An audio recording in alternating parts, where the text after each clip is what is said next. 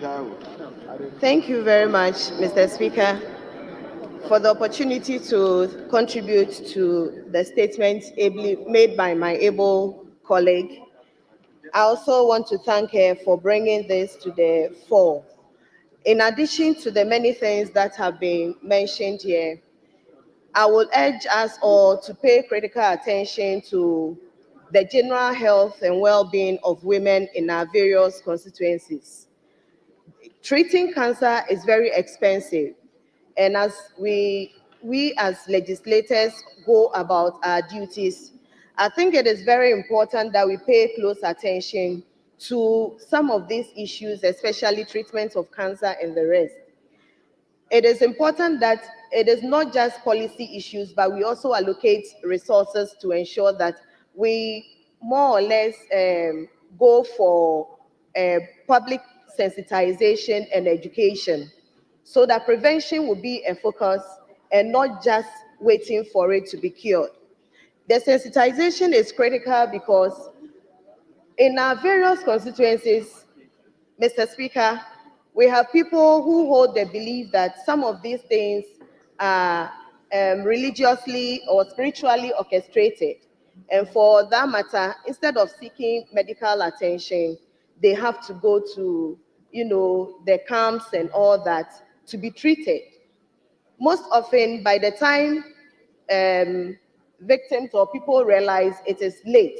And so curing the cancers become extra expensive and most often fatal.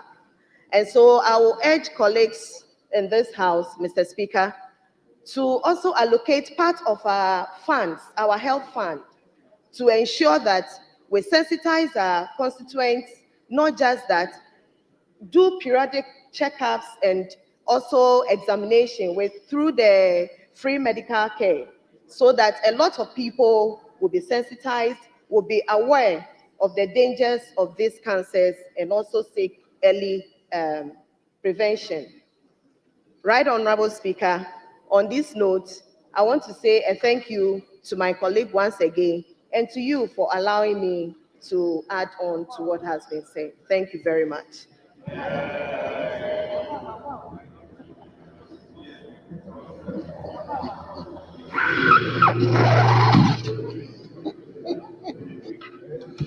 Yes, I'll give the last one to Dr. Mark.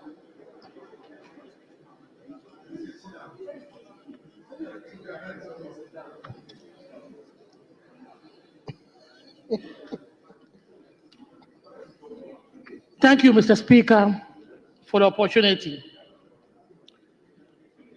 Mr. Speaker, cancer is a worldwide problem, and the statistics is very, very staggering.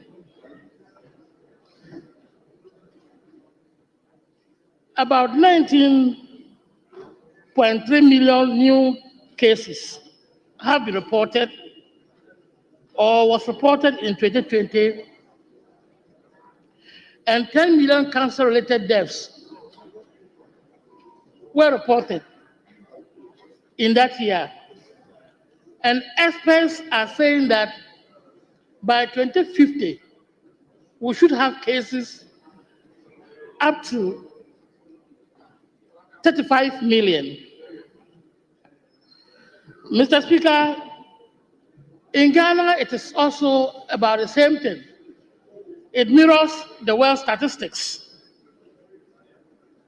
And we have 27,385 new cases each year, averagely, and 17,944 deaths annually.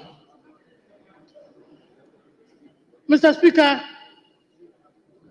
the issue with cancer in this country, in my 32 years of medical practice, is that people report very, very late. They always go to some other sources. They attribute it to the fact that it is either witchcraft or some other juju, and they report very, very late. And because of that, You don't sometimes even need any equipment to diagnose it. You immediately know that this is cancer. Like the breast cancer they are talking about, the cervical cancer they are talking about. You definitely, without even any instruments, just know that this is the cancer. And as I'm talking now, in my constituency, there are a lot of cases. Sometimes I found it very, very difficult to take a decision whether I can use my NHIF fund or the National Health Insurance Fund to treat only one patient. Mr. Speaker, we need to take certain bold steps. And one of them is that anybody who is well employed should, on a yearly basis, undergo medical checkup. It is very, very important because that is the only way that we can catch the cancer, should I say young, or we'll catch the cancer early. If we do not do that, the cost of treatment, as we know, on the average, is $5,500 per case. I'm only speaking of the average. And that's about 88,000 Ghana cedis. How many Ghanaians can afford 88,000 Ghana cedis medical bill? We are doing our best. 4 childhood cancers have been kept on the National Health Insurance Scheme. But if we want to put all this treatment on the National Health Insurance Scheme, probably we will not be able to contain the situation. And so we have the Mahama Care, which is supposed to handle the non-communicable disease, of which cancer is one of them. So I hope that my Minister of Health, my good friend, Honorable Akando, will take this up and ensure that the Mahama Care, which is going to be a special fund that we use for non-communicable disease, is established as quickly as possible to assist this kind of patients. Thank you very much, Mr. Speaker. Thank you very much, honorable members. Let me thank the maker and all the contributors. We'll bring statement time to a close. I will therefore invite you to come with me to page 3. Page 3 in today's other paper.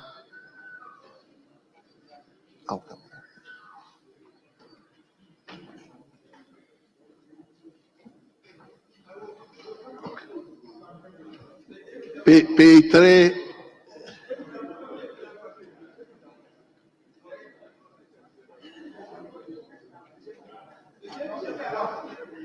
Who is reading? Who is reading?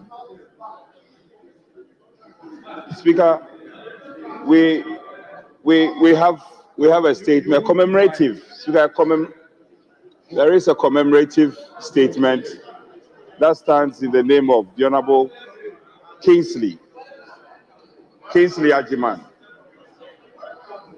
Speaker, it stands in the name of Kingsley Ajiman. And because it's commemorative, Speaker, I want to make an application to you for you to accept it. And allow the honorable member to present the statement. This is commemorating. So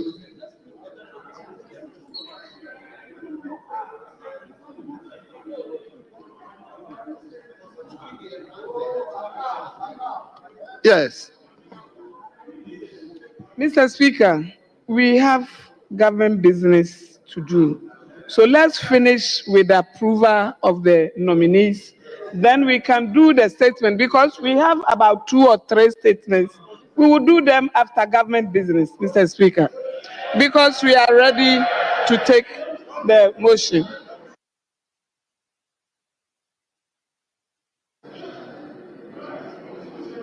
Mr. Speaker, Mr. Speaker, I just want to put across this important message, and it goes to my respected availability. We are fine-tuning the report. We'll do the government business. We are not opposed. We would help you to do it. Let's finish this commemorative statement. The reports are not ready. No, it's not ready. I would always tell you the truth. I would always tell you the truth. The reports are not ready yet. I will always tell you the truth. So, Mr. Speaker, let's do the commemorative. By the time we get done, Check the orders. the report will be in. So, Mr. Speaker, please admit. Well, please, let's accommodate it. Let's accommodate it. Yes. So, Honorable Dr. Kingsley Agyemang, the floor is yours. You may read the statement now. Thank you very much, Honorable Speaker. It is a profound privilege to stand before this esteemed House today to commemorate the 60th anniversary of the untimely passing of one of Ghana's foremost visionaries, Dr. Joseph Kwame Chichire Boakye Dankwa, affectionately called JB Dankwa. As we gather to reflect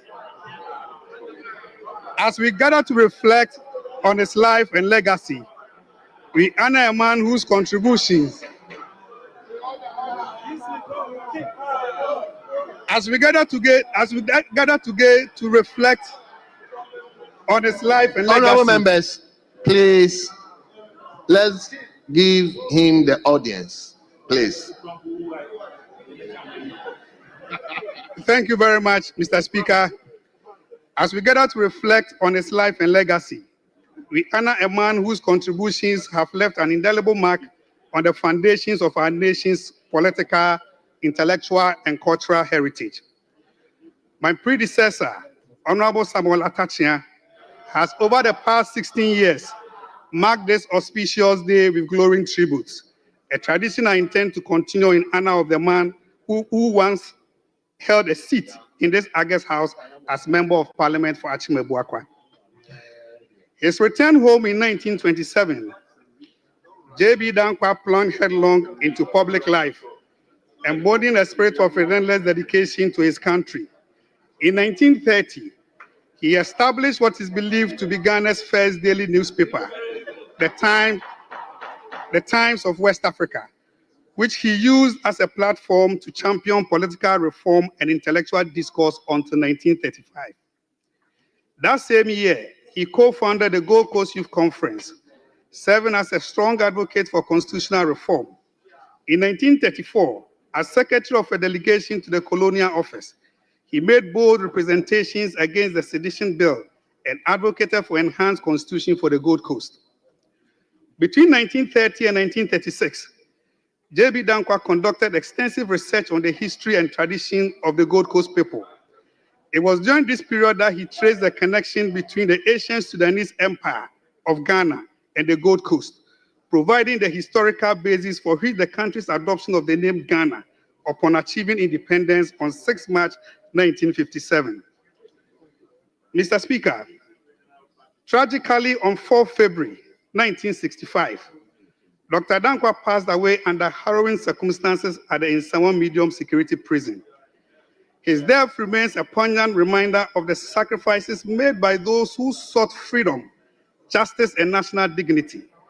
His political philosophy called for a higher standard of political maturity, in which the opposition is seen not as the enemy, but as a vital contributor to the national discourse. This principle of constructive engagement remains particularly pertinent as we strive to elevate political dialogue to one of respect, reason, collaboration, and mutual understanding. Reflecting on Dankwa's teachings, we find rich lessons for today's politics and governance, especially in the wake of the 2024 elections. The early and gracious concession made by Dr. Mahamadou Bawumia, former Vice President of the Republic, following the defeat of the New Patriotic Party and the subsequent acknowledgement of this sportsmanship by President John Mahama in his inaugural speech, offer a powerful example for the democratic maturity Dr. Dankwa championed. This remarkable act of statesmanship is a reminder that true leadership is not measured by victory alone, but by the ability to place the nation above personal or partisan interest. It challenges political leaders across the spectrum to rise above the divisiveness and view each other not as adversaries, but as indispensable partners in the shared mission of building a stronger, more united Ghana. Honorable Speaker, the pantheon of Ghana's founding fathers, Dr. Dankwa holds an indispensable and revered place. His intellectual brilliance and political foresight were pivotal in the shaping of modern Ghana. As a founding member of the United Gold Coast Convention and a principal architect of our independence movement, his contributions to the political and philosophical foundation of the nation remain fundamental to the Ghana we know today. His life and work serve as an urgent call to the youth of this country to embrace his spirit of selfless service, rising to the challenge of building a stronger, united, and prosperous Ghana for generations to come. Dr. Dankwa's influence extended far beyond his activism for independence. His intellectual output, particularly his writings on governance, political economy, and social progress, has had a lasting impact on the political thought of successive generations. Honorable Speaker, as we delve deeper into Dr. Dankwa's unparalleled legacy, three of his foremost profound statements come to mind, each a window into his worldview, his philosophy, and his steadfast devotion to the ideals of freedom, humanity, and collective progress. In the foreword to his seminal work, The Akan Doctrine of God, Dr. Dankwa posed a touching rhetorical question, and I quote, "Again, who is my neighbor? He whose goodness makes me good, and who, rather than place me a little lower than man, will accord me the beneficence of a good Samaritan," unquote. Amen. This statement encapsulates his deep understanding of the interconnectedness of humanity. To him, the measure of a just society was its ability to inspire goodness in individuals, creating a ripple effect of mutual respect and moral elevation. It was not enough to merely coexist. Our collective actions as neighbors must uplift one another in profound and meaningful ways. He further illuminated these ideals in another compelling assertion, and I quote, "It is much better to sacrifice the lust of egoistic hedonism as an end and work for the social good, for it is the highest good, the summum bonum, the richest end for each man and all men," unquote. This was more than a call for selflessness. It was a philosophical challenge to place the common good above individual gratification. In Dr. Dankwa's view, true fulfillment could only be found in service to society, a timeless principle that resonates today as a moral compass for leadership and governance. Finally, we reflect on the historic moment at Sopon in 1947, where the United Gold Coast Convention was inaugurated. Before the assembly of chiefs, lawyers, clergymen, tradesmen, and thousands of citizens, Dr. Dankwa spoke words that not only moved the crowd to tears, but also etched his vision into the annals of history. And I quote, "But there's one thing we brought with us from ancient Ghana. We brought with us our ancient freedom. Today, the safety of that freedom is threatened, has been threatened, and has been continuously threatened for 100 years since the bond of 1844, and the time for a decision has come," unquote. Even at a time when the land was known as Gold Coast, Dr. Dankwa's foresight transcended the immediate struggles of his era. He invoked the name Ghana, linking the aspirations of independence to the enduring legacy of ancient freedom, a legacy that symbolized dignity, resilience, and self-determination. These quotes demonstrate that Dr. Dankwa was not merely a thinker beyond his time. He was a global visionary whose words continue to challenge us to aspire to greatness, to build a nation rooted in justice and to embrace the highest ideals of humanity. His ability to draw from history, philosophy, and human compassion sets him apart as a towering figure in the pantheon of our national heroes. Mr. Speaker, in closing, despite the constraint of time, it is impossible to overlook the powerful tributes and reflections on the life of Dr. Dankwa. While we could list the countless individuals who have spoken of his profound legacy, I am compelled to highlight just a few who have eloquently captured the essence of his contribution to our nation. Professor Michael Quay, referencing the Hansard of the Legislative Assembly from the early 1950s, reminded us of Dr. Dankwa's visionary leadership in pushing for the creation of a national committee to supervise Ghana's energy future. Dr. Dankwa's foresight in pushing for what would eventually become the Volta River Authority was a proof of his commitment to ensuring the country's development, even as Ghana now grapples with the power crisis he had sought to prevent. President John Ajekum Kufuor stressed the need for all Ghanaians, not only those in the New Patriotic Party, to honor Dr. Dankwa for his foundational role in shaping the country we all call home. As President Kufuor himself put it, and I quote, "Dr. Dankwa belongs to Ghana. He irrefutably played a titanic role in the making of our nation that we are all part of today," unquote. These are but a few of the countless voices that have echoed Dr. Dankwa's legacy. His indelible mark on our nation's history, politics, and intellectual life continues to inspire us as we honor his memory today.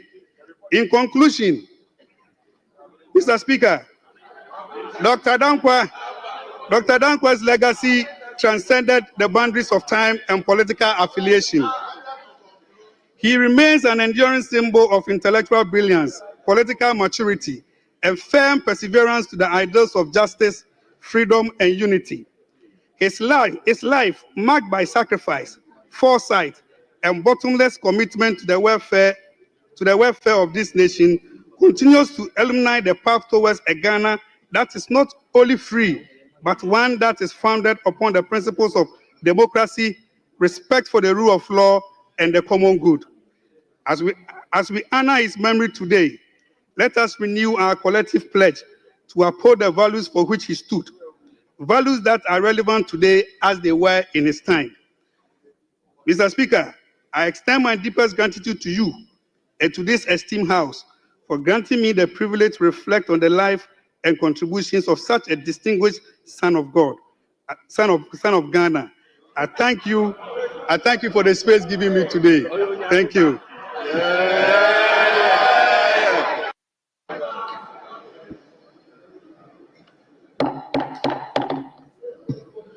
Honourable members, I'll take two comments.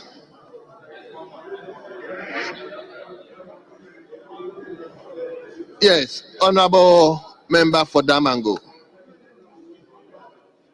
Thank you very much, Right Honourable Speaker, for the opportunity to contribute to the statement so ably presented, Mr. Speaker, by the Honourable Member for Abuakwa South constituency. Mr. Speaker, on the occasion of the 60th anniversary of the passing of Dr. Joseph Kwame Chirichiri Boakye Dankwa.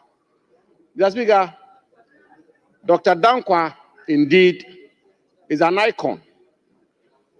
And Mr. Speaker, what is happening here in this chamber, Mr. Speaker, this parliament, and what transpires here in this parliament is exactly what Dr. Dankwa stood for, what Dr. Dankwa fought for, and what Dr. Dankwa died for.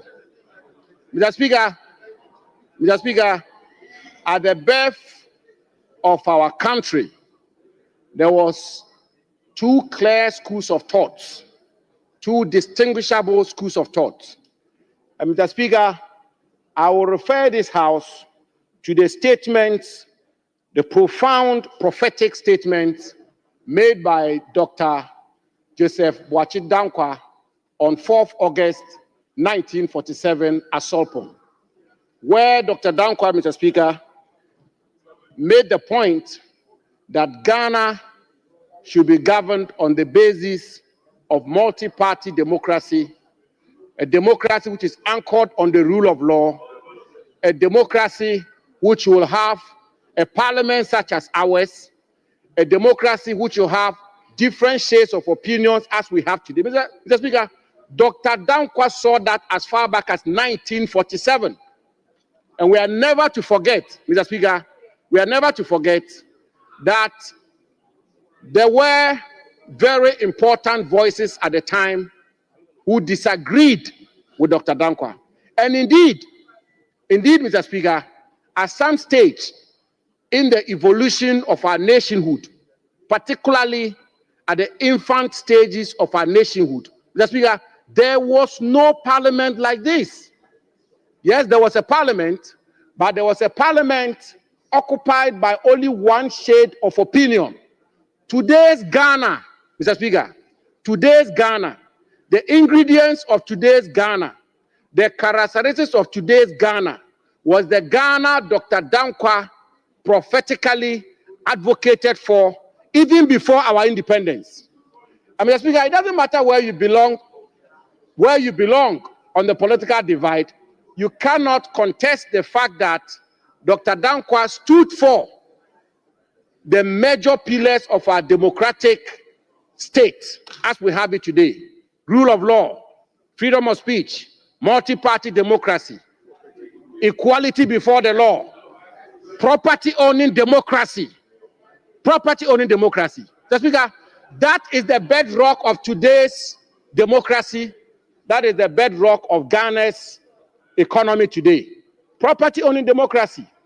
The farmer in my constituency who farms and harvests and is free to sell, is free to own property as he or she wishes, and spends his or her the fruits of his or her labor as he or she pleases. Mr. Speaker, that is what Dr. Dankwa stood for. And as Mr. Speaker, so in conclusion,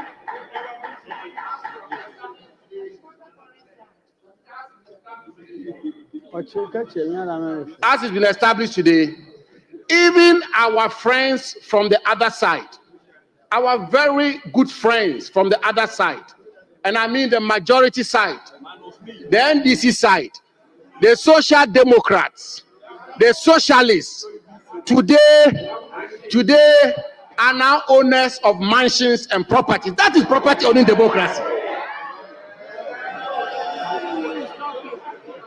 Mr. Speaker, that is what Dr. Dankwa stood for.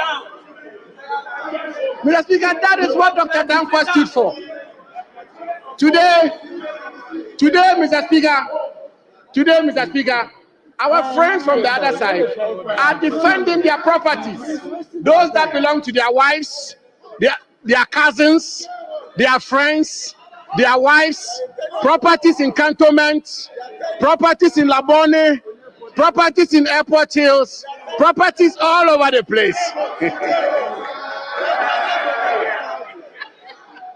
Mr. Speaker, let me conclude. Mr. Speaker, let me conclude. Mr. Speaker, let me conclude by saying that what Dr. Dankwa did not subscribe to do, is that we should have fairness. We should have fairness even whilst we are building a liberal economy. And Dr. Dankwa believed that even in a free liberal market economy, there are those who are underprivileged.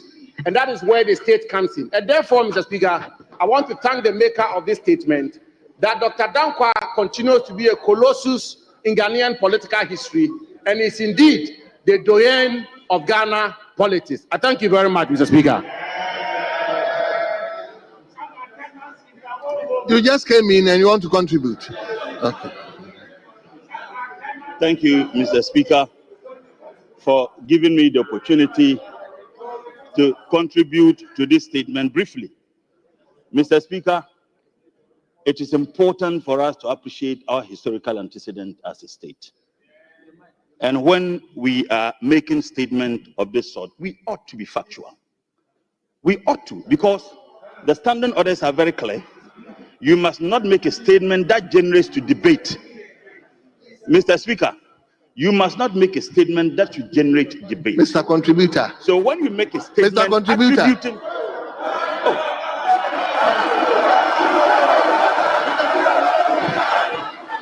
Mr. Speaker, I'm a member of Parliament.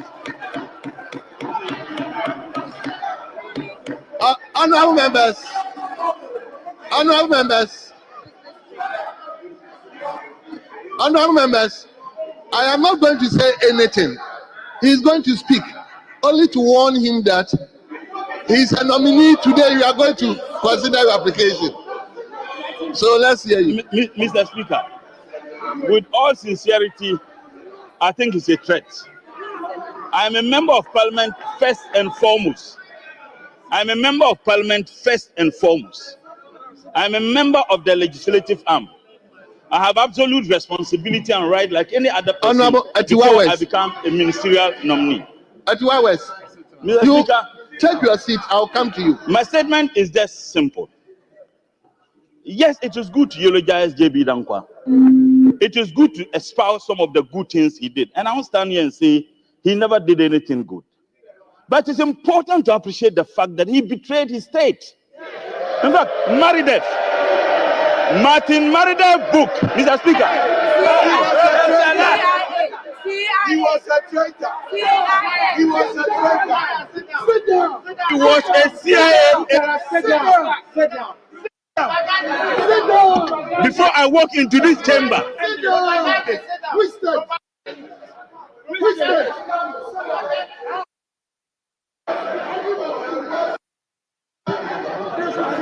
Honourable members, please don't do that. Look, Mr. Speaker, if you do this, Mr. Speaker, orderly, let the Speaker. Martin, these are not my.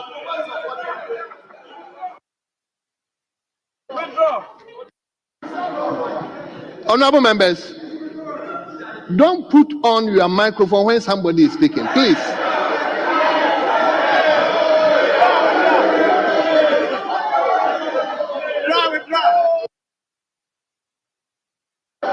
Honourable Motala, please conclude. No, Minister, Minister, no. Please, we have a lot of work to do. Minister, no. Mr. Speaker, Mr. Speaker, I know you, Mr. Speaker, I know you to be a very fair. Mr. Speaker, when my very good friend, Honorable Abu, was speaking, he said many things that people here disagreed. I got up, Mr. Speaker, you never gave me the opportunity. Yes. Nobody here put on the line. Mr. Speaker, it is on and becoming for our colleagues who are in the minority to think that though they are in a small number, they can disrupt things anywhere they like. It is becoming an attitude, Mr. Speaker, and we are taking notice. We are taking notice. I urge them, you are going to listen to him. Listen to you. Honourable Minister. Mr. Speaker, this attitude that we are not many. Honourable Minister. Anything, we are taking notice. We are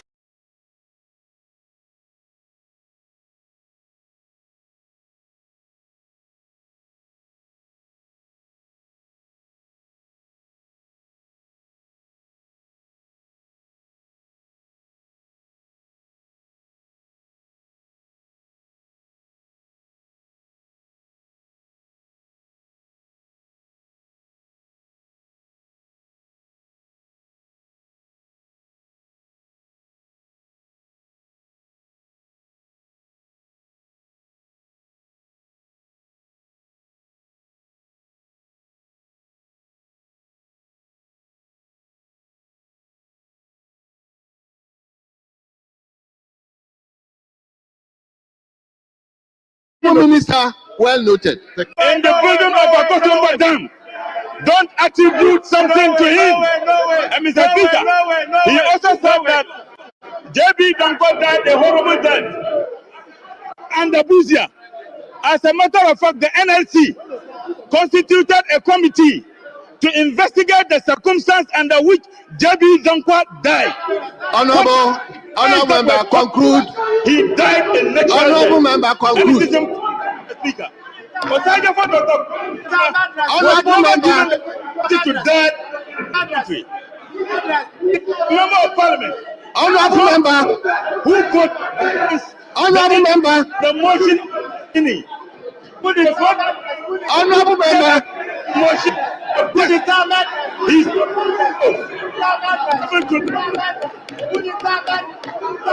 honorable member.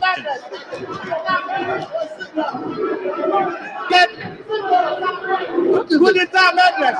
Put it down, madness. What is it?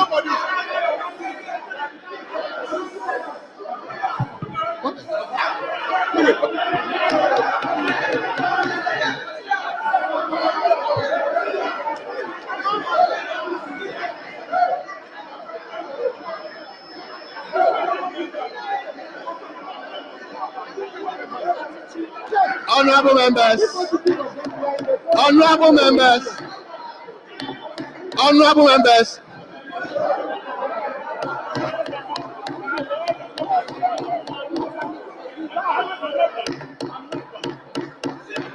Honorable members, take your seat. Honorable members, take your seat.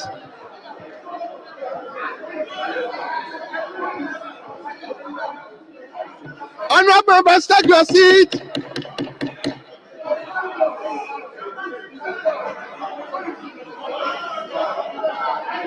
Hey, Madras, children of Madras, children of Madras, Honorable members, take your seat. No, I'm not taking anymore. Madras, I'm not taking anymore. No. All right, take your seat. Honorable Bantala. No.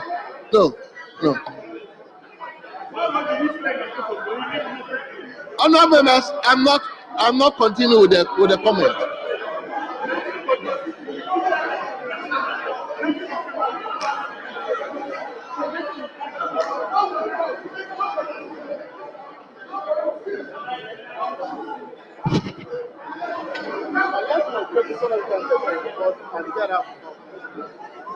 It's annoying, but we have government. Honorable members, Let's take our report.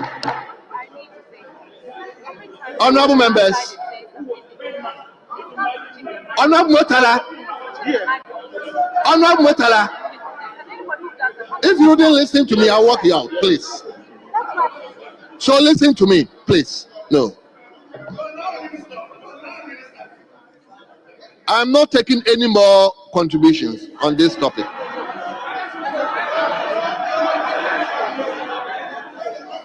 Soviet spies. Soviet and Russian spies.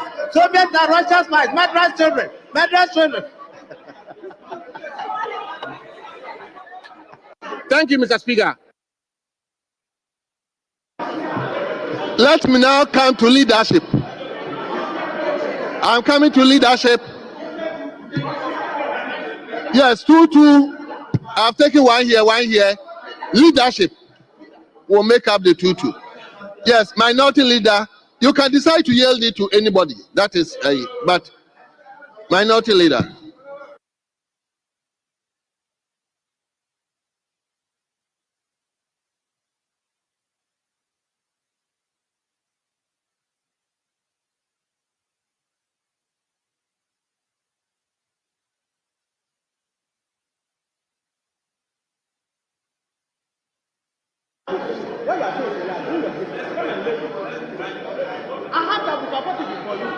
Leader, let's hear you. Mr. Speaker, under normal circumstances, a commemorative statement is not to generate debate. I would want to remind the House that these are national heroes. Some are on our side, some are on their side. So let us be mindful how we react when it's our turn. obviously, there will come a time that a statement will be made in honor of the hard work of former President Nkrumah, Liman, Jerry Rawlings, Professor Mills, and all. Let us, Mr. Speaker, let us focus on their contribution. Doctor of Medra, sit down. Doctor of Medra, sit down. It's me. That's evidence. Also, Papa Kunipa.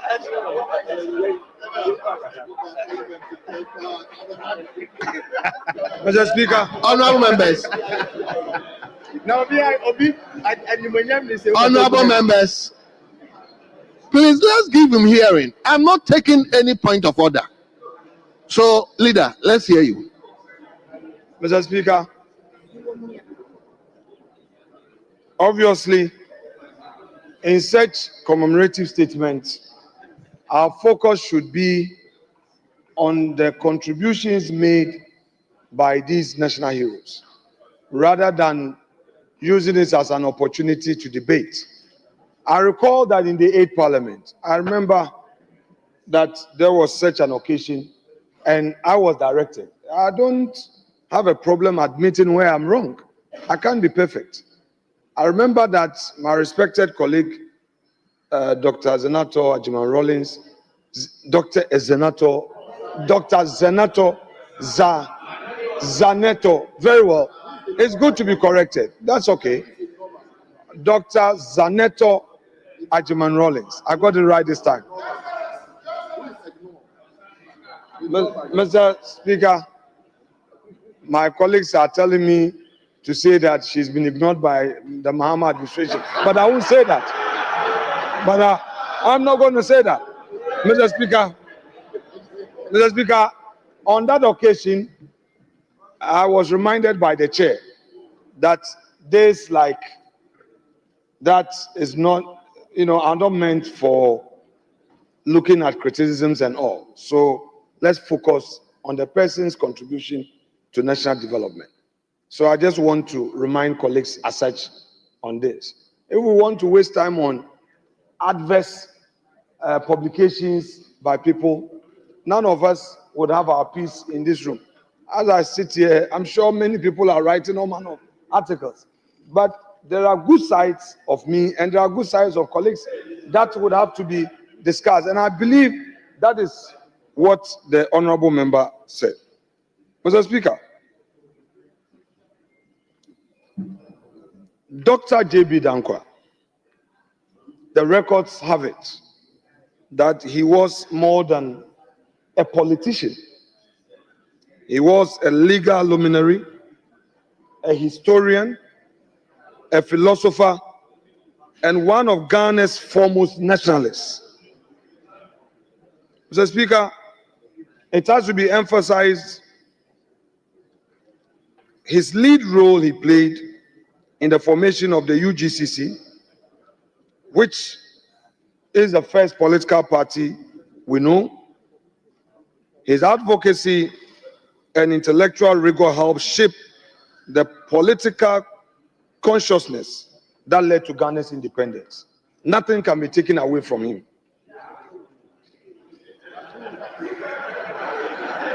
Mr. Speaker. Honorable leader, hold on. Who said that chair?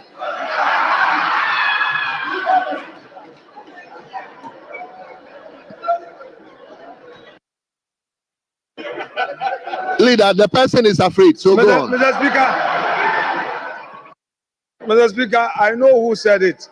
That is Honorable Asedun Katia's son. Yes. He said it.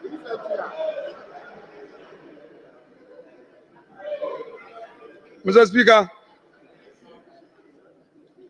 Dr. J.B. Dankwa had an enduring contribution,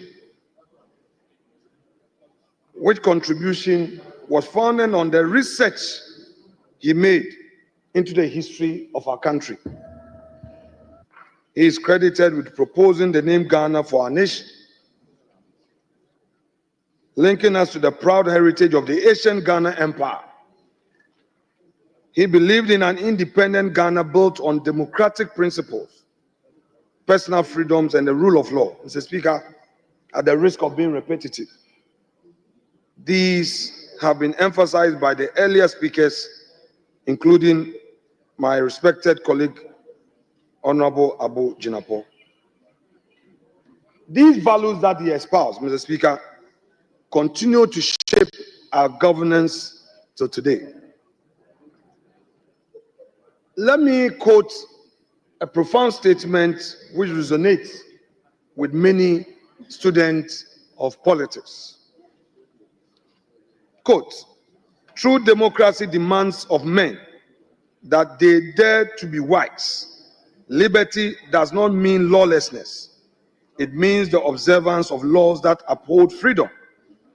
Freedom is not a gift to be handed down, but a right to be fought for." Mr. Speaker, indeed, freedom is a right, far right.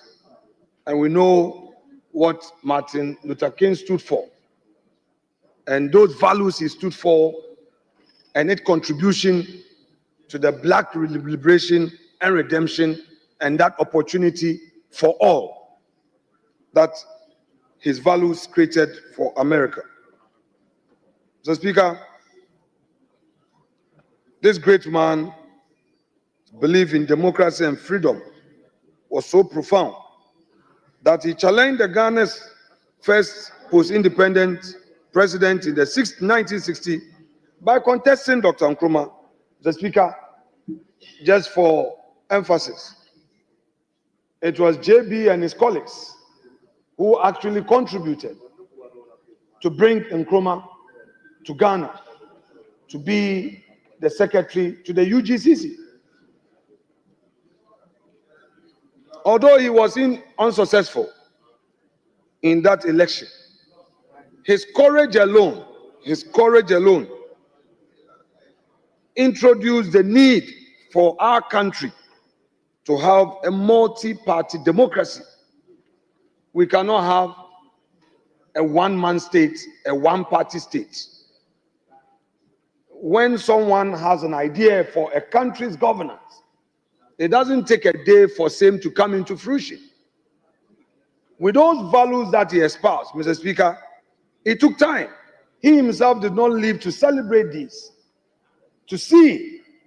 But over time, after the first coup, we went into a second republic, another coup went to a third republic, another coup for over 11 years, and then we gave birth to the fourth republic. And it is instructive that those who were involved in the PNDC regime were the very people who gave birth to the fourth republic. Meaning that forces of democracy worked around the clock to ensure that they appreciated the need to have democracy, and they submitted themselves to multi-party democracy. All these took foundation from the writings of Dr. J.B. Dankwa. Mr. Speaker, beyond politics, he was a prolific scholar whose research into our cultural heritage gave prominence to the name Ghana, as I've already said. However, unfortunately, in spite of all the sacrifices he made, political disagreement eventually led to his incarceration. And as a young politician, when a time came for me to construct a roundabout in Efutu, I read a bit of the history, and I even discovered that for many years, J.B. Dankwa was the Efutu State's lawyer. He was a lawyer for the Efutu State.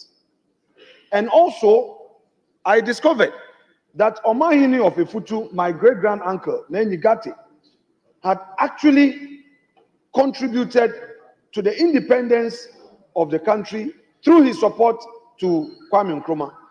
Mr. Speaker, all those misunderstandings, the Kwame Nkrumah, JB Dankwa political rifts, led to the Efutu lands becoming vested lands. Because after the 1950 Supreme Court of Gold Coast ruling, JB Dankwa remained the lawyer for Efutu, even when Nkrumah set up a commission of inquiry to look into the matter, even after the Supreme Court ruling. JB Dankwa insisted being the lawyer for the Efutu state. And when the final findings gave the lands to Efutu, Nkrumah then said to avoid conflict, through the then Attorney General, Justice Oforiatta, there was that enactment to say that the chiefs can sell their land, but with the consent of the state. Mr. Speaker, I am saying that looking at this history, by the grace of God, I was able to set up this reconciliation runabout. If you go to Winneba, you will see two gentlemen shaking hands. One, it's JB Dankwa and Kwame Nkrumah. The import of this was to say no more to political intolerance. Because these were two friends, these were two national heroes, but because of political differences, one had to die a painful death in Nsawam prisons. So symbolically, Efutu took up. Mr. Speaker, unfortunately, the noise is coming from those who are still waiting for their appointment.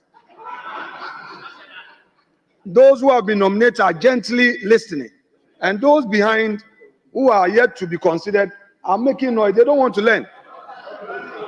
And they are backbenchers and newcomers. They are supposed to learn. This is history. Mr. Speaker, we have mounted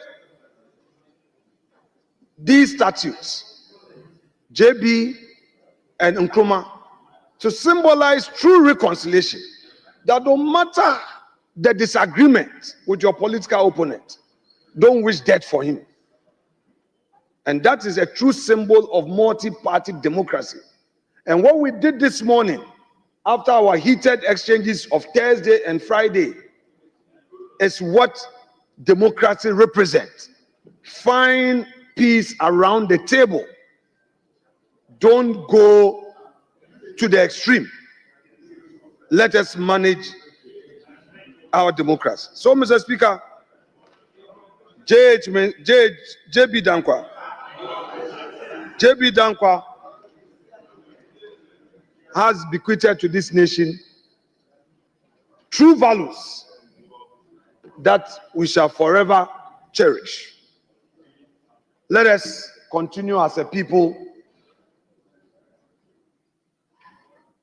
to honor his memory through our conducts. Even if we have different political ideologies, we should remember him for the great works he did for our nation. This man preached press freedom and personal liberties. He set up newspapers. He was writing. He exposed the country to all these values that today we are celebrating and we are taking for granted. Mr. Speaker, Honorable Atachia was the one who was doing this annual ritual. I am happy that Dr. Kingsley Agyemang has taken over. It's time for him to also make his name in this hallowed chamber. I wish Doc many accomplishments in this chamber. He has demonstrated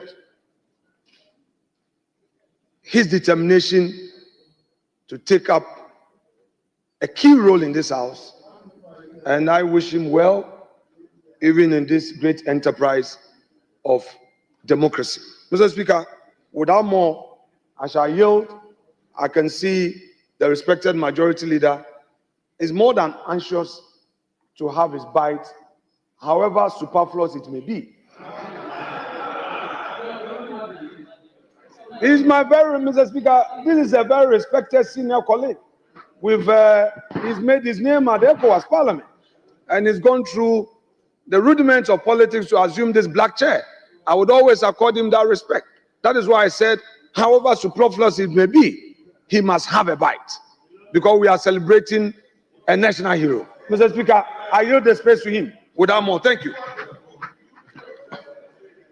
Yes, Thank you very much, Mr. Speaker. but leader, I think you also be very brief.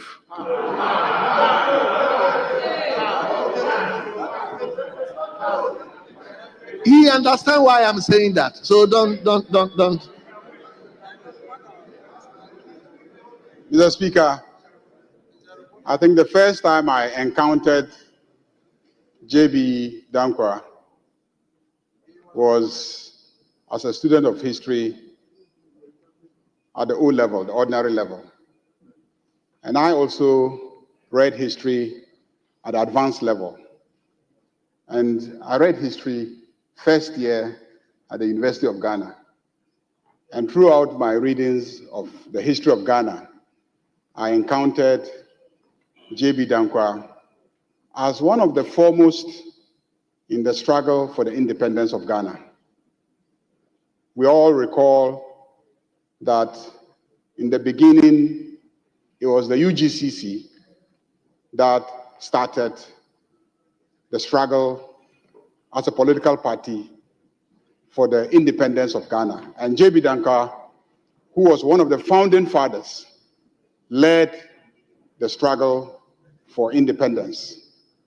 So, Speaker, I also read that along the line, they were joined by Dr. Kwame Nkrumah, who then, I believe, was an official initially of the UGCC. As a result of some disagreements between the two of them as to the direction of the struggle, J.B. Dankwa and others opposed the style and the approach of Kwame Nkrumah, which led to Kwame Nkrumah parting company with J.B. Dankwa and his team and formed his own party, the Convention People's Party. And he had a more radical approach to the struggle for independence. And from the moment when he parted company and formed his Convention People's Party, the leaders of the UGCC became opposed to Kwame Nkrumah, opposed to his methods, and ultimately were opposed to the timing of independence. They were not opposed to independence per se, but they were opposed to the timing of independence. And since time is everything, many have read into it that they were opposed to independence. And that has been a matter of contention. And I think it is one of the issues that is causing some disagreement in this chamber. So, Speaker, when I got to the university, first year university, and read law, again, I encountered J.B. Dankwa. Because one of the famous constitutional law cases that you must read as a first year university law student is the famous Ray Akoto.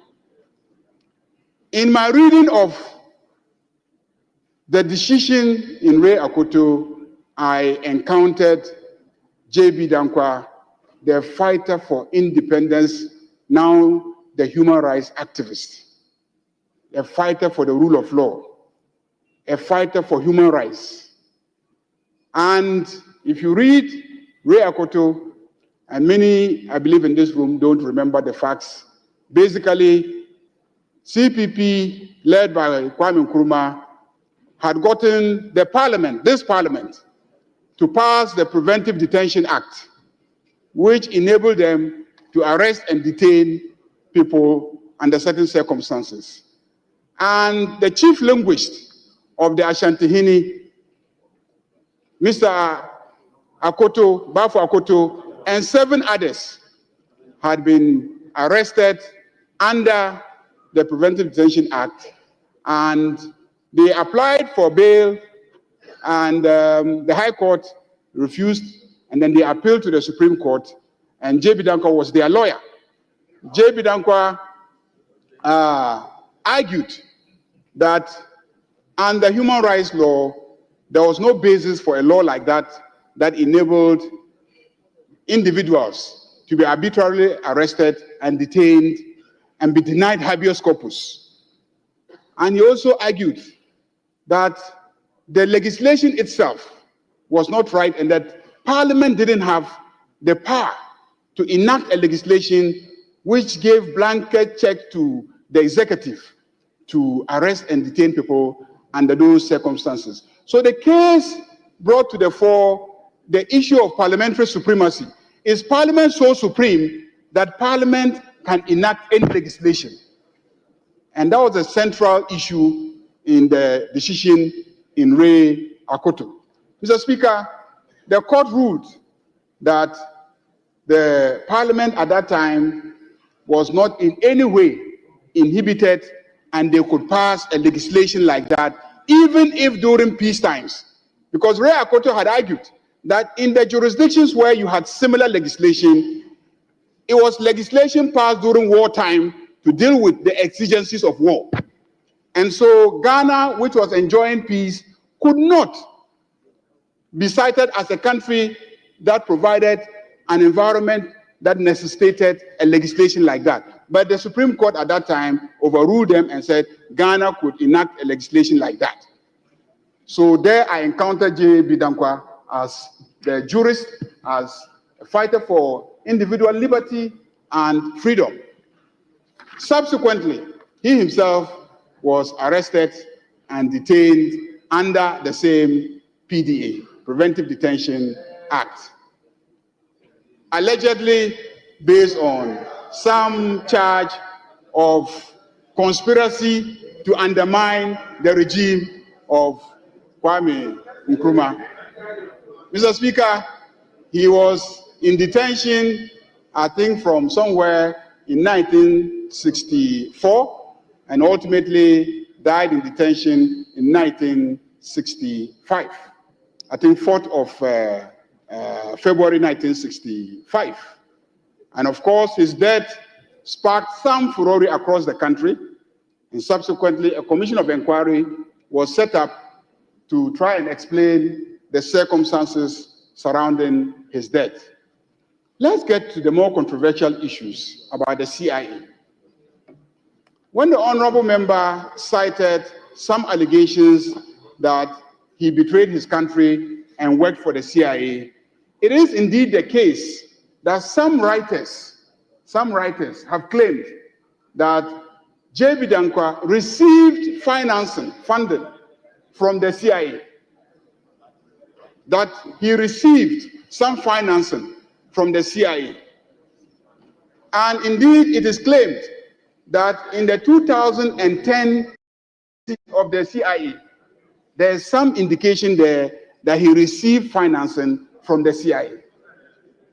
Exactly what the financing is for is the subject matter of speculation. Others have speculated that it was a period when the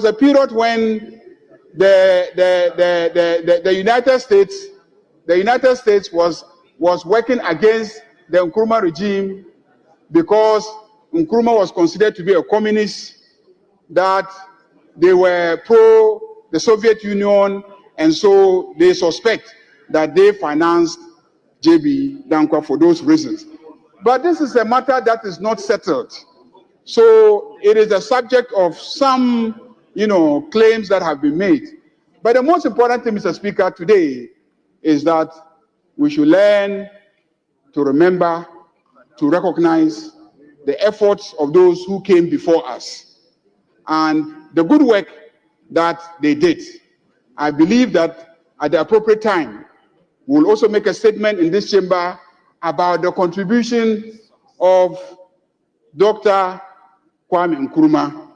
I'm sure at the right time, we will also make statements about the contribution of such great heroes as Jerry John Rawlings. And Mr. Speaker, I will not be surprised. I will not be surprised if a statement on His Excellency President Akufo-Addo attracts the longest period of comments in this chamber. Mr. Speaker, let us learn to recognize the efforts of those who came before us. J.B. Dankwa did a lot. There were disagreements along the way between him and Nkrumah, but you cannot write the history of this country without recognizing the effort of J.B. Dankwa. In law school, I then read about customary law and the contribution of J.B. Dankwa in documenting Ashanti or Akan customary law. He wrote extensively about Akan customary law, Akan traditions, the sociology of Akan communities, and etc. And that has become a major resource for those who are studying Akan customary law and also the society and the history and the traditions of the Akan. Mr. Speaker, let me save time for the conduct of government business by ending my contribution here. Thank you very much. Honorable members, thank you, all the contributors. Thank you, the maker of the statement. And it is now time for government business. So please come with me to page 3. Page 3, item listed 13, Chairman of the Appointment Committee.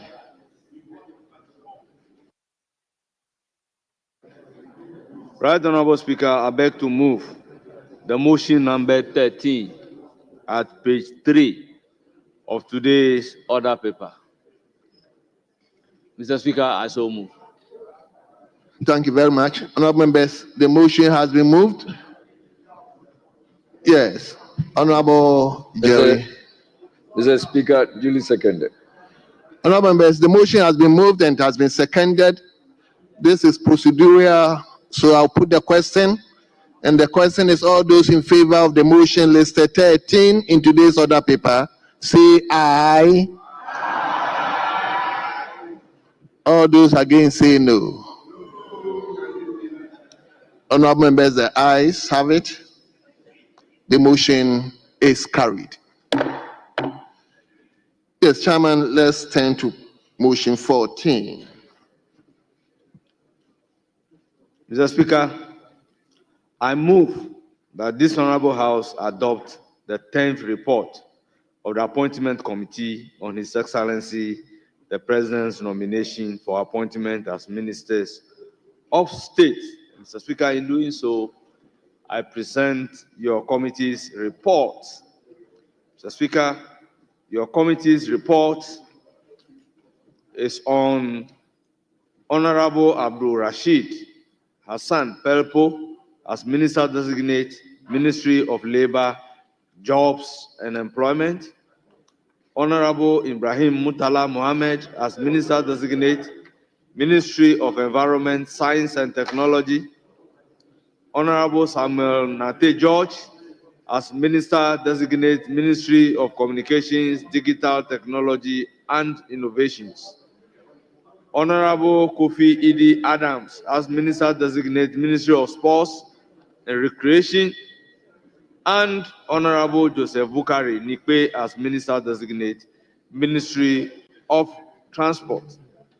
Right, Honorable Speaker, the report is covering these nominees, and it is 81-page report. Mr. Speaker, I will urge the Hansa Department to capture the entire report as having been read, as I capture the conclusion of the report in paragraph 9.0. Mr. Speaker, in accordance with Article 78(1) of the Constitution of the Republic of Ghana and Standing Order 217. The committee considered the nominations submitted by His Excellency the President. After thorough deliberations, the committee finds the nominees competent, knowledgeable, and well-suited for the respective ministerial roles. The committee therefore recommends to the House by consensus the adoption of its report and the approval of the nominations of Honorable Abdul Rashid Hassan Pelpo as Minister for Labor, Jobs and Employment, Honorable Ibrahim Muntala Mohammed as Minister for Environment, Science and Technology, Honorable Kofi Idi Adams as Minister for Sports and Recreation, and Honorable Joseph Bukari Nikwe as Minister for Transport.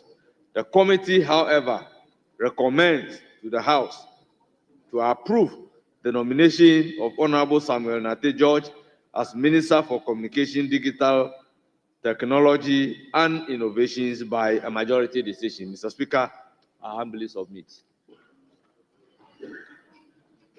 Honourable members, the motion has been moved. Yes, Honourable Minority Leader and Ranking of the Appointment Committee. Mr. Speaker, first, let me thank the Honorable Chair for his industry in managing the affairs of the committee thus far. Indeed, we work together on the committee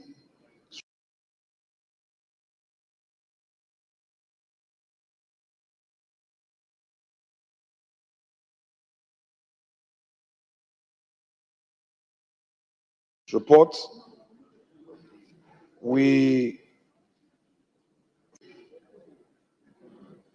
Speaker, for all the other nominees that we agreed to pass them by consensus, truly, we did so in utmost good faith and in the national interest.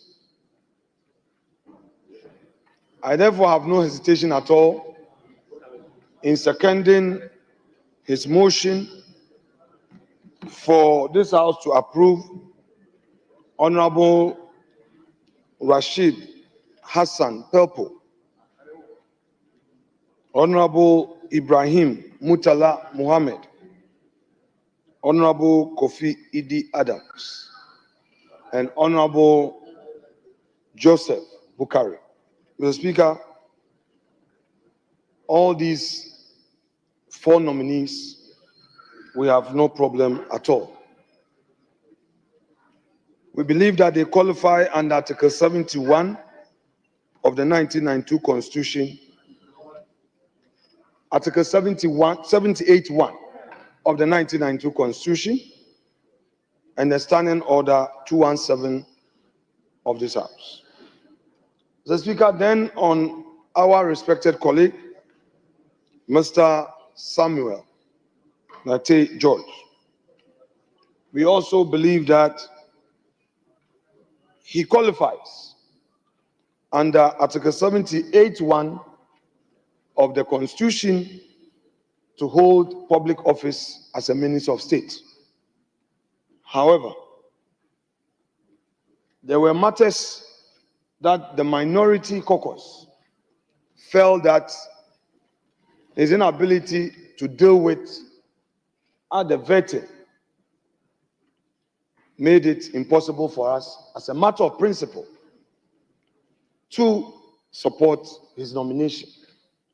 Hence, the decision to go by majority on his nomination. In other words, we washed our hands on his nomination and asked the majority to carry their burden on their own shoulders. Mr. Speaker, one would ask, upon what do we mount our opposition to his nomination? The basis of our opposition can be found on page 30 to 31, in particular paragraph 5.10. Paragraph 5.10 starts from page 30 to page 31.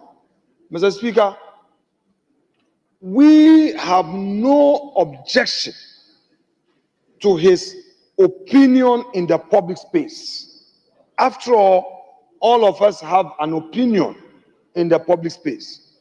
But we had a problem with the language he used against the person of the Honorable Chief Justice of the Republic. We believe that his criticism, as he describes it as constructive, could have been measured in language use, especially since he himself is in public service. Again, if you go to page 42 to 43, he, the nominee himself, first on paragraph 5.29 on the same page 42. This is what the report says. The nominee, when asked if he will retract and apologize for his post on social media, stated that he stands by those posts. Mr. Speaker, we believe that only few people in this country get the opportunity to become president of this nation. In governance, a president encounters a lot of challenges. Some he may not even know. And for the nominee to insist that President Nana Addo Dankwa Akufo-Addo benefited from the Galamsey menace, we found that most unfortunate. In spite of our call on him to at least be measured in that language use, he could criticize Dr. Nana Akufo-Addo for not successfully ensuring that his call on anti-Galamsey helped the country. He could not say that the man benefited. Mr. Speaker, the Oxford Dictionary has a definition for a person benefiting. When you say somebody has benefited, what it means is that he has financially gained from the act. This we felt that he himself being in public space today, he's going to assume that important office, Ministry of Communication and Digitalization. This ministry has key international stakeholders. People from all manner of places would walk to him in his office to transact government business. Should there be some failings, is he going to accept people to criticize him using unprintable words? This we felt that if our respected colleague had found it necessary to say, at least, I retract those words against the former president, we would have had no problem. But he insisted, we felt that it was way below belt. And that is our first reason for opposing him. Now to paragraph 5.30. You can find it from pages 42 to 81. And I read, the nominee was asked to produce some document to support claims he had made during the vetting. He was able to provide the following documents: academic certificates, travel documents, Airbnb receipts, accommodation receipts. The nominee, however, has not been able to produce documents relating to the business of his spouse as well as his source of secondary income. The nominee has also not been able to submit evidence of the source of payment of his fees abroad. Mr. Speaker, these are the vetting. These were issues that came out. The nominee had assured that he was going to provide us evidence of these documents. As the report duly signed by the chair and the clerk to the committee have, as the report has indeed captured, these are documents that are yet to get to us. Mr. Speaker, we find it very unfortunate because this is the same nominee who has been holding other public officers to high standards. And if you are demanding from other public officers accountability, then the rule is clear. He who comes to equity must do equity, and he who comes to equity must also come with clean hands. Mr. Speaker,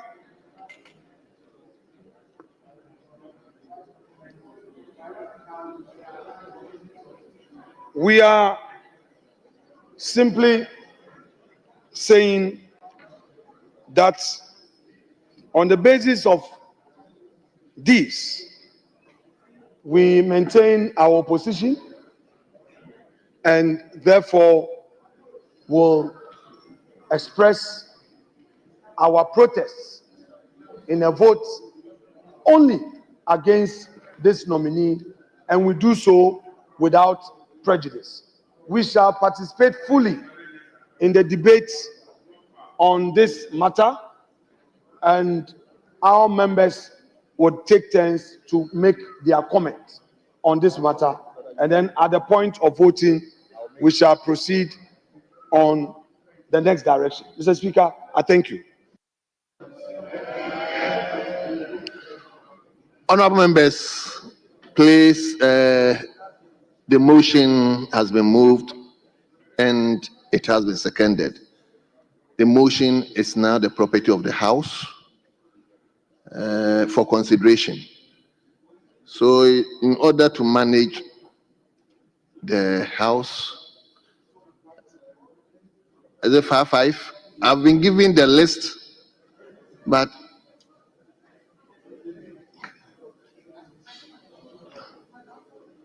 so let me start with Honorable Minister for Education.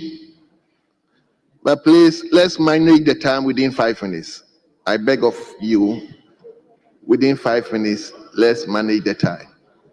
Mr. Speaker, let me thank you for the opportunity to contribute to the motion for the adoption of the report of His Excellency President Mohammed's nomination for appointment as Ministers of State.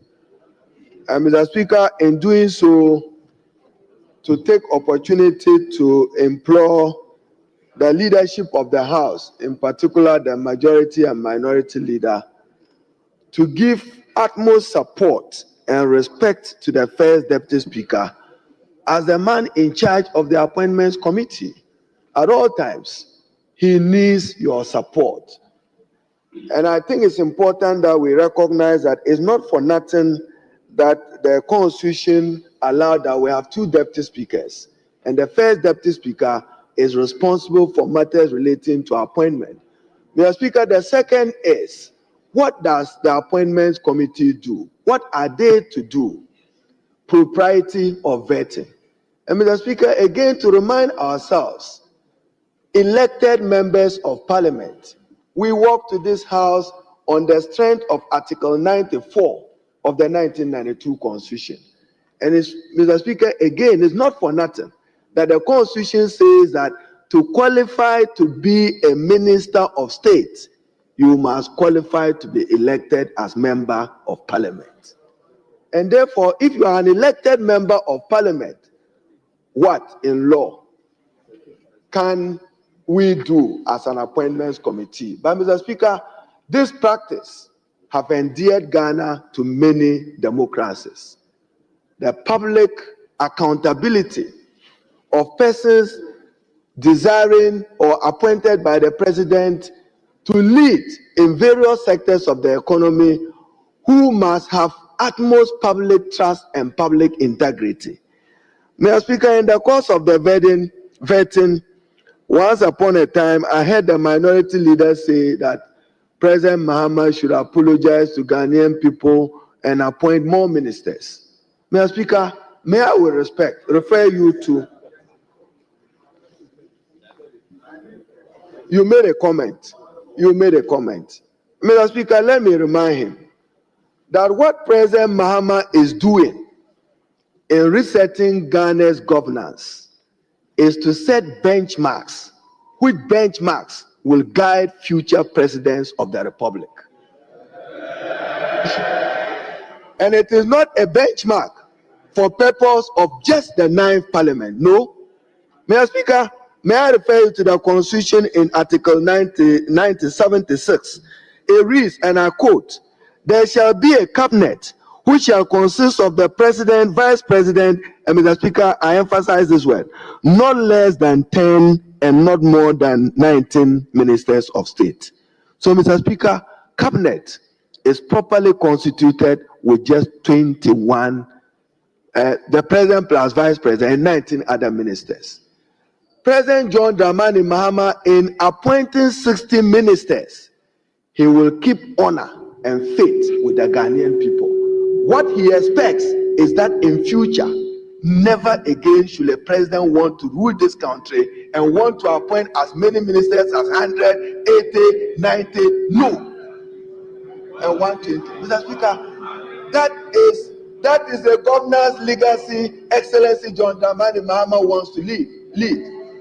And probably even more, if he does, as he is taking full advantage of the extraordinary mandate he has, subjecting this country to a constitutional review. Mr. Speaker, when we have opportunity at constitutional review, then we will just, as a house, decide that this is what we want as a country, learning from the John Dramani Mahama experience and capping the number of ministers never to exceed 60.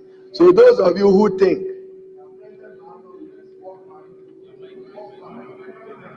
President Mahama will walk back on his pledge, you will be disappointed. He would honor that. Save the public purse as he has promised. What is the essence of a lean size of government or a small size of government? To make some savings for the Republic. That he will do. Mr. Speaker, now let me come to a few of the nominees, and I start by referring you, Mr. Speaker, to the Honorable Kofi Adams, Minister Designate for Sports. Mr. Speaker, in those days, I was then National Youth Organizer of the NDC, I believe the years 2002 to 2005, that I had gone to Takoradi to do an NDC youth program. And on my return at Adisadar College, he was then a teacher and deputy constituency organizer. As I sat through the program, before I left, I was convinced that he was a worthy political material. And then I invited him subsequently to Accra. He came and worked with me as NDC Deputy National Youth Organizer when I was youth organizer. Then we'd be sitting and co at party headquarters. Mr. Speaker, he's a quiet deliverer. He has ownership of his strategies, he speaks less. I believe that he would make President Mahama proud at the Ministry of Sports. But there's more work to do, more work to do. We expect that the University of Education, he will dedicate that stadium to support them. Our football, Mr. Speaker, is not in the best of shapes. Look at the events at Nswatriman and Ashanti Kotoko.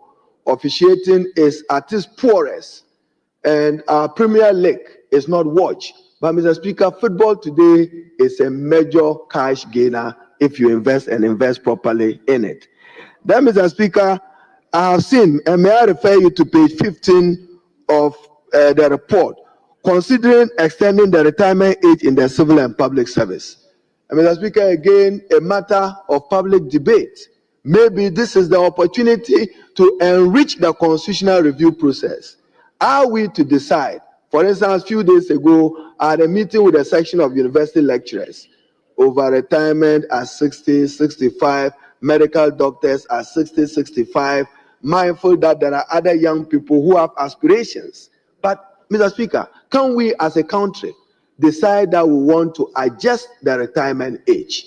Let's subject it to another public debate, and maybe it will inform the work of the Constitutional Review Committee. Then, Mr. Speaker, I come to the Honorable Sam George. I listened to the minority leader, and I see majority decision. You know the political and standing order consequences of that decision. But, Mr. Speaker, is he qualified to be a minister of state or not? I'm just asking. So, Mr. Speaker, he's also going to the important Ministry of Communications. Ghana today is led by a dominant player in our communication space, the MTN. What opportunities are there for Ghanaians in that particular industry? I believe when he gets there, he must open up those opportunities for more Ghanaian participation in that particular area. And then, Mr. Speaker, to my neighbor, the Honorable Mohamed Mutala, going to the Ministry of Environment at the time that President Trump of the United States, a major contributor to global emission problems, is pulling out of the Paris Accord.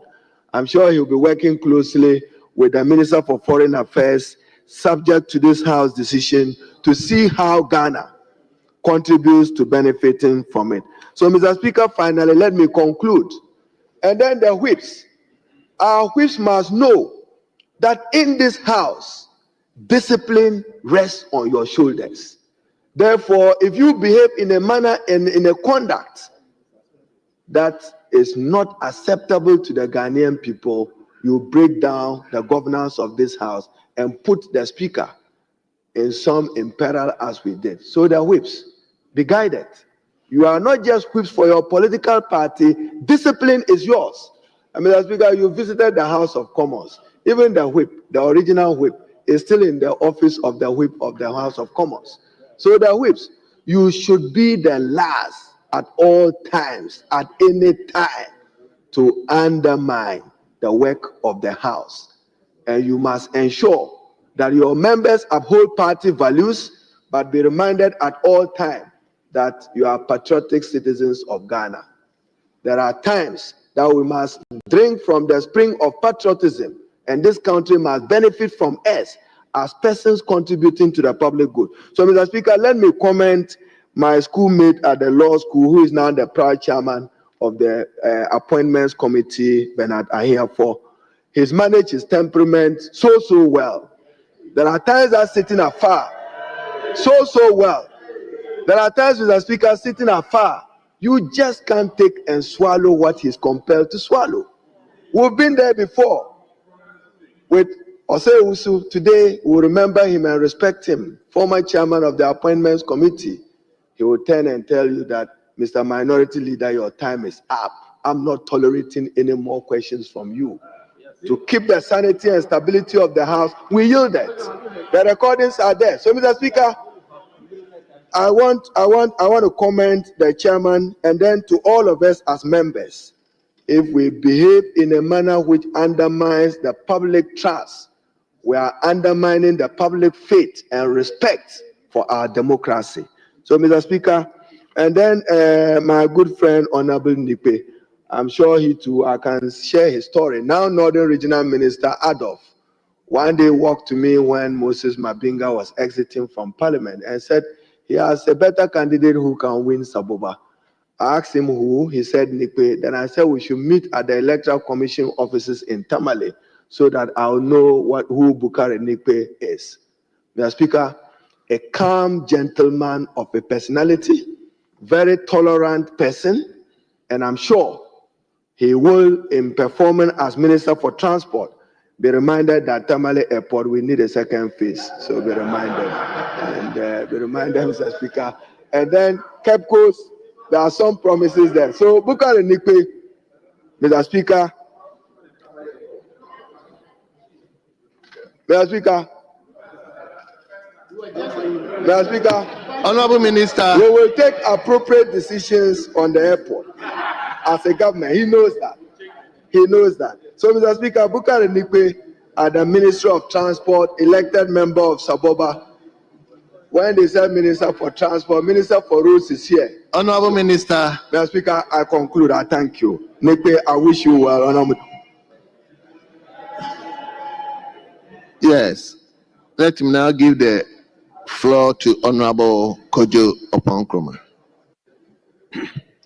Mr. Speaker, thank you for the opportunity to make some few remarks in support of the motion that has been moved. First, Mr. Speaker, I'm tempted to comment briefly on the remarks by the Minister for Education in celebration of what I'll call the new threshold of 60 ministers. I think as commendable as it is, to the extent that we are making remarks that Hansard is capturing, we should add to it the fact that if the result of the election had been different, we'll be celebrating 50 ministers and not 60.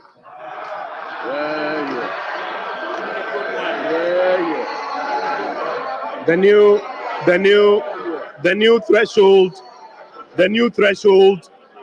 new threshold of 60 is worth celebrating, but in the very near future, we will be celebrating 50 under an NPP administration. Mr. Speaker, I think, however, on a more serious note, it's also important to correct the impression that the consolidation of some ministries necessarily means a wholesome cut or savings of the public purse. Mr. Speaker, for example, today we don't have a Ministry of Information, but we have a Minister of State at the Office of the President responsible for government communication. The same salary that the Minister of Information was drawing is the same salary that he's going to be drawing. All the civil servants who were working at the Information Ministry will continue to draw their salaries. Mr. Speaker, if you go to the Ministry of Works, Housing and Water Resources, the fact that you no longer see a Water Resources Ministry as separate does not mean that any civil servant who worked there has been fired. They will continue to draw their salaries. In fact, all the budgets for projects under water resources have only now been consolidated with water resources, works and housing. And so, Mr. Speaker, the claim that we make sometimes that there's been a wholesome cut in expenditure is not exactly accurate. And I think that it's something that we should also address our minds to. Mr. Speaker, very quickly, I want to make a few Honourable remarks. Member, I'm not going to take any interjections. No point of order, please. Yes, Minister. Very quickly, Mr. Speaker, I want to make a few remarks on some of the specific portfolios, starting with the Employment Minister. The Honorable Rashid Pelpo, very respected member of this House, we congratulate him on his nomination.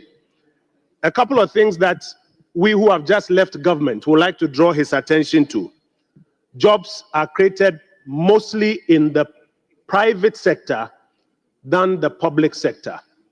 And so it will behove on him to liaise with his colleagues in the economic sectors so that they can create the enabling environment for the private sector to create the jobs. I say so because already the Minister for Finance, our very good brother Ato, who's just left the chamber, has been announcing that he's going to create jobs. And the lesson that we have learned, which we'll share with them, is that it will be better attention is paid to assisting the economic sector ministers so that they create the environment that allows the private sector to create jobs. Mr. Speaker, additionally, one thing that over the years as a republic we have failed in is having an independent body that can put together statistics on jobs. So in the US, for example, they have the US Bureau of Labor Statistics that captures the data and publishes the reports, I think, on a monthly basis. In the Kufuor administration, we tried a job registration exercise, didn't succeed much. In the Mills administration, I recall my brother Ablakwa, Deputy Information Minister at the time, announcing the famous 1.6 million jobs. And later, the Employment Minister was struggling to reconcile. In the Akufo-Addo administration, we resorted to SNIT data of about 2.6 million jobs. It was a matter of public debate. Mr. Speaker, I'm raising this because it's a lesson that as a republic we must learn. And it will serve the new Employment and Labor Minister well if he pays attention to something like creating an Office of Employment Statistics or Labor Statistics in Ghana that can independently gather this data that the political and academic and economic classes can agree on. So we wish him well. Mr. Speaker, the second person I want to speak about is the Honorable Murtala Mohammed Ibrahim, going to Environment, Science and Technology. We're having a big debate here this afternoon about whether or not we can rely on what somebody has written as a matter of fact. Is a debate that is at large. But Mr. Speaker, now the fight against Galamsey, as he also alluded to in his vetting, is something he has to exercise his mind to. And in collaborating with his colleagues, the Minister for Lands, maybe Defense, etc., they will be able to do a bit more in addition to what has been done already. It's a fight that successive governments have battled. We all recall the videos of Professor Mills complaining about it. We recall the videos of President Akufo-Addo committing to work at it. Today, that matter is still at large. So the Honorable Murtala, as you go there, today the cap is squarely on your head, and you have to collaborate with your colleagues to try and achieve some results in addition to what has been achieved in that area. Mr. Speaker, I want to speak about the Minister Designate for Communication, Digital Technology and Innovation. A couple of things, or maybe three things that we have learned just exiting government that he should pay attention to. First is value-added services in the telecom space. A lot of work is being done on voice and data, but if you look at the global economy, a lot of young people are finding expression and wealth in value-added services. Here in Ghana, the digital centers, etc., can do a lot more in that space. He shouldn't just focus on the telcos, voice and data, but value-added services and how to help young Ghanaians take advantage of that. Attendant to that is the case of business process outsourcing centers. India, Singapore, some other parts of the world are creating a lot of jobs for young people through BPOs. It will serve Ghana well if the minister pays attention to that area. And also the fintech ecosystem requires a lot of support for the young Ghanaians. A lot of them previously will be doing what some may call Sakawa, etc., but that shows that they have the skill. And if they are supported in the fintech ecosystem, they can do some more. And so it will serve Ghana well if he pays some attention to that. Two final points, and then I'll rest, Mr. Speaker. The Minister for Sports and Recreation. It is the new administration that has been talking a lot about the 24-hour economy. In fact, Mr. Speaker, the 24-hour economy for some people is becoming like e-levy. When you ask about jobs, they say 24-hour economy. When you ask about growth, they say 24-hour economy. When you ask about everything, they say 24-hour economy. Mr. Speaker, the 24-hour economy requires them to pay attention, for example, to the astroturfs, hundreds of them that have been built across the country. That is one viable way, Kofi, that is one viable way that night sports under those floodlights can function. And so it is a good space that you should pay attention to so that at least your 24-hour economy will find expression in night sports using the astroturfs that the Akufo-Addo Bawumia administration bequeathed to you before we left office. And Mr. Speaker, my very final point is to the Transport Minister, Honorable Nikwe, very fine gentleman, not only just to look at the Tamale airport as the Honorable Education Minister spoke about, but also to pay attention to electronic vehicles. You will recall that the immediate exited administration piloted a rollout of electronic vehicles in the public transport area as part of efforts of reducing the cost of transport. Today, the new president has interestingly named the energy minister also as Minister for Green Transitions. It's an indication that there's a lot of interest to ensure that the green space is, may I say, played in some more. It will help if the minister, collaborating with the Minister for Energy, ensure that the policy on EVs is put to use as quickly as possible. In particular, Mr. Speaker, the duties of on electronic vehicles, so that people who want to go into electronic vehicles, particularly large occupancy electronic vehicles, will find them cheaper, bring them in, and help to reduce the cost of transportation. With these few words, Mr. Speaker, we'll support the motion that was moved by the chairman of the committee. I thank you, Mr. Speaker. Thank you very much, Honorable Kojo Oponkruma. Yes, let me now turn to Adaku, Minister for Roads and Transport. Thank you, Mr. Speaker, for the opportunity to contribute to the motion moved by the chairman of the appointment committee and seconded by our respected colleague, the minority leader. Mr. Speaker, indeed, I believe Honorable Purple have what it takes to drive the government's agenda of creating more job opportunities. He's a very experienced politician and of a calm demeanor and can take the job and do it very well. Mr. Speaker, Honorable Mutala is very passionate about the environment and has advocated on many occasions what we can do. And I know that he's somebody who has got a research background as well. So some of the things raised by my good friend, Honorable Oponkruma, I believe Honorable Mutala can handle them. Mr. Speaker, with regard to Honorable Sam George, I respect the position taken by the minority, but just to say that their stance is a bit problematic. If we begin to, for instance, some of the reasons given for not supporting him is because he has failed to produce documents relating to businesses of his spouse. Mr. Speaker, Sam George is not the owner of his wife. You need permission. Yes, Sam George is not the owner of his wife. If your wife owns a business, you need her permission to be able to give details of that business. So this idea that when you are being vetted, you can be vetted on everything, including personal things. I am just saying that whilst it's him today,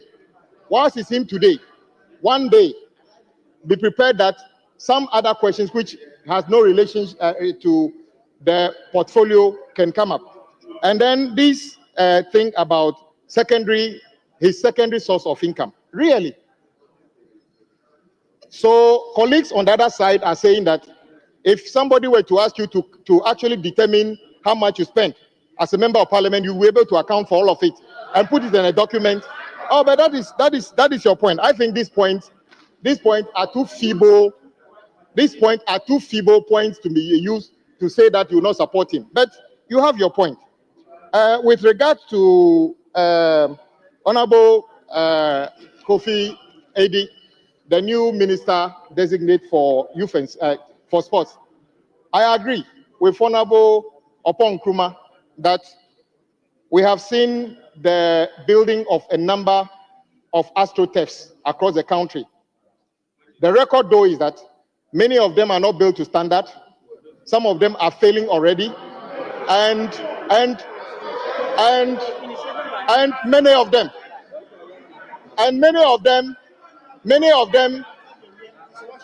them are, let's face it, many of them are in constituencies located to this side of the house at the moment. That is a fact. But he's made a very important point. He's made a very important point that let's ensure that we can put those to use even beyond when the sun is there. And I agree with him.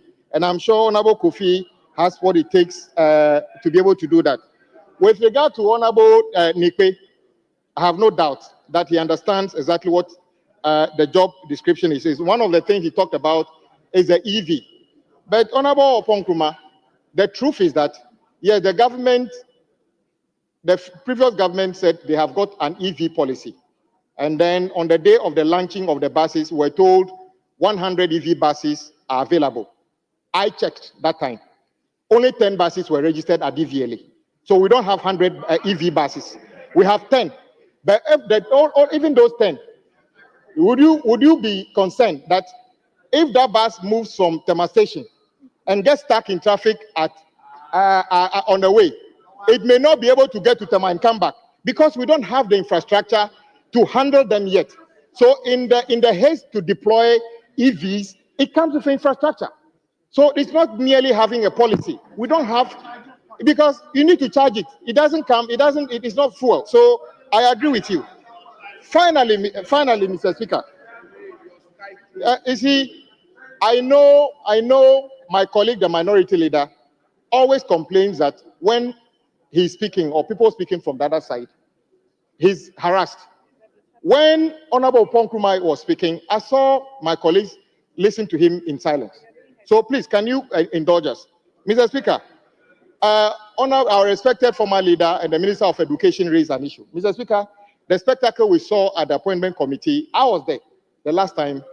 I am happy we have been able to resolve it. But leader of the minority, I saw you made certain points, including the fact that the Honorable Sam George should retract and other things. I want to use this opportunity. I know that as members of parliament, we are not blind. We all know and can tell who in the parliamentary service, or we have suspicion, could be NDC or NPP. But we never put that kind of information outside. I know, and you know, that there are members of parliament who have direct relations with people in the parliamentary service. But the point I'm making is that the way by which the minority leader actually dealt with the clerk of the appointment committee, Mr. Speaker, no. Mr. Speaker, Mr. Speaker, Mr. Speaker, is it part of the report? Honorable member. Mr. Speaker, is it part of the report? Honorable member.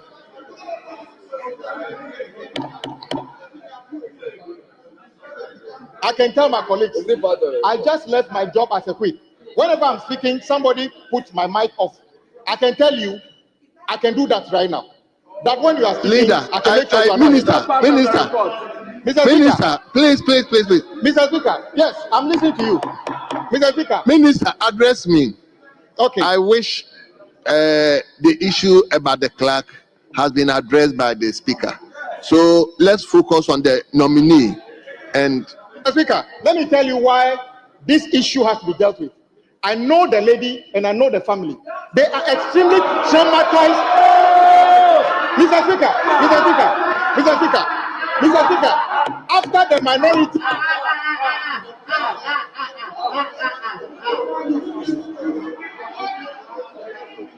All I'm going to say, Mr. Speaker, allow me. All I'm going to say is that give the opportunity to my very good friend, the respected minority leader, to openly apologize to the clerk.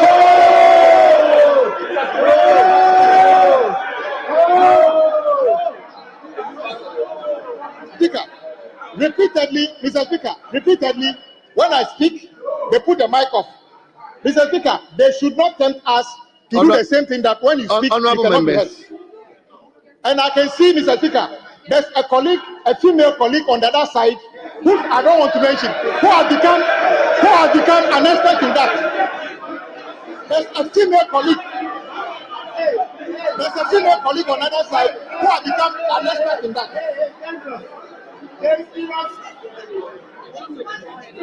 Mr. Speaker.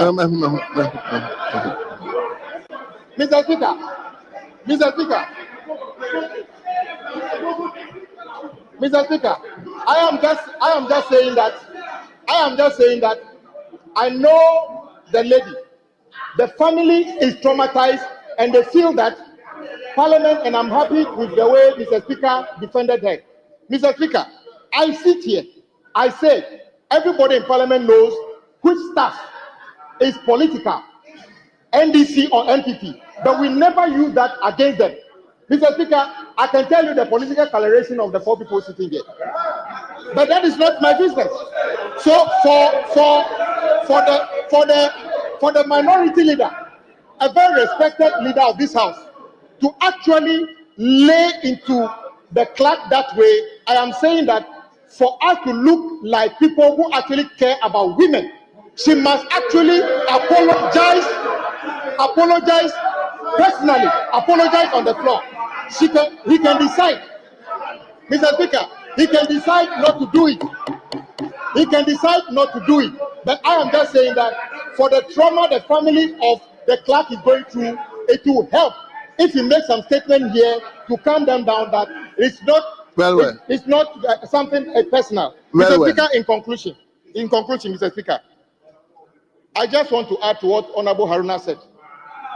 We have consistently disagreed vehemently in this house, and you being the chair, we speak, and then we leave it there. For the fact that for the first time since I entered this house in 2013, colleagues got so infuriated to the extent of physically destroying tools that have been given to us to work with. Should never happen again. Not say why? Because I was sitting there. The mic, the console in front of me. The console in front of me. I saw a colleague. Honorable member. Mr. Speaker. Honorable member. Mr. Speaker. Please. Mr. Speaker, do you know why I need to talk about this? I have been invited. I've been invited by the committee investigating. Honorable Minister, please, I wish we hold on to this. Let's focus on the nominee. I think we will revisit this particular issue. Let's focus on the nominee and pass them. Some of them sitting here, all what they are waiting is they have been passed. So please, let's focus on the nominee and pass them. Yes, then Mr. later Speaker, on we can revisit this. I saw my respected the leader of the minority side suggest that he was expecting Honorable Sam George to retract some of the things he said about the Chief Justice. He was expecting him to retract things he said about President Akufo-Addo. I am honorably urging my leader that the same principles by which you use to say that you will not support Honorable Sam George, I'm encouraging you, use the same principles and apologize to the clerk in which you lay to and then apologize to her. Thank you very much. Interim Minister. Leader, will you? Leader. Let me deal with it. Let me deal with it, please. Mr. Speaker. Mr.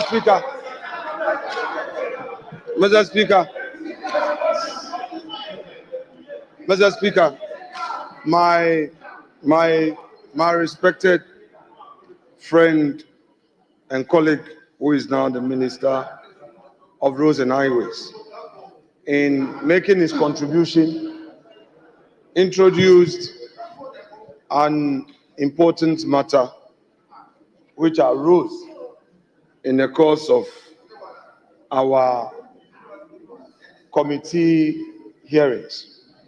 Mr. Speaker, what I'm sure he's not aware is that this matter has been discussed at a very high level in this House.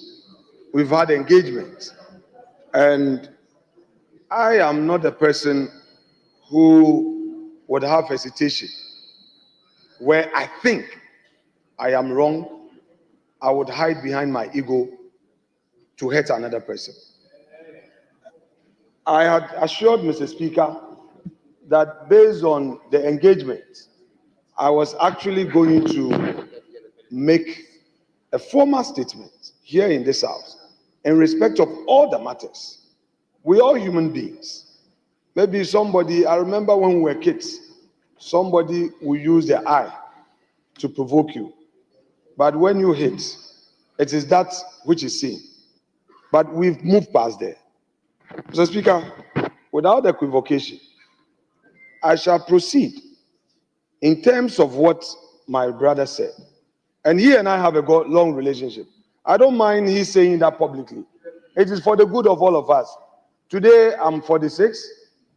Tomorrow, I may be 50, and I'll not be the same person.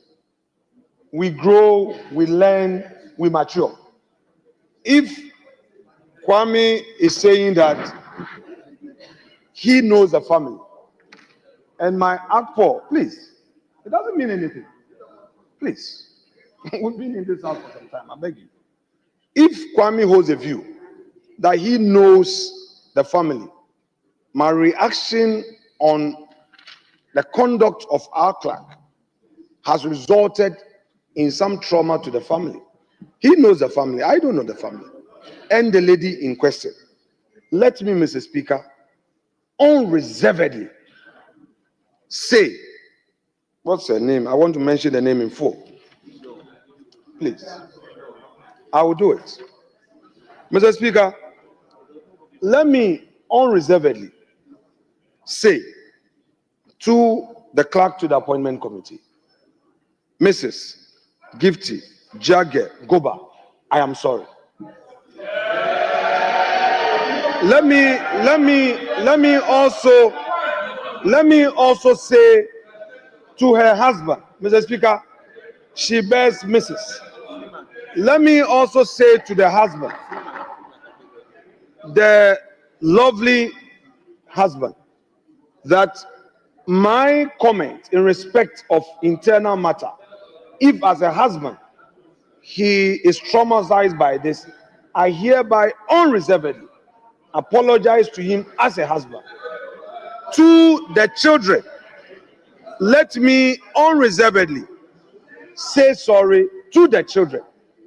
Let me unreservedly say sorry to the extended family, those close and dear to her who are affected by my outpour of disappointment in her conduct. And to all her colleagues in the parliamentary service, including colleagues who felt that I could have managed the matter better. Mr. Speaker, I'm sorry. I again apologize unreservedly, and I know that with all discussions held, we would be able to work better in spite of some reservations that we may have. Mr. Speaker, let me emphasize that even as we were duly resolving this matter, at least I've had a better approach. This afternoon we met. I had the opportunity of looking at drafts and she making corrections, and relationship has been restored. She and I did not have a bad blood. She knows the relationship, the former relationship I had with her in our work. Except that, Kwame, I have been a majority leader before. I was in that black seat. You were here opposite. The standard she held in respect of dealings between the majority and the minority leader was what perhaps compelled my reaction. Because, please, colleagues, a man must be heard. Please. A man must be heard. Please, please, please. She held us to such a high standard, and I felt that the same treatment could come from her whilst we are in minority. But that notwithstanding, I concede that there is always a better way to react to a situation. And I will not allow ego to direct me on what to do, especially when she's a woman. I unreservedly, one more time, withdraw this, and I would write a personal letter to her to keep for her records from the bottom of my heart. Mr. Speaker, I rest my case.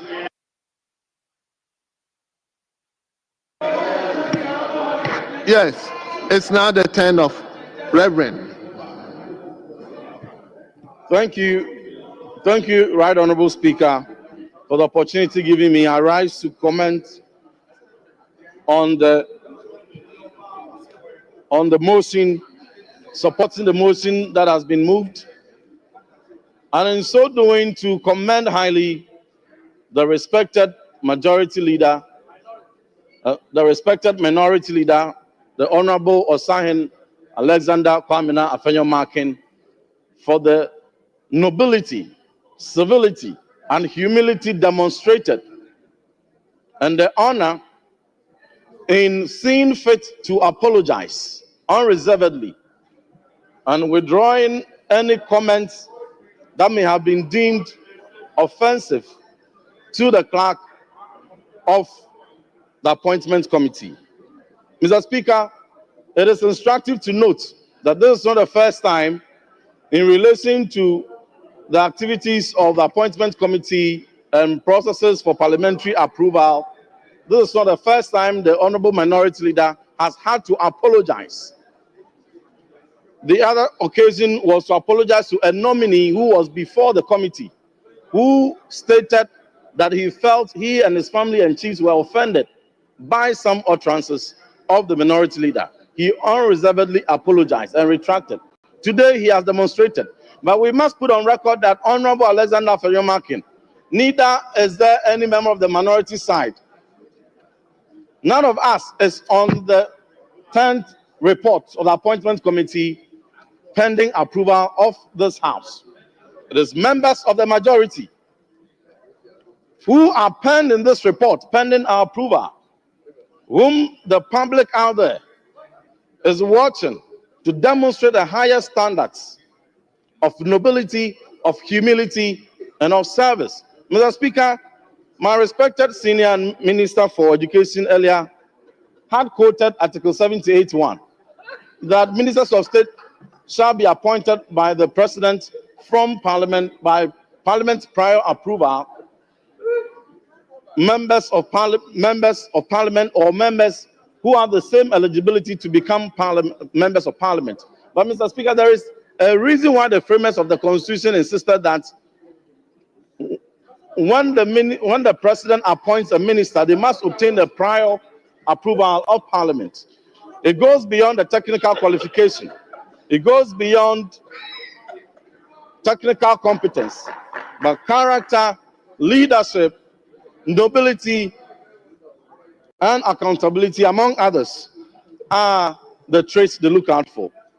I am looking at my colleagues taking a cue from the nobility just demonstrated to the nominee for the Ministry of Labor, Jobs and Employment, Honorable Rashid Purple, very respected member of this House. I've had the opportunity to review one of his books that he authored, True Meaning of Life. His temperament and his past record of public service give me every assurance that he would have what it takes to be able to work to maintain the calm labor front that we have seen over the past years, and to ensure that he engages the multiplicity of stakeholders within the labor front to ensure that their demands are discussed, they are heard, and even not fully, when the expectations are not fully met, they receive the assurances that will help them work with their government. On 24 hours economy, the nominee assured the House and the committee that he would work with his government to ensure that companies that are not already operating 24 hours are given support, specific support, to ensure that they're able to employ 3 teams and 3 batches, 3 shifts for 24-hour economy to be fully operationalized. That is a commendable assurance. But we want to see that assurance given effect to in the first budget that may be presented to this House. That will be the commitment that indeed there is concrete plans to incentivize the private sector to tap into President Mohammed's 24-hour economy. Mr. Speaker, I wish him well. On Honorable Joseph Bukari Nikwe, Minister for Transport Designate, I have every confidence that the minister will have what it takes, given his temperament and how we know him, to be able to engage the multiple stakeholders, particularly within our public transport front, to ensure that it's unified, that ensure that they provide safer and peaceful and more efficient public transport system for Ghanaians.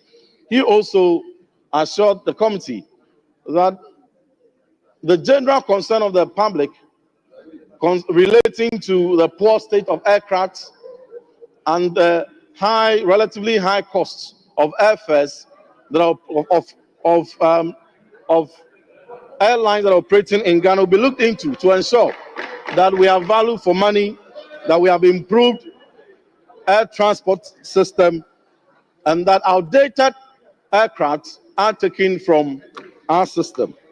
Honorable Ibrahim Murtala Mohammed, the Minister Designate for Environment, on page 49, Mr. Speaker, the nominee acknowledged the steps taken by the erstwhile government, the NPP government, in making available abundant solar energy resources, and assured that he would champion exploring or championing an initiative where the government agencies and ministries will tap into these resources to ensure that we have efficient energy utilization. President Trump signed an executive instrument that saw the United States of America withdrawing from the important climate change treaty that Ghana is a signatory to. In reaction to this very important concern or development, the nominee assured that he was going to do something about it.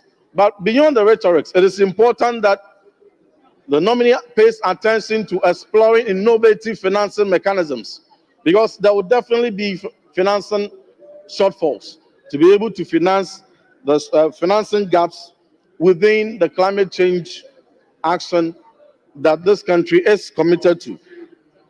And we wish him well in his pursuit. But he concluded on page 50, as contained on page 51 of the report, that as part of his legacies, he is going to ensure that he leaves a legacy of discipline at the ministry, and that all the agencies under his ministry will also be called to discipline. And to this, we are all urging that he walks the talk, particularly when he cites discipline as a legacy he wants to leave at the ministry. Regarding Honorable Sam George, Minister for Communication, Digital Technology and Innovation Designate, it is important that the minister, if approved, prioritizes the digital, rural, urban digital divide. The poor child in Asin, Jinabodie, deserves to have the same infrastructure to support its 21st century learning, to ensure that telecommunication infrastructure is provided in rural areas much as are available in urban areas. And that is one challenge that will be a feather in his cap if you looked at. One of the commitments he himself cited was the challenge of cybercrime activities. And we would urge him that, if approved, to pay attention to sanitizing the cyberspace and curbing cybercrime activities to ensure that safe environment is maintained for online business, education, leisure, and other very purposeful activities. Last but not least, Honorable Kofi Idi Adams, Minister Designate for Sports and Recreation. He has assured this House that under his leadership, he is going to ensure that Black Stars brings home caps, that our national teams bring home medals and laurels. We will support him in that feat. Football is one sport that unites the whole country, that tones down the tensions when politics raises it. Sports comes in to unite us. It is important that he pays attention to that sector, and beyond that, to expand the development of other sports. On this note, I congratulate the nominees and to urge that for the purposes of tomorrow, serving in the executive, if you find yourself in backbench or in the minority, your public utterances are important. Your public contact today are as important as when you are nominated. I thank you, Mr. Speaker.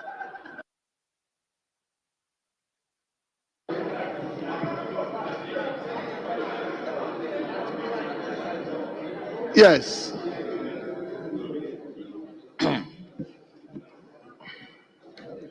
Yes. Honorable, okay, Ferris. All right, thank you very much, Mr. Speaker. Mr. Speaker, I will keep it brief.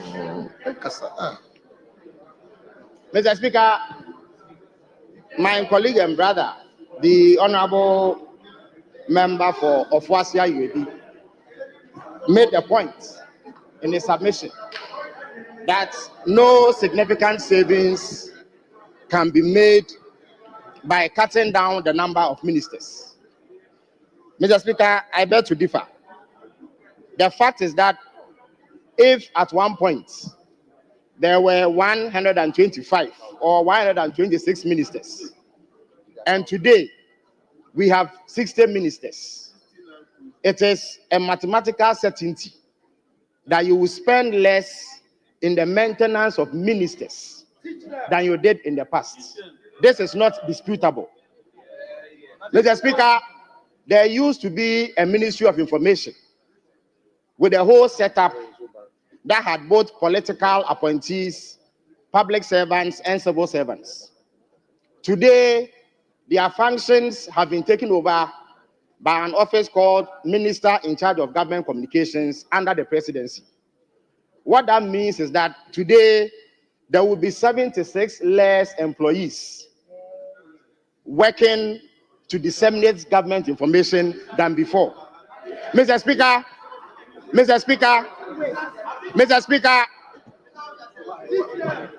apart from the tangible financial savings, Mr. Speaker, there is also symbolic value in doing what President Mahama has done.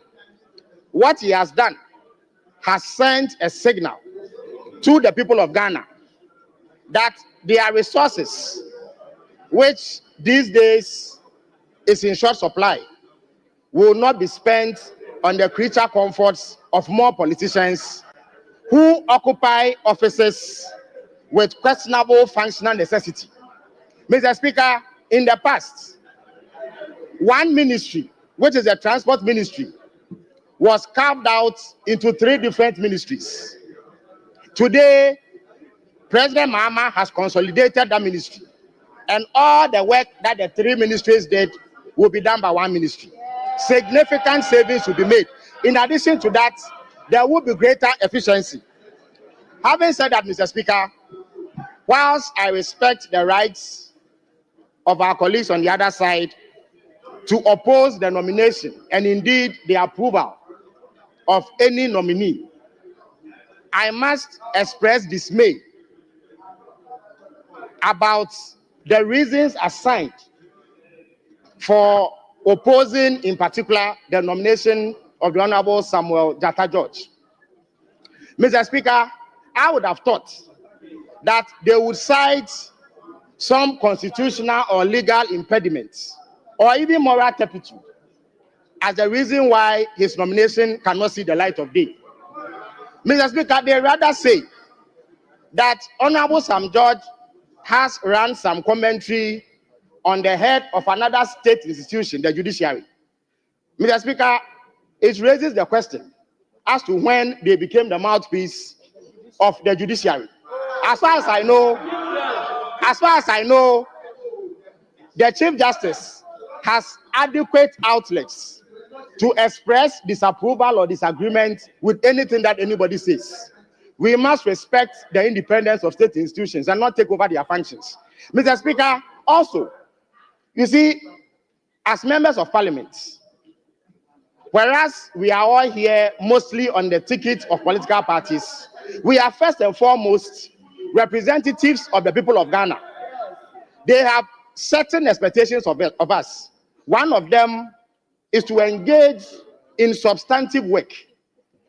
The appointments committee is not the platform to settle political scores, especially when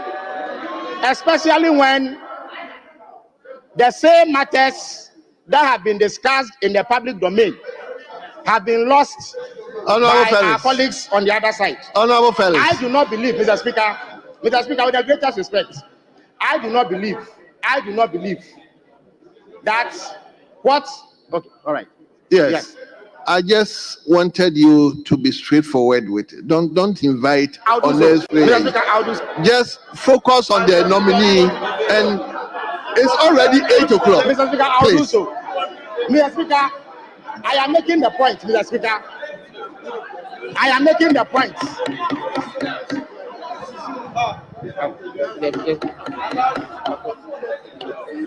Honorable I am making member. the point, Mr. Speaker. Honorable that the reasons being please. For opposing the Honorable Sam George's nomination, in my candid view, are untenable. They do not constitute sufficient grounds for opposing the nominee. Finally, Mr. Speaker, let me extol the virtues of one or two of the nominees who are going to be passed imminently. Let me start with the Honorable Kofi Adams. I recall distinctly that about 2 decades ago, when I was a bright-eyed member of the students' wing of the NDC, and he served as a deputy national youth organizer of the NDC, he reposed confidence in me to nominate me to represent the NDC at a major event that was being held by colleagues on the other side, which was a major national conference in Kumasi. He showed that he had a keen eye for talent, and he goes to a ministry where sporting talent is key to a survivor. As we speak, Mr. Speaker, Ghana's sporting sector is in complete disarray. Only yesterday or the day before, a football fan who had gone to witness a football match did not go home back alive. He lost his life under tragic circumstances, compelling a halt of the Ghanaian League. These are challenges that I believe he has the capacity to resolve, and therefore I wish him well in the endeavor. As for the Honorable Sam George, I would argue, Mr. Speaker, that the fact that he is able to stand his ground and stick to his conviction is proof that he has what it takes to manage a high portfolio like being a Minister of State. What we do not want are flip-floppers who, on the altar of political convenience, will abandon their convictions. Mr. Speaker, with the greatest respect, we do not need wimps to become ministers. We need men of conviction and courage, and Honorable Sam George has demonstrated same. So I will lend support to his approval. If our opponents, Thank Mr. you. Speaker, Thank you. I'm wrapping Felix, up. thank you. I'm wrapping Thank you up. so much. Let me come to Honorable. Mr. Speaker, if our colleagues, gentlemen, Mr. Speaker, if our colleagues want to claw back lost political capital, they are going to have to do so the hard way, which is convincing Ghanaians that they have a superior message. They cannot use the platform of their President's Committee to sanitize people whose conduct was in the full care of the public. Thank you very much. Yes, Honorable Samuel Bujinapo.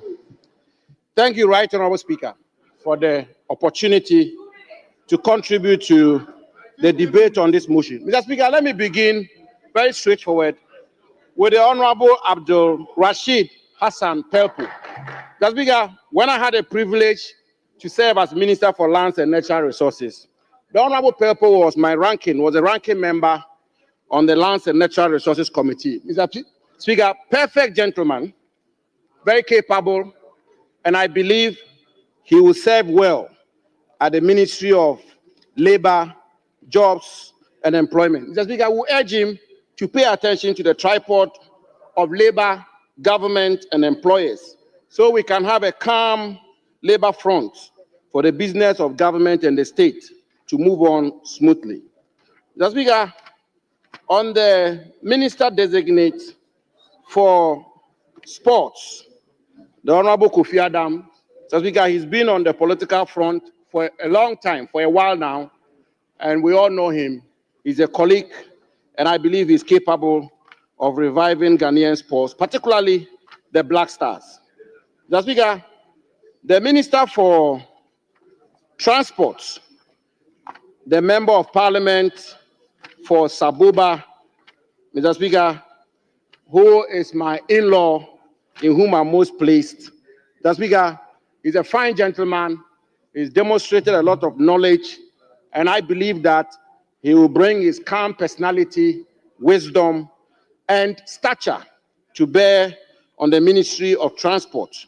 And Mr. Speaker, whilst at it, let me correct the record of this House that the airport, which was built in Tamale by His Excellency Nana Addo Dankwa Akufo-Addo,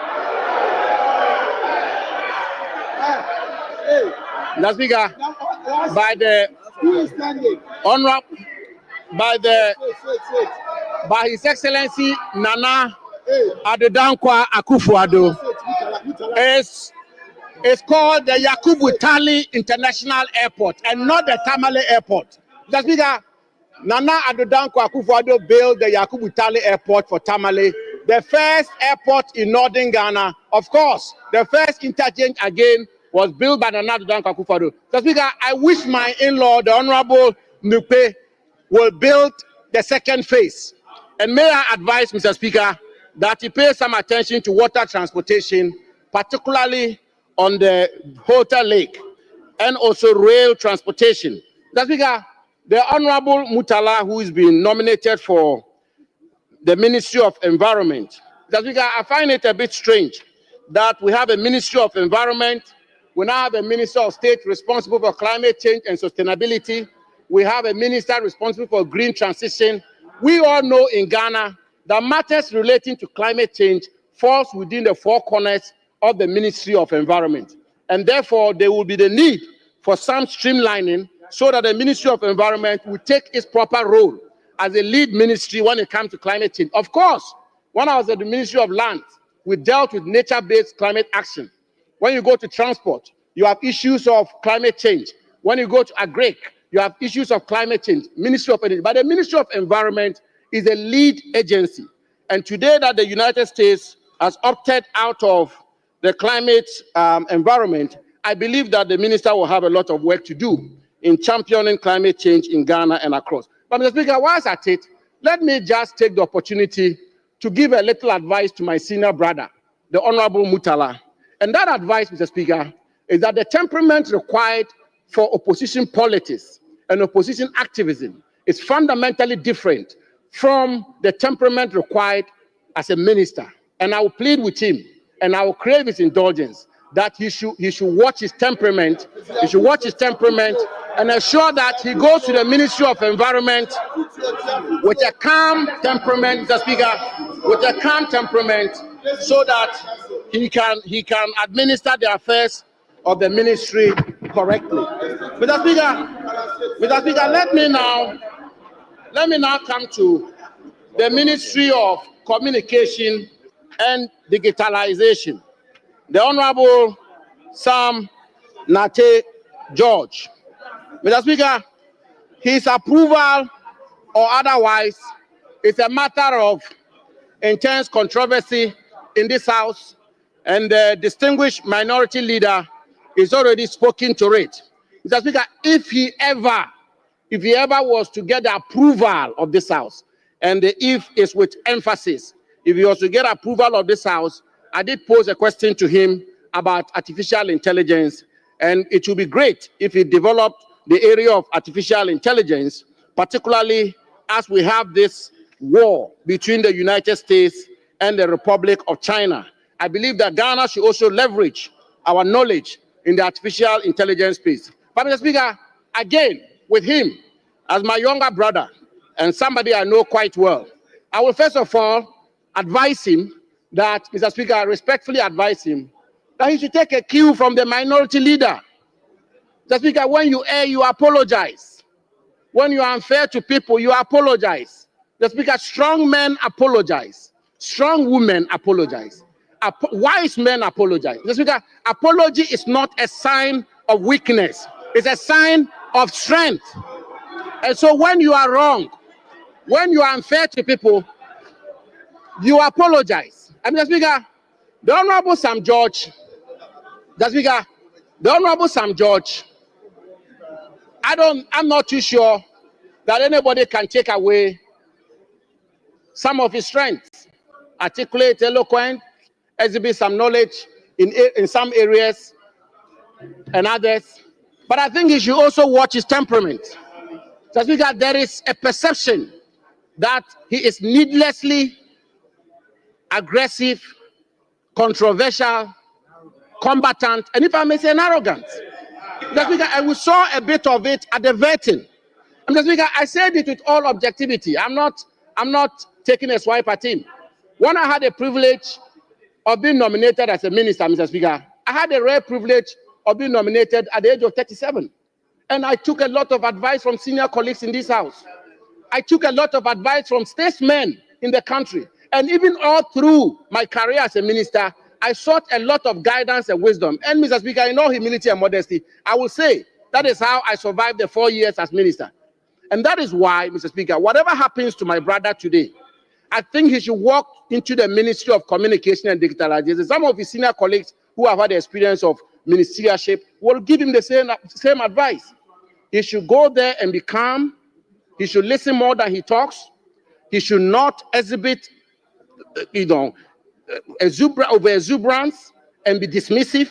Mr. Speaker, and when you err, either to your chief director or civil servants or junior officers, just as the minority leader quite graciously and wisely did, you just say, I'm sorry. Nothing. There's nothing that takes that. Now, it doesn't take anything away from you. My brother and friend, the Honorable Felix Ofosu-Kwakye, talks about conviction. Yes, we all believe in the politics of conviction and not convenience. But when you err, when you are unfair to people, as I believe he was, you are apologize. Mr. Speaker, let me conclude, Mr. Speaker. Let me conclude, still on the matter of communication, and say that what has happened to some of our colleagues is just a question of standards. Mr. Speaker, it's a question of standards. And let us all be careful. Maybe that advice goes to people like us on this side of the divide, even more than it goes to them. Just because they say when you live in a glass house, you don't throw stones. It's a wise saying. When you live in a glass house, you don't throw stones. And let's be careful when we are in opposition, what we say and do, and the standards we set. Today, my friend, the Honorable Sam George himself, who is popularly sometimes referred to as Jata. That's because the Jata and Lion today, he himself is now in the pocket of his wife, on his own admission. And Mr. Speaker, what's at it? Mr. Speaker, what's at it? Mr. Speaker, what's at it? Mr. Speaker, that is what, Mr. Speaker, that is what the kind of politics we do in opposition can do to us. Mr. Speaker, that is what the kind of politics we do in opposition can do to us. I mean, what's at it?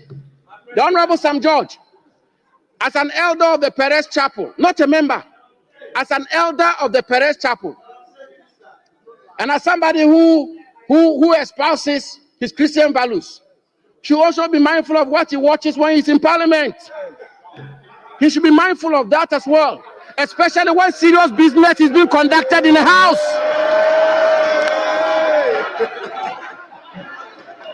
Mr. Speaker, today it will appear that my brother will have some explanation. Mr. Speaker,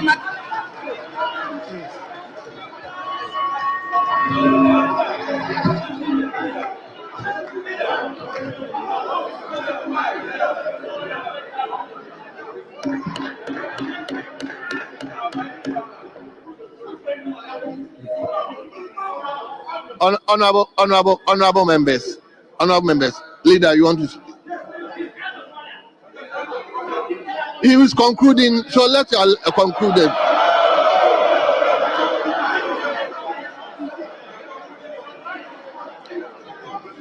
Yes, leader.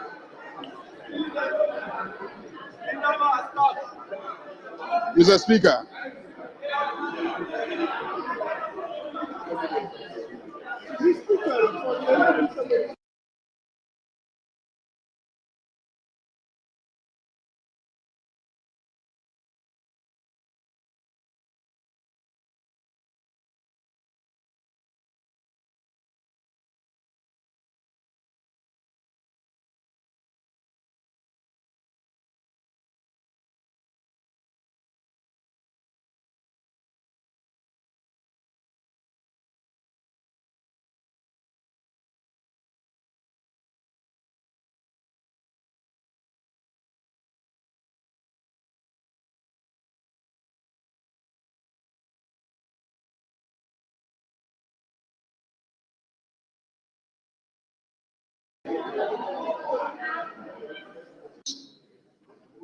to attack the persons of colleagues.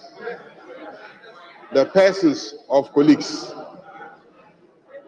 The honorable nominee is our colleague. He is a member of this House. We may have our political disagreements, but we should not use the consideration of a report about them to go personal against them. As for some of the things that you are referring to, I'm not sure whether they are true, whether they are accurate. I have also seen a few things flying on social media. Mr. Speaker, it is not verified. It is not verified. So please, kindly withdraw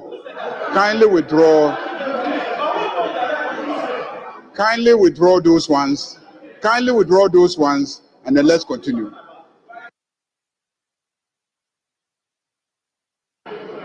Yes.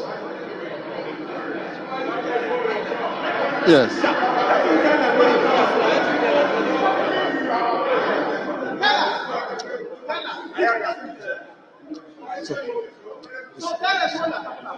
Dr. Kwame Nkrumah, I'm sure at the right time, we will also make statements about the contribution of such great heroes as Jerry John Rawlings. And Mr. Speaker, I will not be surprised.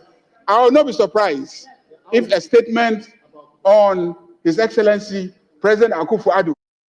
I humbly plead with you to help us to assist you. We are debating on a matter. I've heard a very junior member of this House who is now learning the rules of this House. He had an opportunity. He attacked. Okay, no. Mr. Speaker, I was even signaling that you should stop our brother Felix Ofosu-Kwakye. Mr. Speaker, we have our views. We've expressed those views.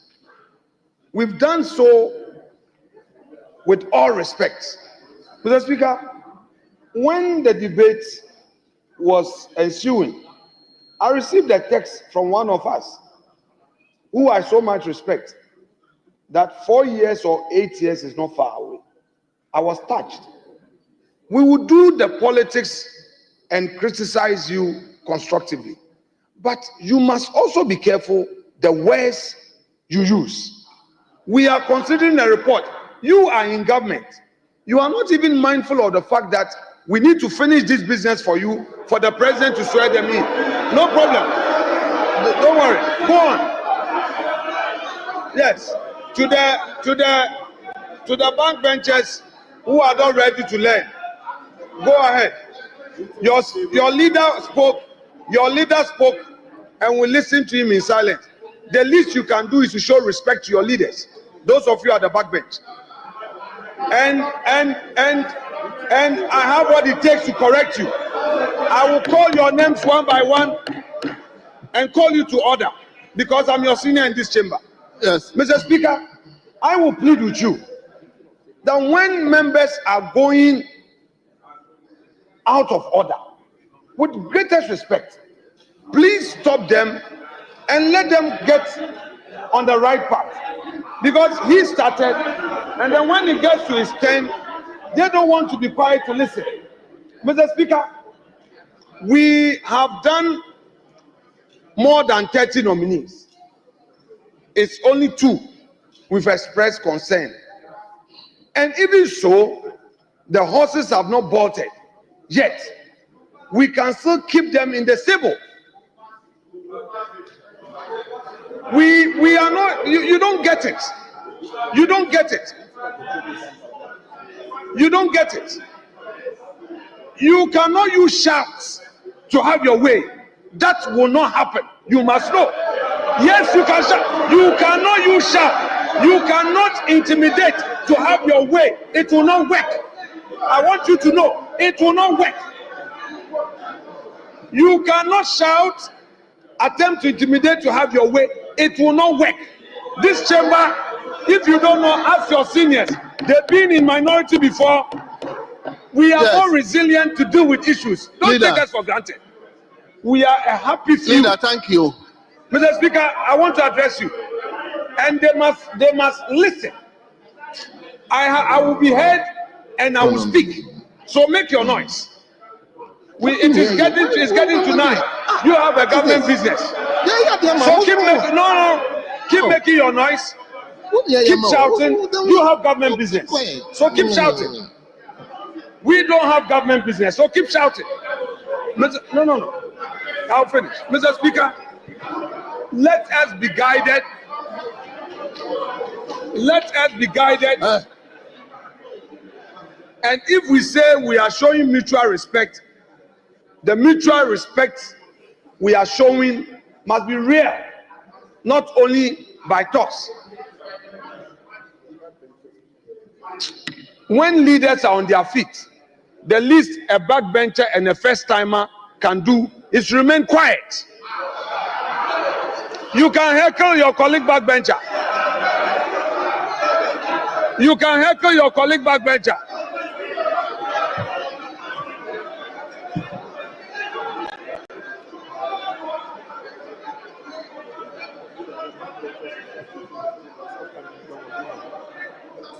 Mr. Speaker, it is 8:36. If they are interested in what we call in Parliament filibustering, we will assist them to filibuster. If you want us to leave here at 1 a.m., you the backbenchers, continue your misconduct. Continue your misconduct. We don't have government business. You do. So continue your misconduct. Until you keep quiet, I will not make my point. You will keep quiet and listen to me. It's 8:39. Your president is waiting to swear in ministers. Talk to them. Leader.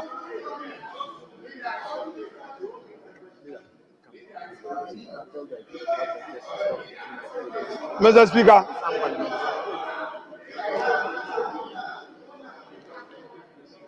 Mr. Speaker, I want my colleagues to know that we have 2 reports. We have 2 reports. And we are taking 5 each. It is late. They should allow the debate to flow.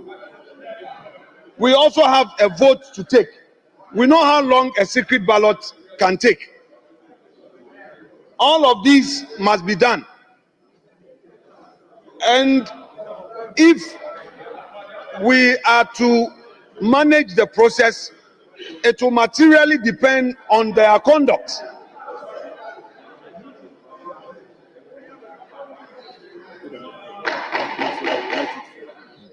Wait, I know what I'm doing.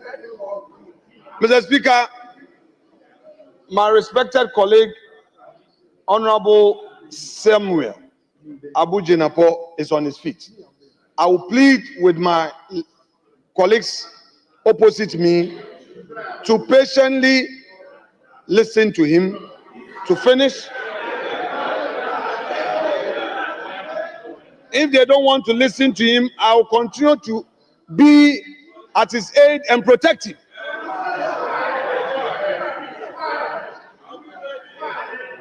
Yes, I will go ahead. I will go ahead. You have government business, and you will see. Yes, you think you are in opposition. Honorable members, behaviors, be there. Honorable members, honorable members. Leader, thank you.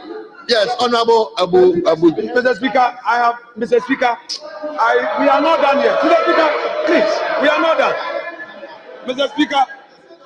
Mr. Speaker, our brother Abu-Jinapo must be heard. They should become quiet and hear him in silence. I rest my case. He will be heard, and he must be heard. Honorable members, I have decided not to allow any interjection. So that is why when you raise this issue, I just want us to flow so that we can finish early. So please, honorable members, not that I don't know what I'm doing. Please allow me to. Honorable Abu, just finish up, conclude, and let's move on. Thank you, Right Honorable Speaker.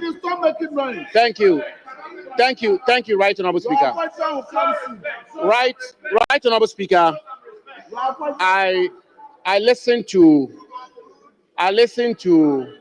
the majority leader, who is a senior in this house and a senior brother, that I take counsel from him, I mean, in private and in public. And I've also listened to our very distinguished minority leader, Mr. Speaker. Mr. Speaker, the majority leader has indicated that the subject matter for which reason I gave the advice is not verified. This is a statement coming from the majority leader that it is not verified. Mr. Speaker, to that extent, I unreservedly withdraw and apologize to my brother Sam George. No difficulty with that. Mr. Speaker, but in so saying, Mr. Speaker, but in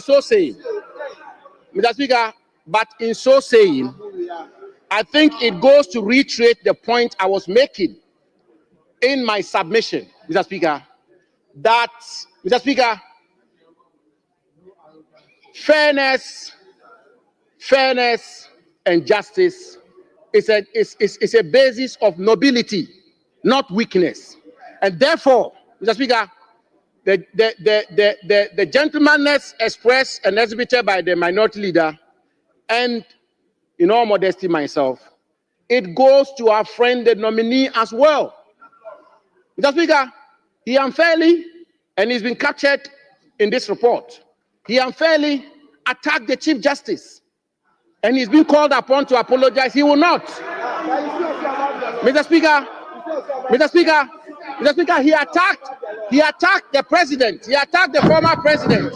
He's called upon to apologize, and he will not. Mr. Speaker, so I want to conclude. Mr. Speaker, Mr. Speaker, why are they afraid of a debate with a micro minority? Mr. Speaker, I want to conclude by saying that I wish my brother very well. I don't know what his fate will be. I see he's very pensive.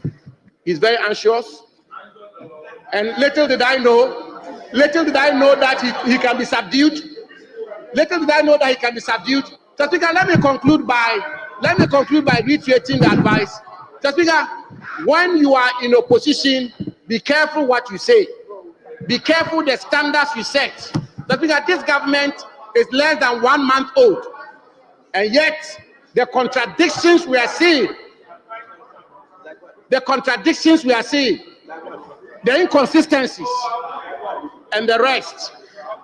Indeed, Mr. Speaker, I wish him well, but if he gets the opportunity and ends up at the Ministry of Communication, he should watch his temperament. It will do him a lot of good. Thank you very much for the opportunity, Mr. Speaker.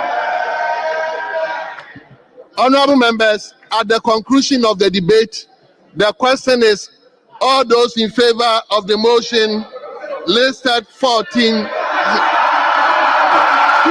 Speaker, that's not how you concluded. No.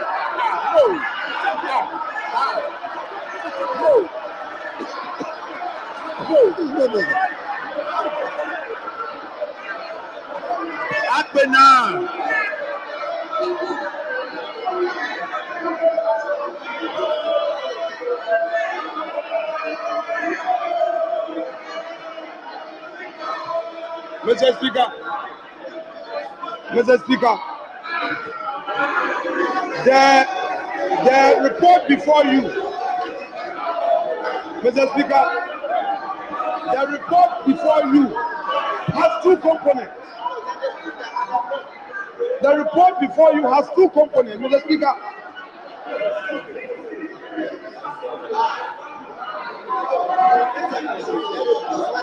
No, you didn't say so. No. Please, we should be clear. No, we should be clear. Please. Because the other one, we should be clear.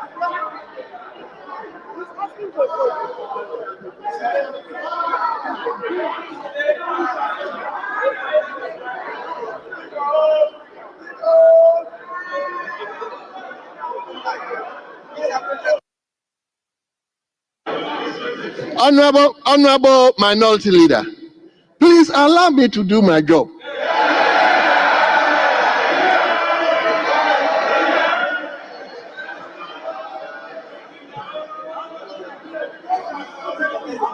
Yes. So please allow me. I know what I'm doing, please. So you just do.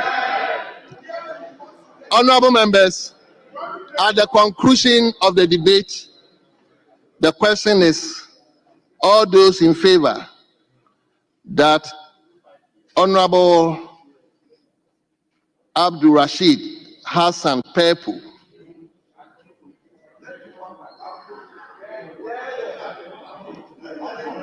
is approved as Minister Designate for Labor, Jobs and Employment, say aye. All those against say no. Honorable members, the ayes have it. Honorable Abdul Rashid Hassan Pepu has been approved as Minister Designate for Ministry of Labor, Jobs and Employment. All those in favor that Honorable Ibrahim Murtala Mohammed is approved as Minister Designate for Ministry of Environment, Science and Technology, say aye. All those against say no. Honorable members, the ayes have it. The motion to approve Honorable Ibrahim Murtala Mohammed is approved. All those in favor that Honorable Kofi Idi Adams is approved as Minister Designate for Ministry of Sports and Recreation, say aye. Aye. All those against say no. Honorable members, the ayes have it. Honorable Kofi Idi Adams has been approved as Minister Designate for Ministry of Sports and Recreation. All those in favor that Honorable Joseph Bukali Nipe is approved as Minister Designate for Ministry of Transport, say aye. Aye. All those against say no. Honorable members, the ayes have it. Honorable Joseph Bukali Nipe has been approved as Minister Designate for Ministry of Transport. Go ahead. We are not going to vote. It's very good. You don't have numbers to say that to you. Where is the numbers? What are you? Yes. Yes, Honorable Minority Leader.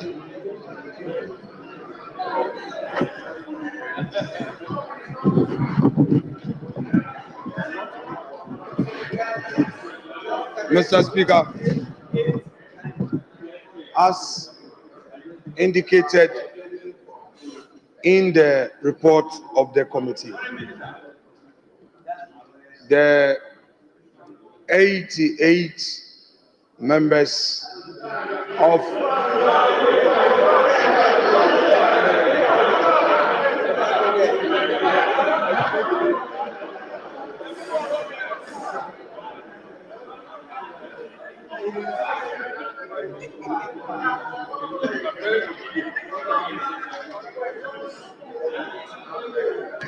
the 88 members of the minority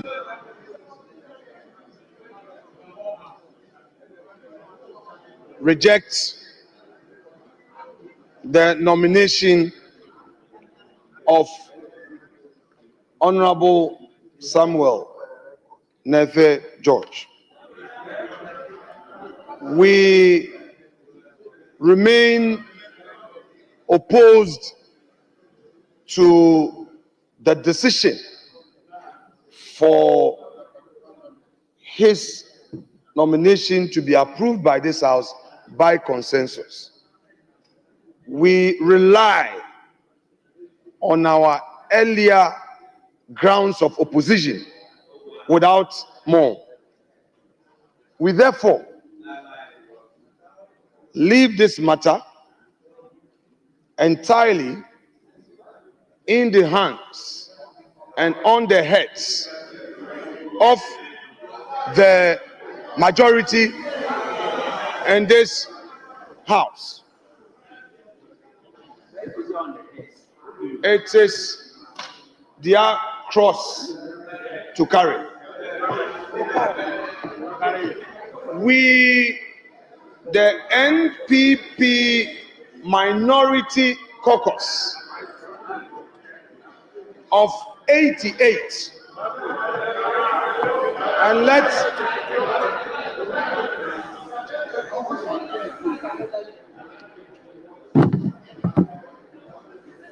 and let the record reflect that we have stepped down our opposition in view of the calls by respected members of this House.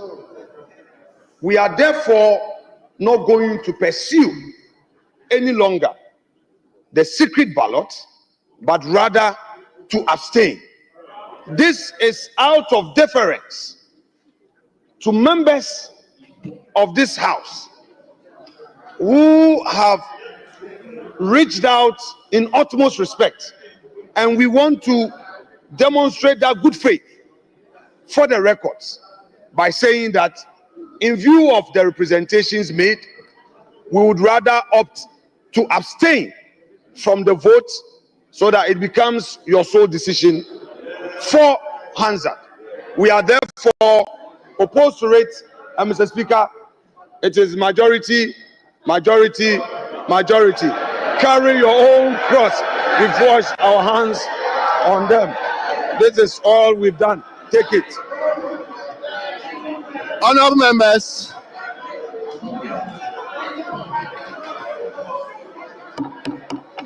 honourable members, honourable members, now that the minority as a group has abstained, I'll go ahead to put the question. After putting the question, I'll also ask for those who are against. Then I'll go ahead and ask for those who are abstaining, so that the records will capture as the minority leader.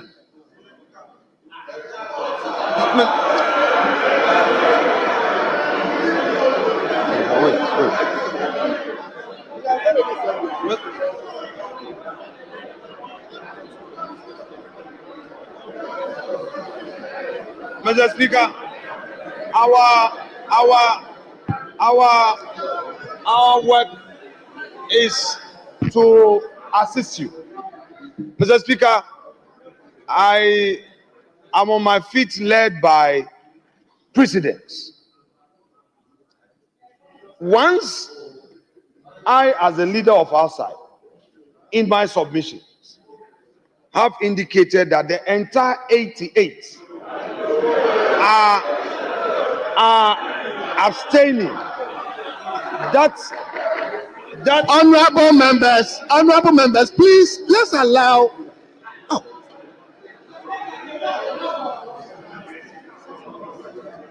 Don't worry.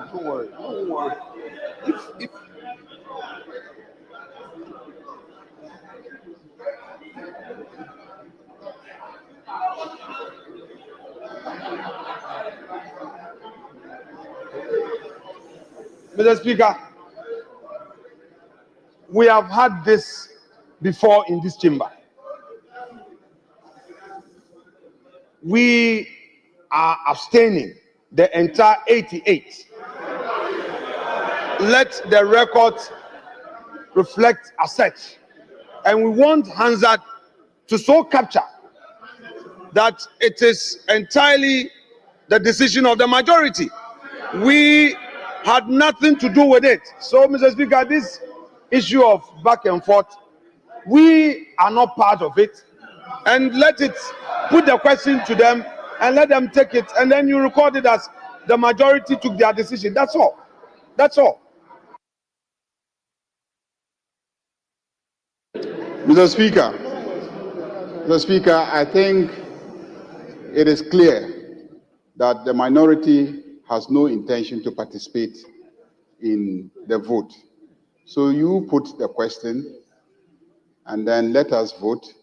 If after we have voted, nobody objects and calls for head count or anything of that sort, then the decision is taken. It's a majority decision. The report already says that it's a majority decision. And the minority, whether they are 28 in the chamber or they are 88 in the chamber,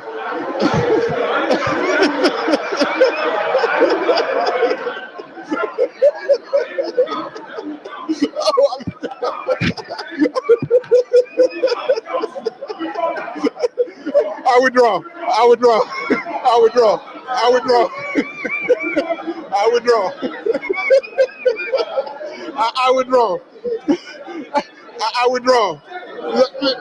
I take it back. I withdraw. So, Mr. Speaker, just put the question. Just put the question. Honorable members, the question is, all those in favor that Honorable Samuel Nate George is approved by majority, say aye.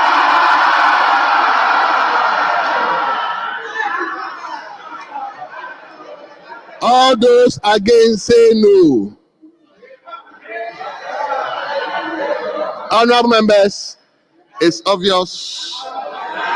Honorable Samuel Nate George is hereby approved by the majority of this House.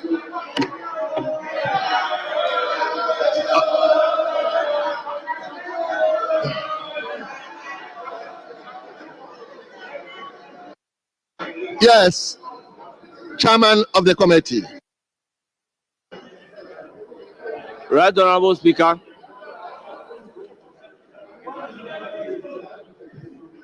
Right Honorable Speaker, I am grateful for the opportunity to, on behalf of the nominees approved, extend our profound gratitude to the committee, the appointment committee, and the House, particularly the majority side. Right Honorable Speaker, I thank you very much for the opportunity. Thank you very much. Honorable members, on behalf of the House, let me congratulate our colleagues for their appointment.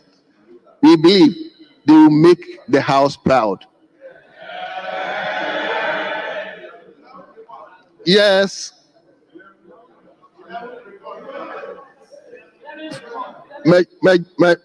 Yes, let me hear from you. Mr. Speaker, Chairman.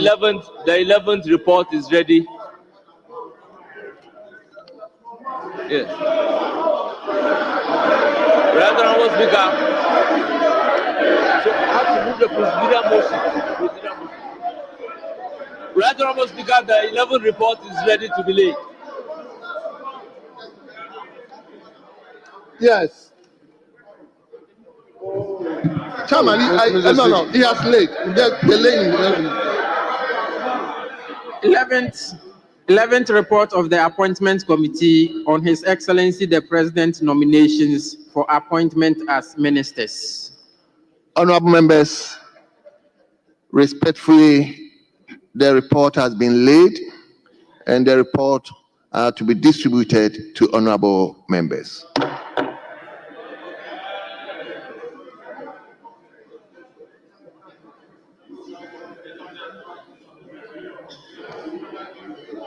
Number two. No way. Right, Honorable Speaker. Yes. I beg to move that, notwithstanding the provisions of. Chairman, I'll give you the opportunity. Let me hear.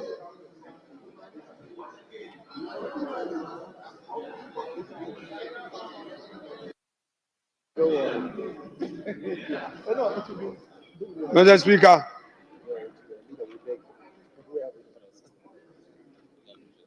it is sunset.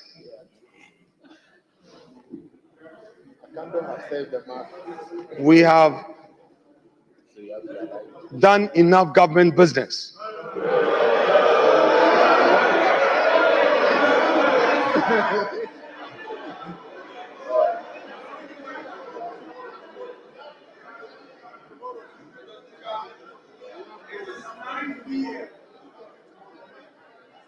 Mr. Speaker, it is 9 p.m.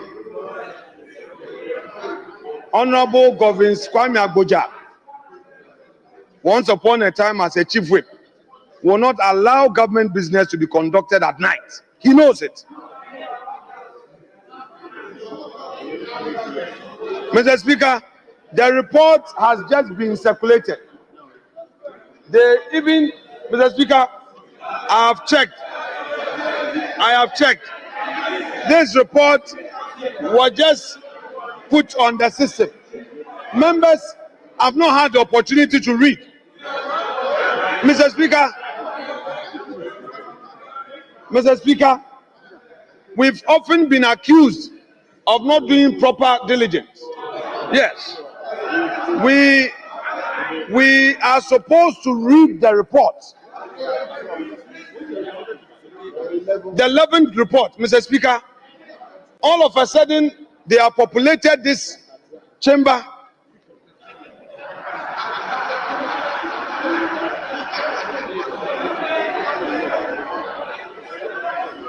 Mr. Speaker, with a lot of their backbenchers, with one aim, to come and intimidate the mighty few.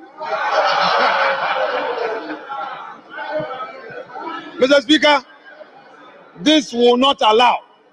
Democracy does not mean that you use your supposed super majority to intimidate us. Mr. Speaker, let us go and relax. Come back tomorrow morning, read the report, and come and do the government business. Mr. Speaker, I would not support this idea of overloading members of parliament.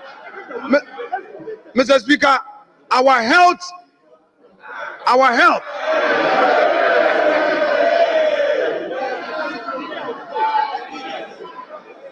the health of the members of parliament must be of great concern to the majority leader. Mr. Speaker, this report cannot be taken today.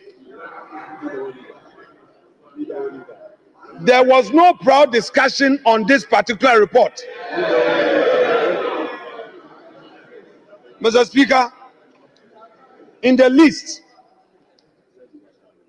there must be a suspension of the House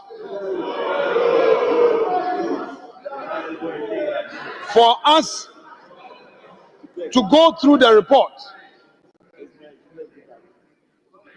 and, if possible, come back. Mr. Speaker, we can't just be on our feet to take this report. The chair of the committee cannot invite this House in terms of Order 1041. The rules are not to be abused. You should sparingly be invoking Order 1041.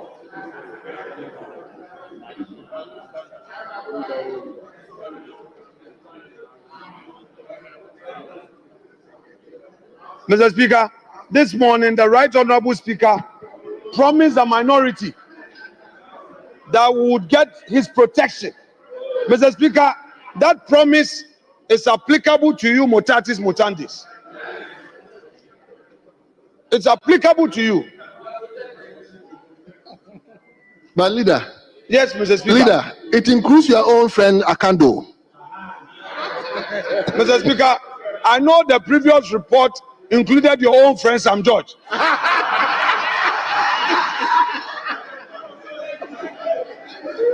Your own friend Sam George and my former friend Sam George. Mr. Speaker, I know Akando is my respected friend. But I want to plead with him that he should allow us to come tomorrow. Mr. Speaker, if Akando has no problem, but his report has been contaminated.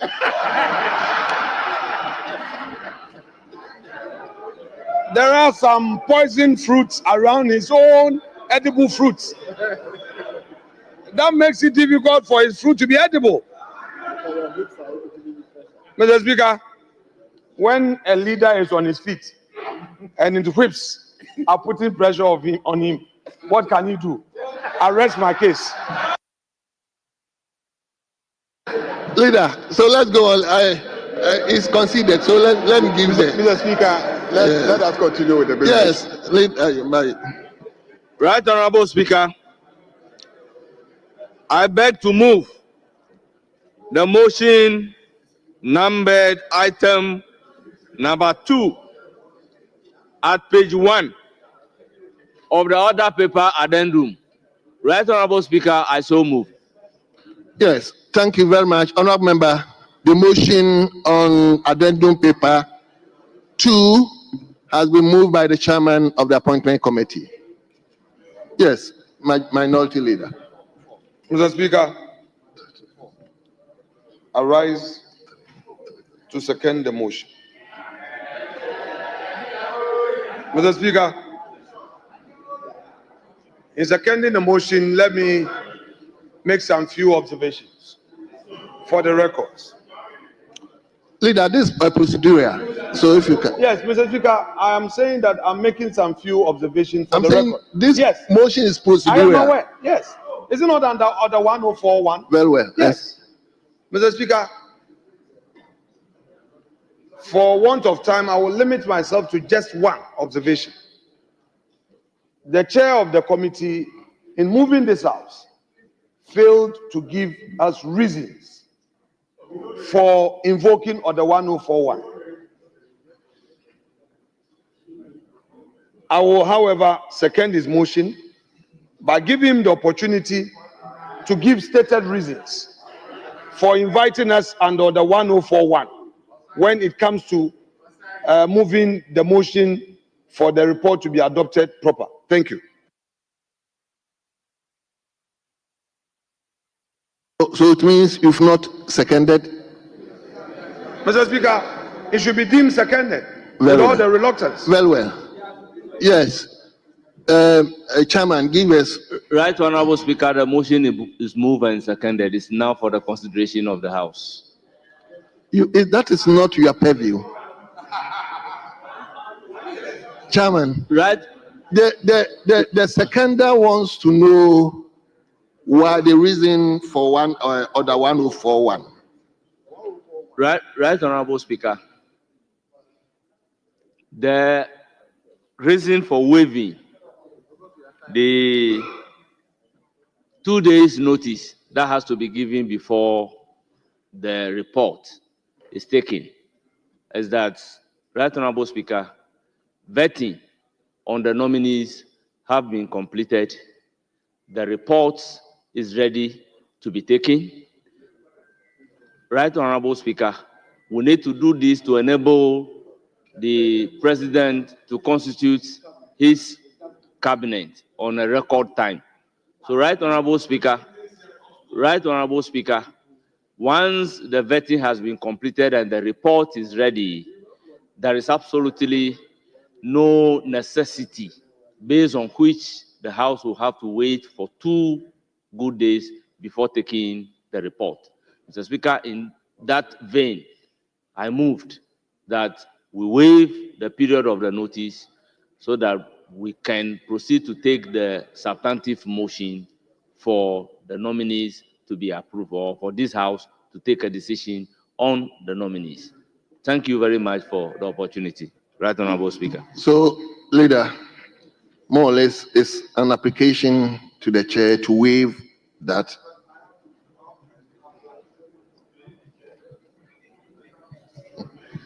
Mr. Speaker, I'm opposed to the application. The government of his application is to the effect that the president needs to constitute his cabinet. The impression he's creating is that the president conveyed these nominees to this House and we have delayed. So any further delay would cause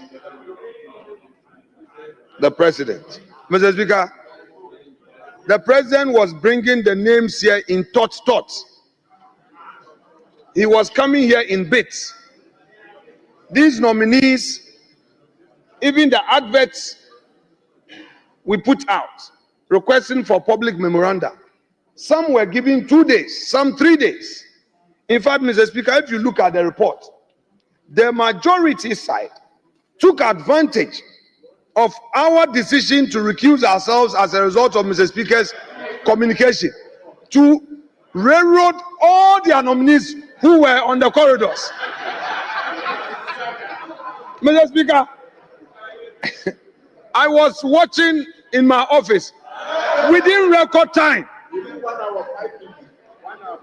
Congratulations, bye-bye. Congratulations, bye-bye. Congratulations, bye-bye.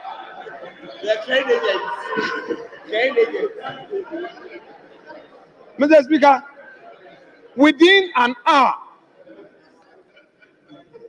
all these 1, 2, 3, 4, 5, 6, 7, 8, 9, Mr. Speaker, 9 nominees within an hour.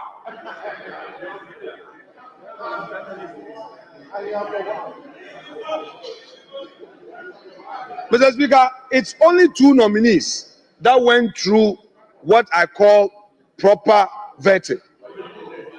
Honorable Kwabna Minta Akando and our respected friend and brother Sami Okujeto Ablakwa, who is to assume the foreign ministry portfolio. That is if we even complete. Mr. Speaker, he has called for a second vetting. That is student days politics energy is still in him. So he's even calling for second vetting. Mr. Speaker, they took advantage of that situation to push all 9 nominees through. Do you call this vetting? And then you come back to make an application that the president must constitute his cabinet. Mr. Speaker, I am opposed to this application, and if Mr. Speaker is not minded by the good arguments made and still want to grant his application, which in my view is very lame. It's very lame. Mr. Speaker, it's entirely in your hands. Thank you very much. I've granted the waiver because I know the minority leader himself is desirous to have the waiver granted. So, honourable members, the motion has been moved and has been seconded. This is procedural, and the question is all those in favor of the motion listed 2 in the other paper addendum say aye. All those against say no. Honourable members, the ayes have it. The motion is adopted. Now, let's move to motion 3. Right, Honorable Speaker, because we are everyday learning, I want to place on record that once the motion is moved and seconded, you can oppose it. Right, Honorable Speaker, I beg to move that this Honorable House adopts the 11th report of the Appointment Committee on His Excellency the President's nomination for appointment as Minister. And Right Honorable Speaker, in doing so, I present the 11th report of the Appointment Committee on His Excellency the President's nomination for appointment as ministers. The following people.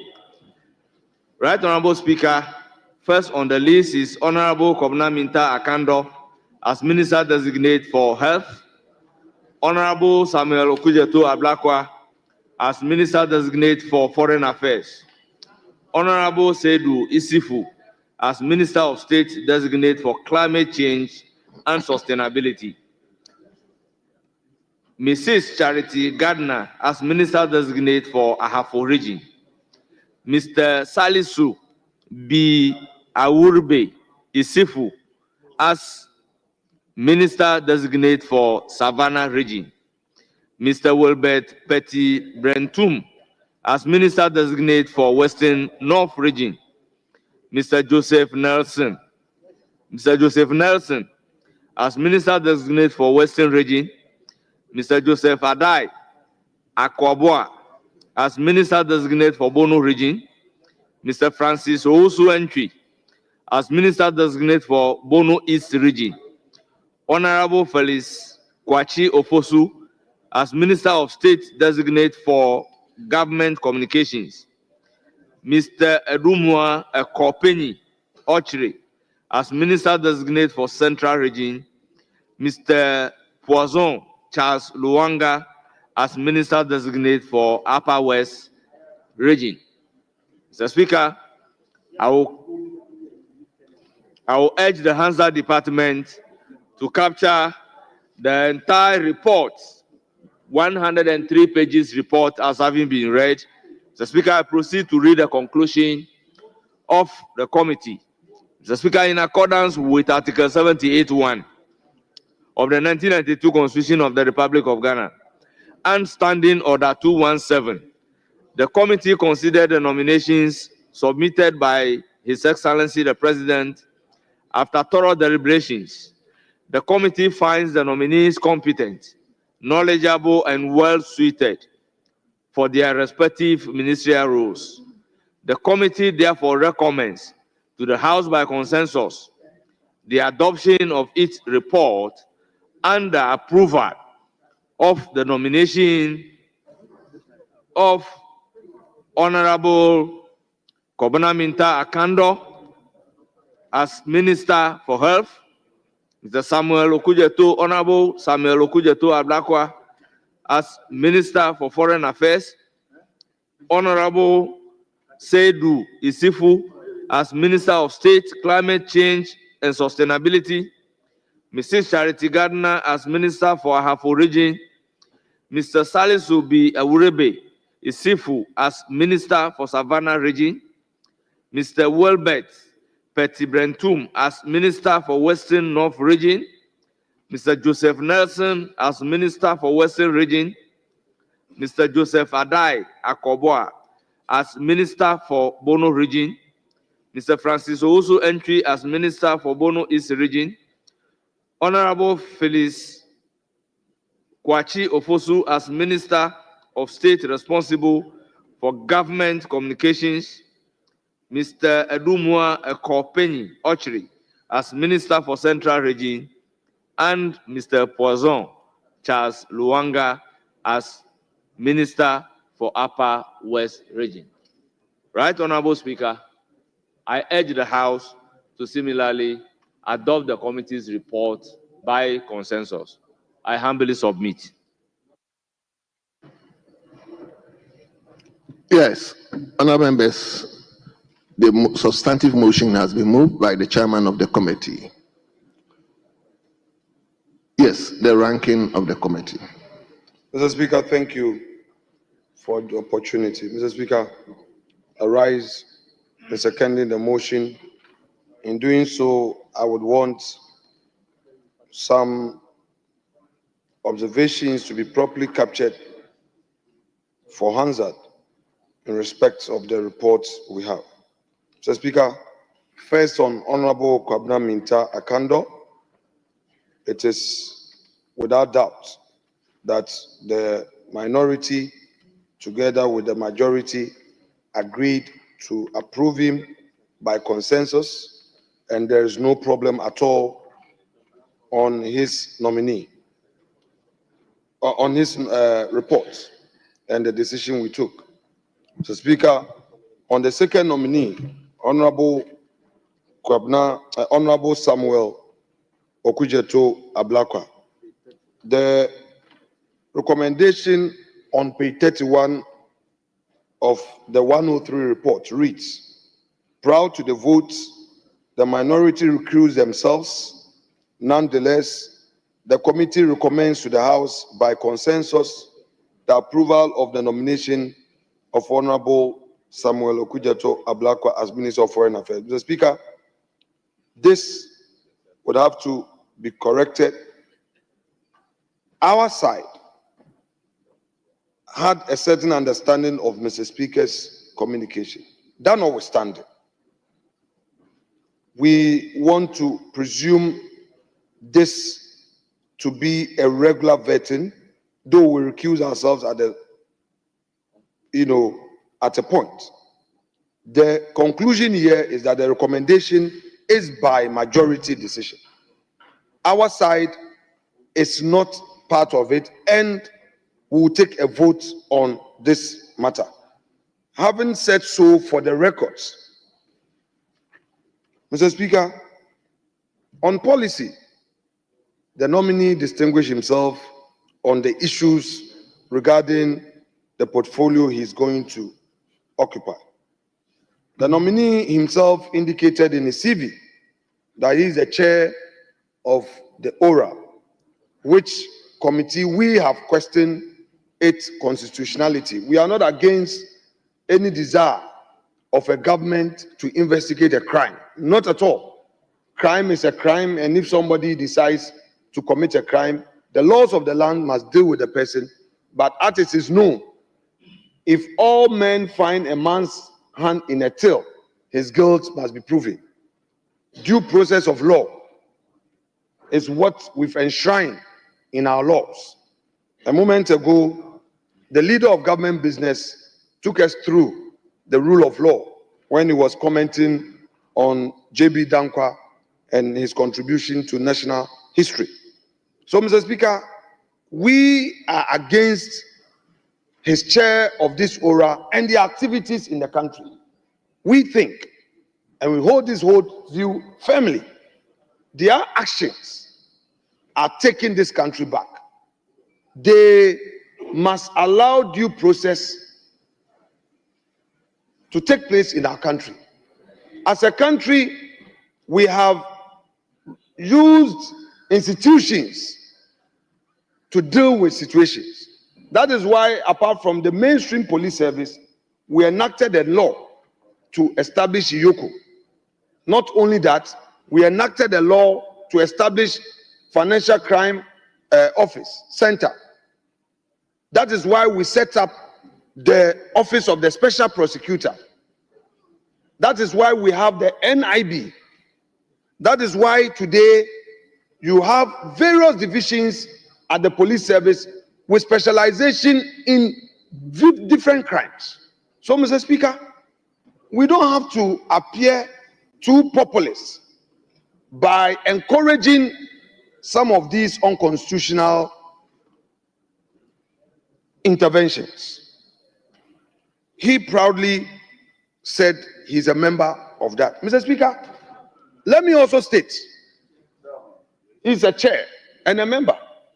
Mr. Speaker, I want to state for the records, although some members of this committee have been denying it. We've heard businessmen complaining that this so-called Aura has been going to their houses and their office premises with video cameras, photographs, taking pictures. They have been using drones. Mr. Speaker, I here, as a leader of my side, I have been a victim of it, yet they say that they don't know. Mr. Speaker, the former defense minister, last week, he called upon me, the chief whip, and the clerk to parliament. They chased his vehicle in the name of Aura. Let's be very clear. Certain things that are happening in this country. Can I finish? Honorable colleagues, please, you need to listen. You need to listen. Mr. Speaker, they chased his vehicle all the way to this Parliament House. And when we made inquiries, apparently it was not coming from national security. And those in charge said that they were sent by Aura. Mr. Speaker, national security said these were not their men, but they were using national security vehicle. And when they were interrogated further, they said that they are coming from Aura. Mr. Speaker, we need to be careful which destination we want to drive the vehicle called Ghana to. I am happy that the oral committee is denying.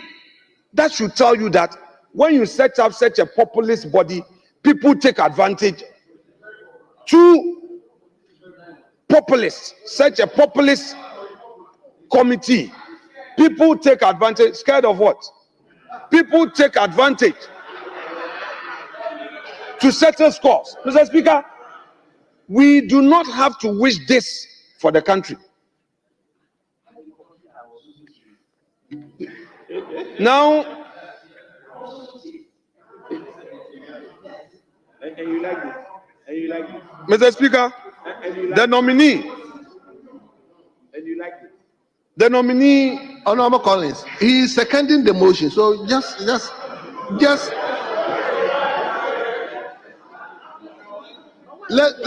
tolerate. Honorable Collins, I know why I'm tolerating. Mr. Speaker, Honorable Collins Dauda is a very experienced member of this House. He is recounting his own experience, but he knows. He calls me Miwafase. Mr. Speaker, he knows that some of us who were in government never supported a thing like this. He knows that for a fact. And Mr. Speaker, senior members of this House know that there are some members of this House who have the conscience of the society we live in and have never supported any actions detrimental to them when they were in opposition. They know. This is not the time to mention names, but they know. Mr. Speaker, if it was bad yesterday, it remains bad today and it will be bad tomorrow. Mr. Speaker, the nominee went further. Mr. Speaker, the nominee went further without being asked. Produced my own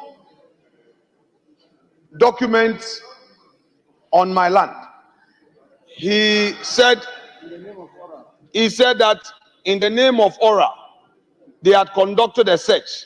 The good news is that in their attempt to find out whether my land in Winneba belonged to the state, they came to a conclusion that it is not a state land. In fact, Mr. Speaker, I had become aware that somebody had petitioned Aura and had said that the police college in Winneba. Mr. Speaker, my members, my colleagues who are shouting, they should know that this became a subject matter of our proceedings. So I am within the ambit of relevance. So please pay attention. Somebody had filed a petition to ORA claiming that my land in Winneba is part of state lands, and the chair of ORA, in coming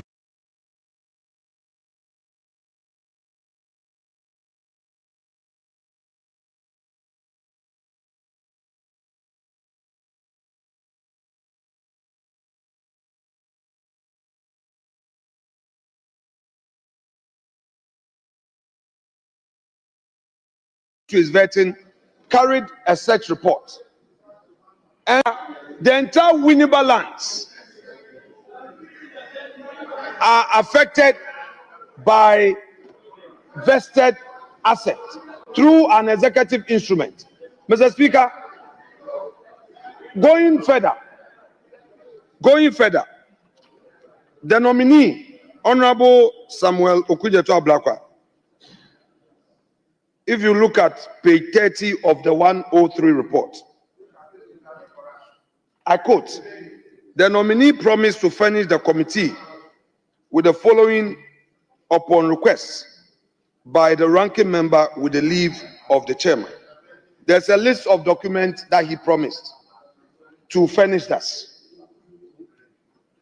The nominee has been able to furnish the committee with a documentation only on the Savvy and Volta Clenham companies as at the time of finalizing this report. We just need to put on record that there were 9 documents that he promised to furnish us on his own volition. Mr. Speaker, this we have not received. Mr. Speaker, the only 2 they brought, they are still here. The 2 they brought, his company registration, I have it here. Those 2 company registration documents, these are the only 2 that they brought. 10th report of the appointment committee pending approval of this house. It is members of the majority who are penned in this report, pending our approval, whom the public out there is watching to demonstrate the higher standards of nobility, of humility, and of service. Mr. Speaker, my respected senior minister for education earlier had quoted Article 78(1) that ministers of state shall be appointed by the president from parliament by parliament's prior approval. Members of parliament or members who have the same eligibility to become members of parliament. But Mr. Speaker, there is a reason why the framers of the Constitution insisted that when the president appoints a minister, they must obtain the prior approval of parliament. It goes beyond the technical. Are holding people's feet to the fire. Mr. Speaker, I will make this point. If you are holding people's feet to the fire, demanding accountability and transparency, it means that you yourself must demonstrate that when subjected to it, you will. Honourable member, please.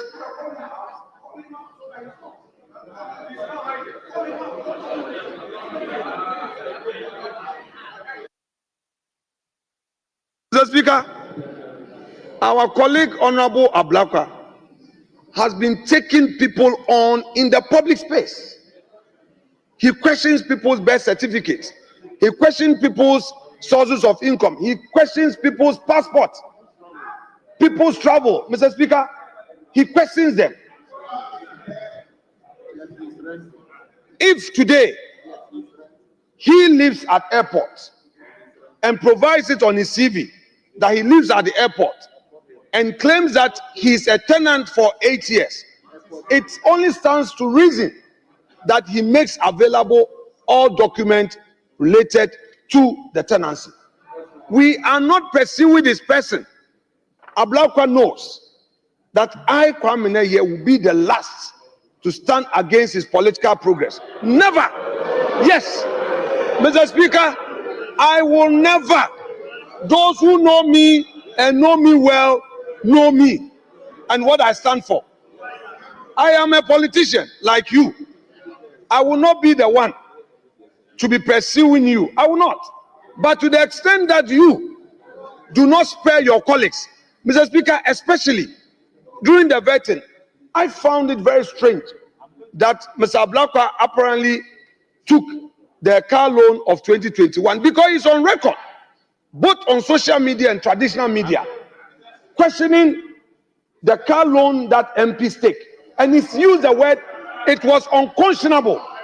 When I asked the question, he said that 2013, he took the car loan, he used it to buy a Land Cruiser. In the second pilot, in the second term, that was 2017, he used that one to buy 2 saloon cars. And then the third one, he used that to buy a combine harvester. Mr. Speaker, you and I know that there is no way the clerk to Parliament, upon receiving a letter that a member wants to use his car loan to buy a combine harvester, clerk will not issue a check to a vendor who is selling a combine harvester to a member of Parliament. It is not true, and it can't be possible. He has been pursuing people. He is questioning the integrity of members of Parliament. That it's unconscionable to access car loan. Yet, on all the 3 terms he's been a member of Parliament, he has relied on these facilities. Mr. Speaker, I don't want to say it is hypocritical, but it is also for all of us as a house to realize that we must be measured in the way we pursue each other and one another and others. Today, he is now going into government. I know Mr. Ablakwa as a true gentleman in terms of his dressing. He does, yes, Mr. Speaker, he dresses well. He wears quality things. He wears quality shoe, quality suit, quality tie. He dresses well. And I respect him for that, and he knows. If tomorrow somebody says, colleagues, this is a serious matter. If tomorrow, by mere fact that he's a gentleman, he dresses well, somebody now comes to ask you, how much did you buy your suit? This designer shoe, how much did it cost you? Because, Mr. Speaker, for 8 years, the member says that all he has is his MP salary of 15,000. He says that all he does is his MP work. He has not done other business because the Savvy company, he folded that company up way back in 2015. Mr. Speaker, I am saying this because our colleague has taken a lot of public officers to the cleaners. And this is not personal. This is not personal. He's taken a lot of us to the cleaners. And if you create the impression that you are very holy and very righteous and you are a crusader, yet you don't want to be scrutinized, then there's a problem.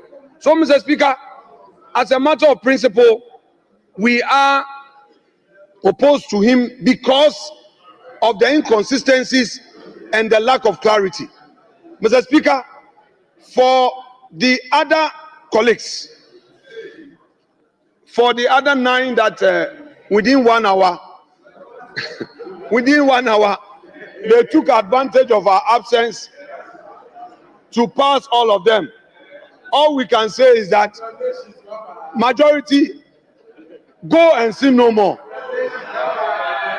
Go and sin no more. The congratulations bye-bye group.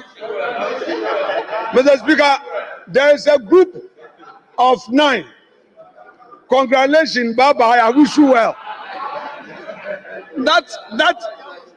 Mr. Speaker, they even add, bye-bye, take care of yourself. And for them, Mr. Speaker, we will raise a procedural issue at the right time. But we will not stand in their way today because we have no problem with them. We believe that these regional ministers must take office. We can't allow vacuum at the various regional ministries, regional coordinating councils, and even on our colleague Ablakwa, who we are opposed to him. We believe that because that foreign ministry is a very serious, important ministry and organ of state, we will take a decision on him tonight. And let me, without equivocation, state that we will proceed with the same abstinence. We abstain from his decision. It is solely a majority's call. All the sins of Ablakwa are upon their head. Get me water. I need water. Mr. Speaker, this one, I need proper water. This is not a dry washing, just some small water. Yes, Mr. Speaker, this one, we are washing our hands. We are washing our hands to tell them that every sin at the airport hills, Mr. Speaker, I'm cleaning. Mr. Speaker, and I'm cleaning. I am cleaning my hands to tell them that we are not part of the sins that he has committed. All the airport hill sins are on their head. If tomorrow he and his aura start pursuing you, it is on your head. But if he repents and comes back to this house, we will accept him and make him aware too. Mr. Speaker, we rest our case. Honorable members, the motion has been moved, has been seconded. I'm going to put the question.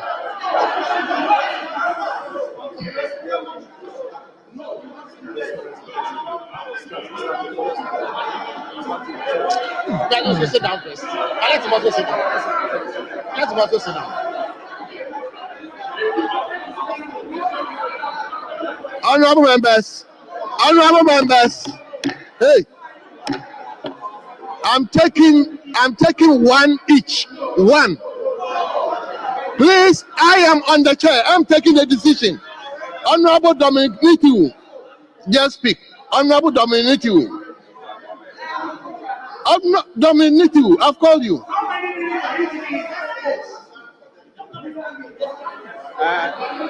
One. After one, I'll call one here, then I'll put the question. Yes. Mr. Speaker. Honorable members, Honorable Surini, the speaker spoke as the ranking. He seconded. So please don't say the speaker has spoken. He spoke by virtue of being the ranking of the committee. So, Mr. Speaker, thank you very much.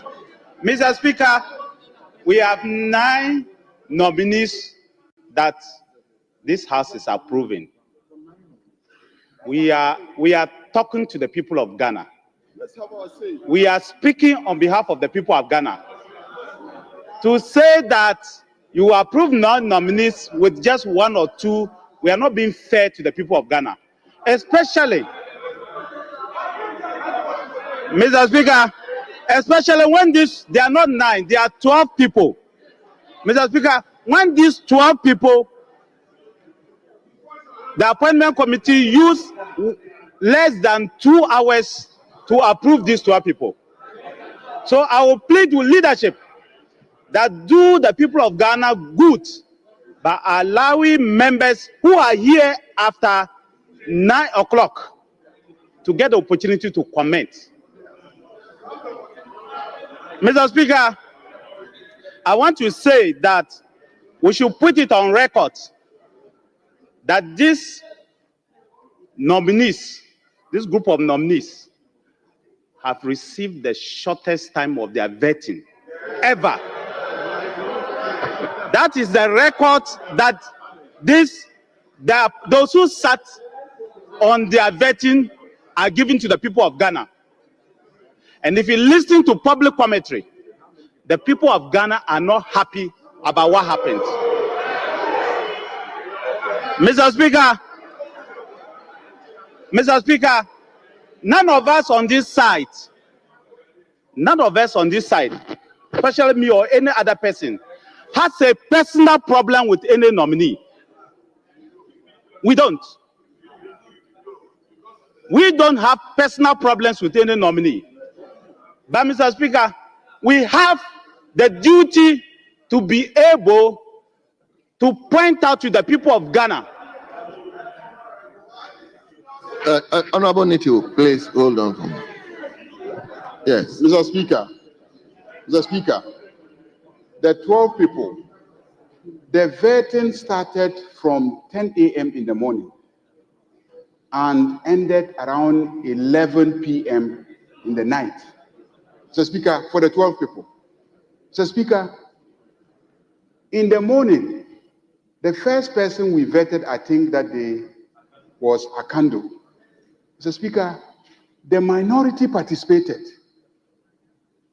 Even with their participation and all the opportunities that were given to them, they took only 25 minutes to vet him. They were involved. They used 25 minutes. Mr. Speaker, they left us and we vetted 9 nominees. Honorable Felix, spent close to 1 hour. I personally took Felix through a very, very grueling vetting exercise. Mr. Speaker, Leader, I asked him every question. Leader, I was going to give you opportunity. And he answered very well, Mr. Speaker. So you cannot create an impression that Leader, the committee did not do a good job after you had left. Leader, Mr. Speaker, even when you were there, you used only 25 minutes to vet the nominee. The work of the committee is subjective. That's the way he sees it. So allow him to speak. Mr. Speaker, he'll give you the opportunity. Mr. Then Speaker, also say the way you see the Mr. committee. Speaker, thank you very much. In spite of his attempt to say that he grilled the nominee, 58 minutes, 9 nominees were approved. That is the record the people of Ghana have. That is the fact. You can check from social media. Check from what the people of Ghana are saying. But Mr. Speaker, our people say that the child who washes his hands well is the one who knows how to eat with visitors. My good friend, Honorable Kujoto, Ablakwa, they use their hands. Maybe you are from Accra. Me, I'm from a village. We are different. Mr. Speaker, my good friend, Honorable Kujoto, very young man, has decided that he wants to do good to the people of Ghana. It's good. But when you decide, then you have to go the full walk with the people of Ghana. After the vetting, if you go everywhere, the people of Ghana are demanding answers from him. How is it possible, Mr. Speaker, that an individual who says, I earn only 15,000 Ghana cedi can rent from Airport Hill, a mansion from Airport Hill, on a 2-acre land where land is $500,000. Honorable Dominic. A piece of plot at Airport Hill today is $500,000. I didn't say I'm renting.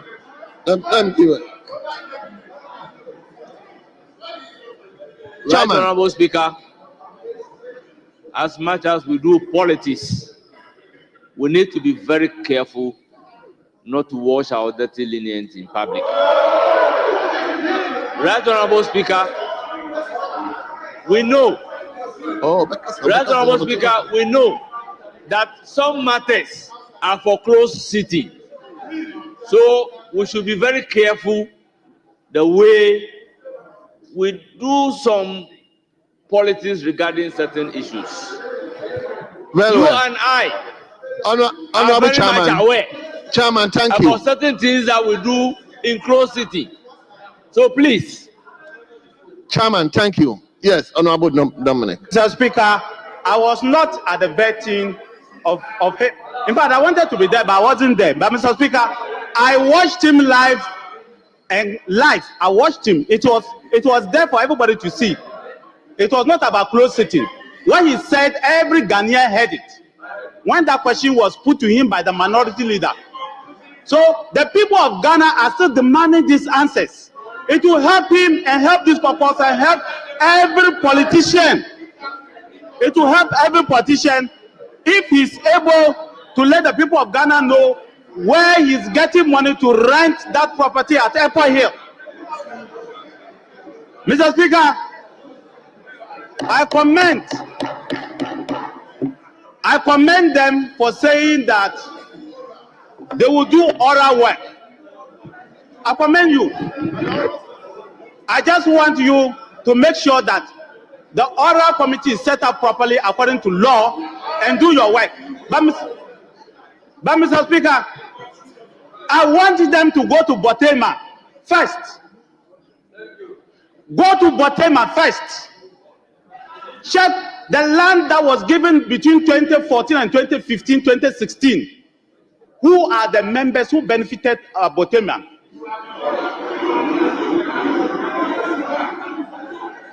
Go to Botema. Committee chairman, I want you to go to Botema. Affordable had where President Kufuor built. The land that shares boundaries will be state land. It was given in 2014 and 2015, part of it 2016. Find out the people who own that land. Mr. Chairman of Ora, I want you to go to Aviation land, that huge land at Medina, Adenta, the Aviation land. Find out the people who owned that land. You are part of Ora. Go and do that.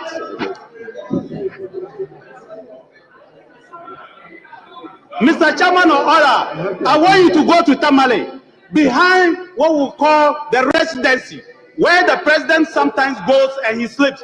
Go and find out the all state lands. Go and find out the owners of those lands. Go and find out. Mr. Chairman,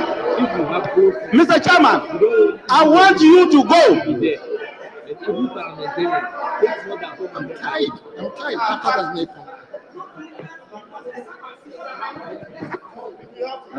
Mr. Chairman, I want you to go to the land. I want you to go to the land opposite, adjacent to the military cemetery. And that is coming to you and you want to. Why are they putting up? No.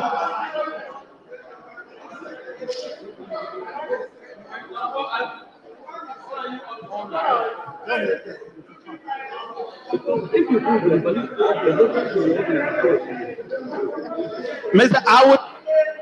I will stay until I'm. Mr. Speaker, somebody is putting up the mic.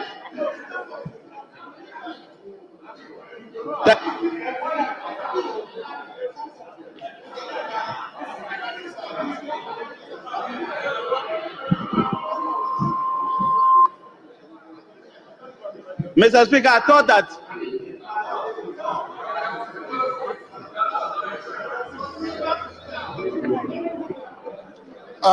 honorable member, please, let's respect ourselves. Those people who are putting on the mics, please.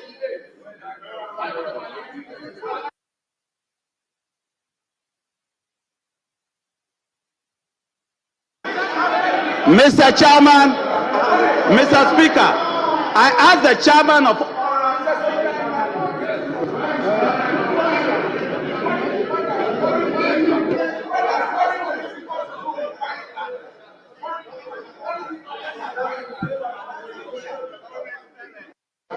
Honorable members,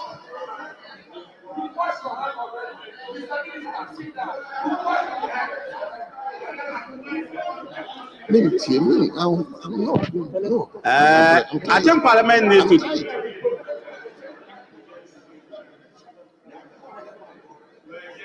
Yeah, Honorable Nitu, I'm not going to take any more. I'm tired.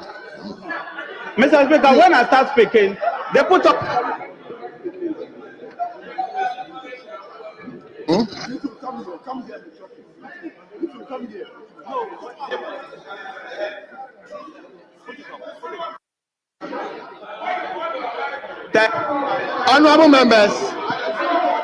Honorable members, those who are putting on their mics.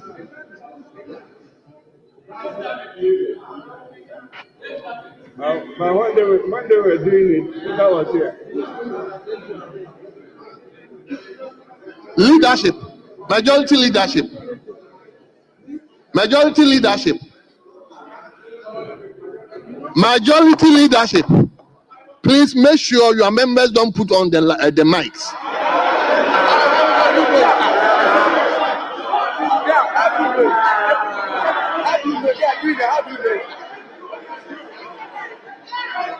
Honorable members,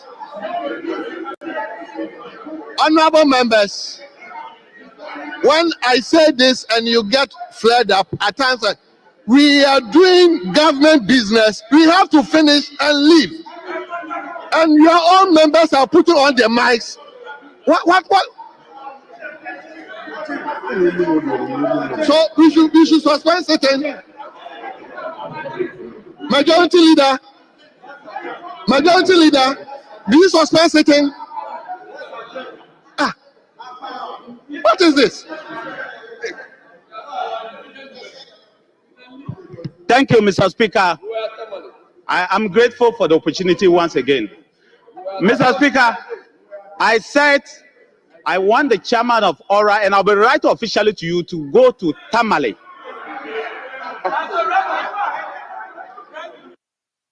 Mr. Chairman, I want to go to Tamale and assess. Let me put my hand behind my back so that you know that can't you be tolerant a bit? Problem. Oh, Mr. Chairman, I have all of the state lands that were obtained between 2010 to 2016. I will provide the chairman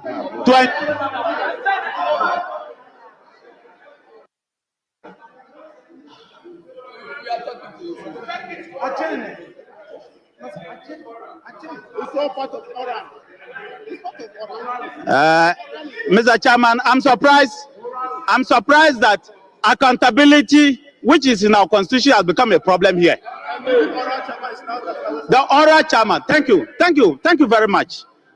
Mr. Chairman, Mr. Speaker, let's find out the land that is adjacent to the military cemetery. The letter that was written by the Honorable Attorney, the current Attorney General, and why that letter was written, and why that land was released to chain homes, the real owners. Let's find out. I'm charging the oral chairman to find out. Mr. Speaker, I am asking the oral chairman to find out the owners of the state land that is between the East Legon police station along the electricity pylon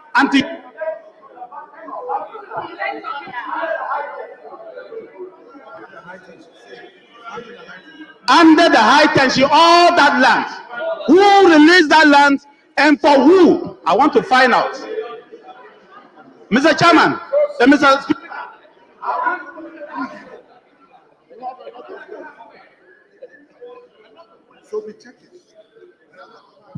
Mr. Speaker, I am bringing this to the fore. Because we are building a country. The country we are building is called Ghana. We must ensure that actions of government are in the interest of the country and not the interest of any individual or a political party.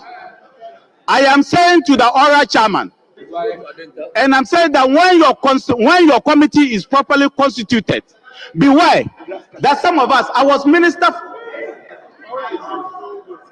I don't have a single government property. I never stayed in a government house. I never did anything illegal. And I'm saying that I will be writing officially to you when your committee. Honourable member, please wind up. I can wind up. I can wind up. They will not allow me to speak.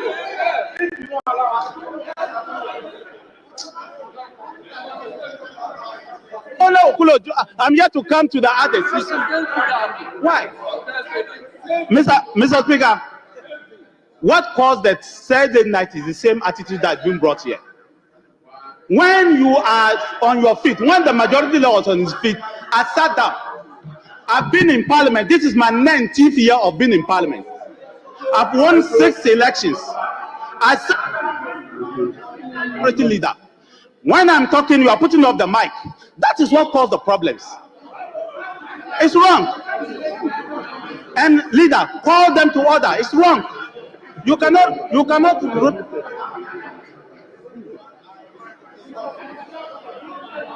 Mr.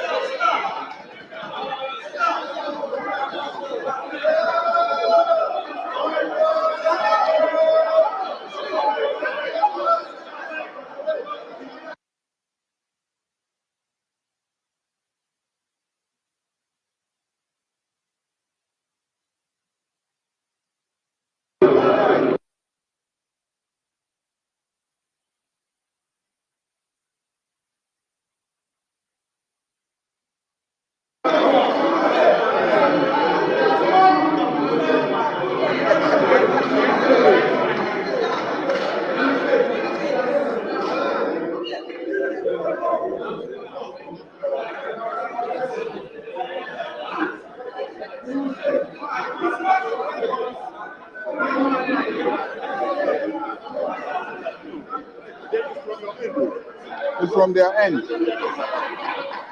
It's from their end.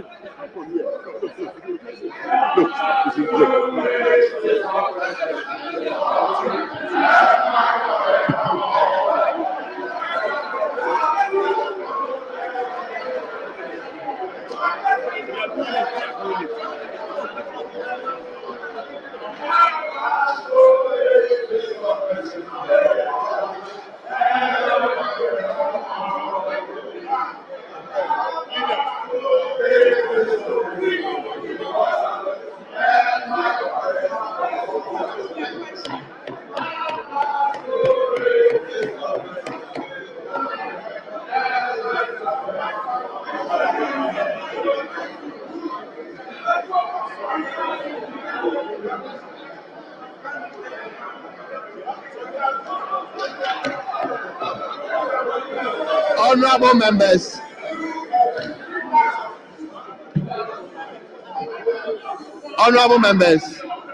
it's now 10 o'clock.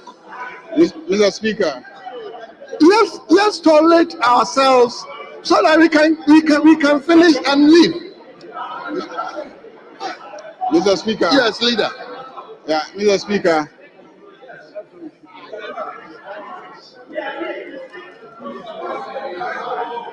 Mr. Speaker, I have paid attention. I have watched my back. If you notice, at a certain point, my back was to the speaker. I have watched carefully. I don't think anybody on this side is fiddling with the mics. Maybe his mic has a problem. So if you can shift to another mic, I think that is where the problem is.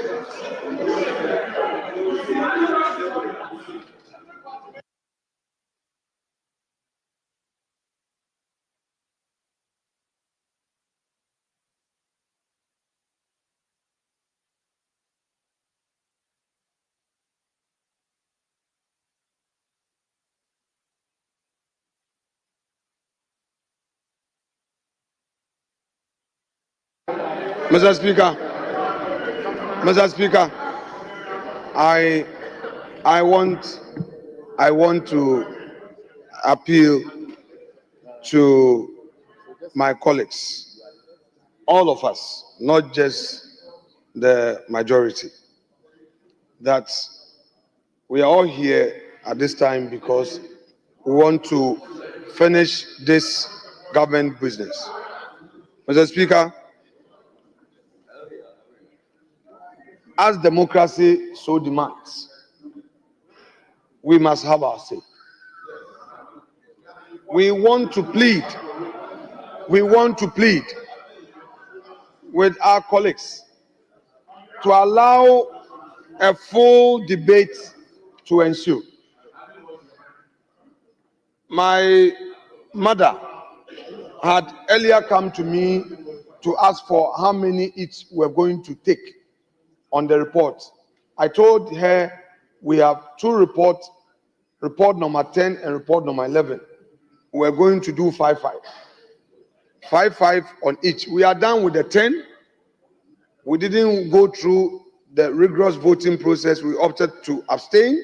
We've done that one. We are left with the 11th report. I seconded it.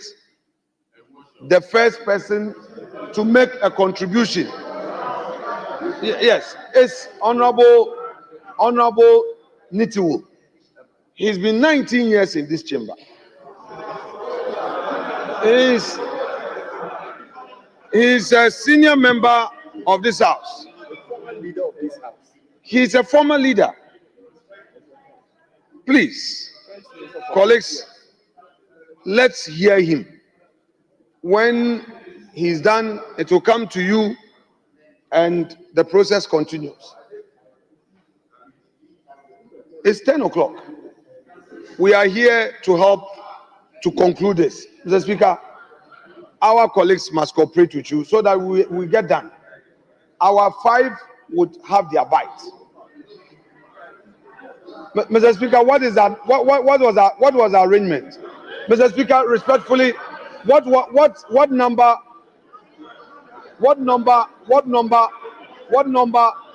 were you giving? Because leadership conferred. Mr. Speaker, I'm not challenging you. Leadership conferred. They sent Honorable Doyo to me. She came here. Mr. Speaker, Honorable Doyo came here. You see, sometimes when members don't act in good faith, it becomes difficult. As if we are up on our feet and we want to obstruct them. We agreed to do 5. If the majority leader wants to reduce it, he can reach out to me. I am not a difficult person to insist that, yes, maybe you don't know. Maybe you don't know me. With time, you get to know who I am. Maybe you don't know. I'm not a difficult person. What you are doing, I've done it before. I know how difficult it is. Even to bring all of you into this chamber, I know how difficult it was for the whips. So I won't frustrate you, but we'll do the politics. I will not frustrate you. Ask Harun Edrisu, the kind of person I am. I will not frustrate your politics. No, that is the truth. You must know the truth. Mr. Speaker, we agreed 5-5. If the majority leader wants us to negotiate on the numbers, I am amenable. I know you've been sitting for a very long time. We can deal with it and then make progress. Mr. Speaker, I would want to accept 4-4. Reduce it. Okay, Mr. Speaker, the majority leader says he wants 3. I will grant that. He says he wants 3. I will grant that. Thank you very much. Speaker, for the records and not to avoid ambiguity, the 3 are Honorable Nitiwu, Honorable Abujinapo, and Honorable Intim Fojo. That's it. I want to honorable members, please take it from me. Everybody is speaking for 5 minutes. I'm not going beyond 5 minutes. 5 minutes, 3 each. 5 minutes each. I've been sitting here for since I can't go. Thank you, Mr. I just want to make one point clear, that the policy to dispose of government property, especially houses and lands, started under the former President Rawlings, under what we call infilling. They are making it a crime. That is why we are saying that Amehe lands, Adenta aviation lands, airport lands, east and west, all the areas I have mentioned, will be submitting that to them to fish out who the owners are. Then we will know those who sold land and those who didn't steal land. But Mr. Speaker, I want to wish the nominees well. If they get the opportunity to be sworn in and pass by this house and be sworn in by the president, I want to wish them well. I got an opportunity to serve Ghana for 8 years without blemish. As the defense minister, they should listen to what Honorable Abu Jinapor said. If you enter the ministry with attitude, 1 year, you'll be out of that place. If you enter the ministry with a mindset that I know all, you will not last. If you enter the ministry that my party has won, and so you do whatever you want, you will not last. If you enter the ministry with the mindset that you are going to make money, you will not last. If you enter the ministry with the idea that everybody else is below you, you will not last. And there are people in this house, outside this house, who never lasted 1 year as ministers. Take it from me. Some did not even last 6 months. Some lasted 1 year. Some lasted 1.5 years as ministers. Those who serve 4 years and above should be proud of themselves. Because you are going to get sleepless nights. You are going to be tempted. So that's why I say I wish them well. I don't wish them bad. None of us will be appointed as ministers. You are the people who will be appointed as ministers. If they will have problems, it will be from you, not from here. We want to take power from you. We are not looking to be ministers. Thank you.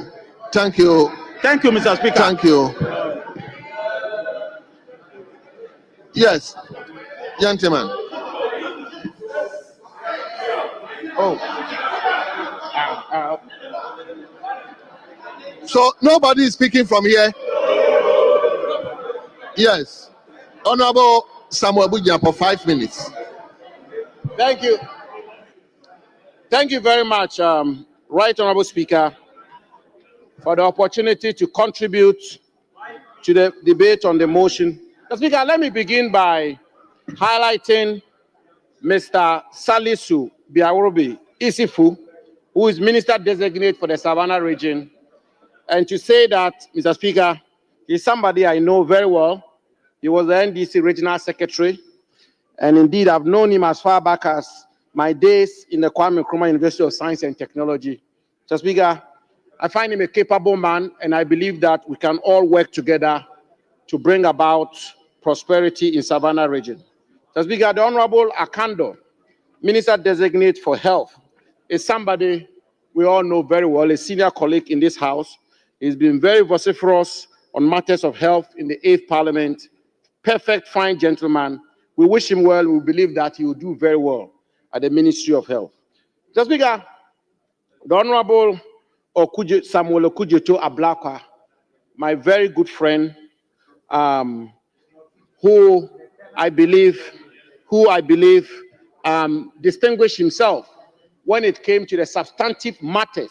Mr. Speaker, let me put that on record. When it came to the substantive matters of foreign policy. And I think it's important that I underscore that point. I was very concerned about his perceived leanings, leftist leanings and socialist leanings. I posed a question to him.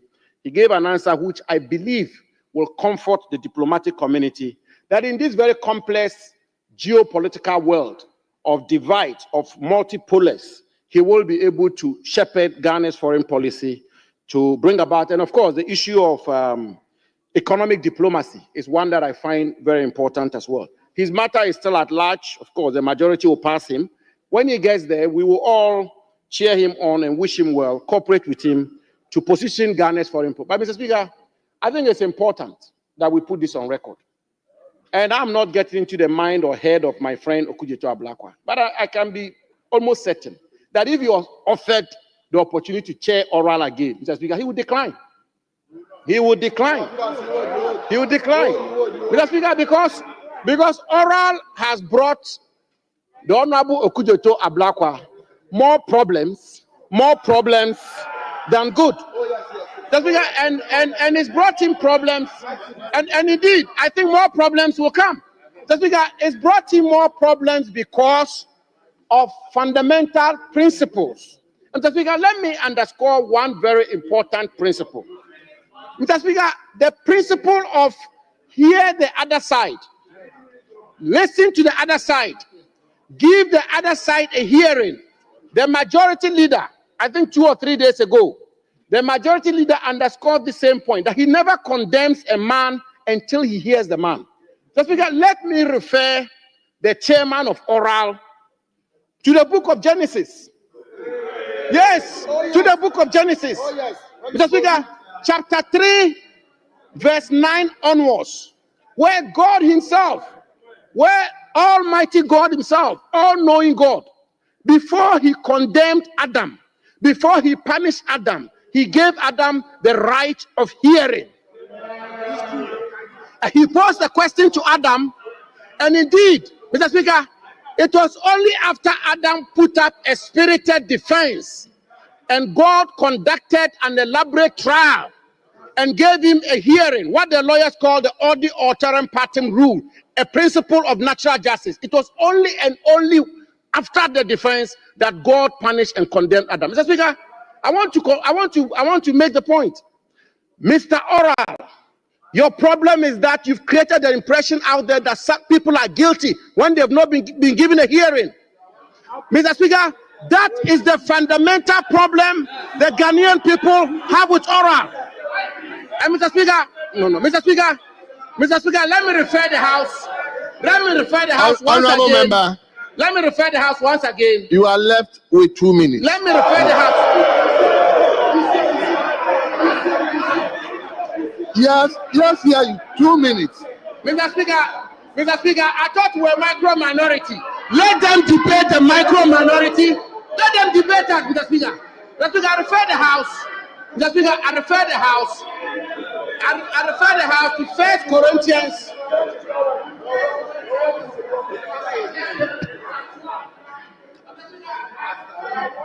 I refer my friend and brother, the Honorable Samuel Okujeto Ablakwa, Member of Parliament for North Tongue, Minister Designate for Foreign Affairs.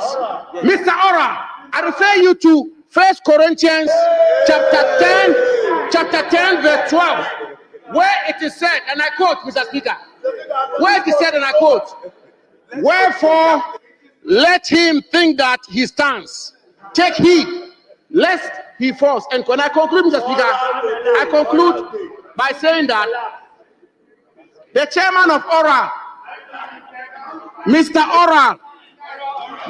Oral himself is now struggling to wiggle his way and navigate through the web of Oral.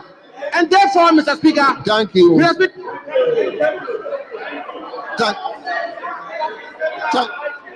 Thank I you. brought him more problems. Thank you.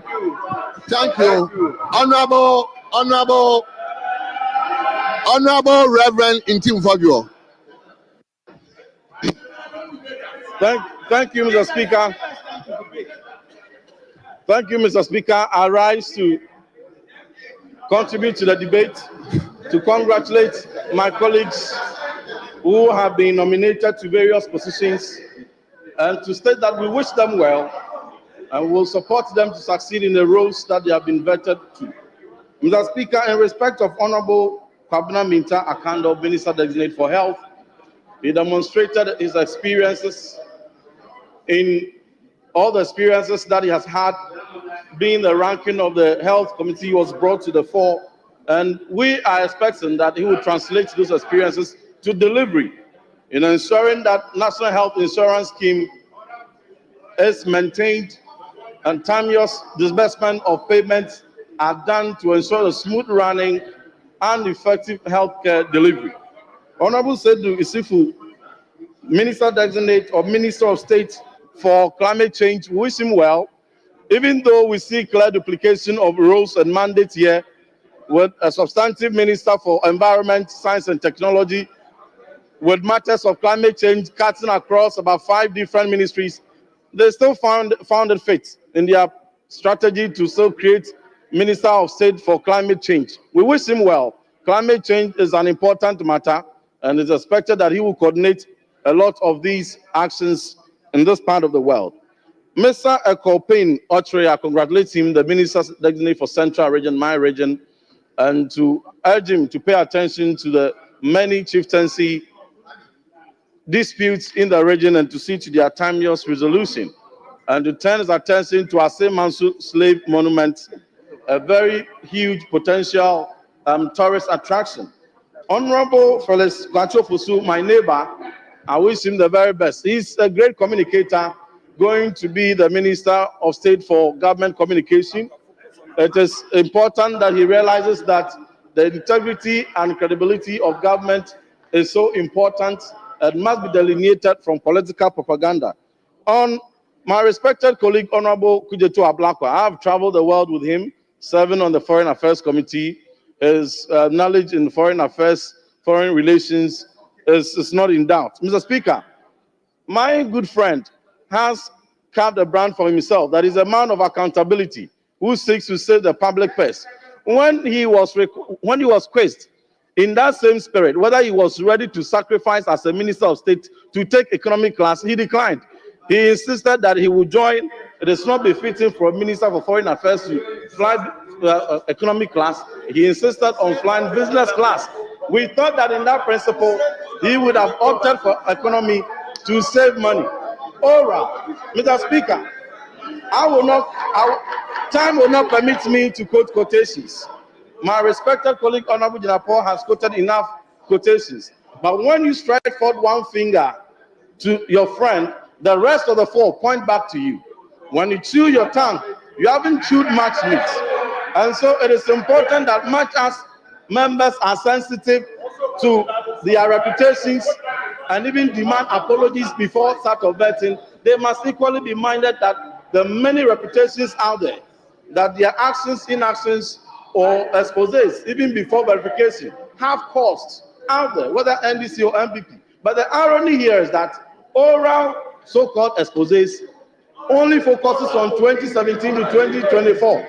I have never heard in the extensive presentation of the so-called oral exposés any expose relating to 2009 to 2016. We have never seen any such expose relating to 1992. Mr. Speaker, as I conclude, the Honorable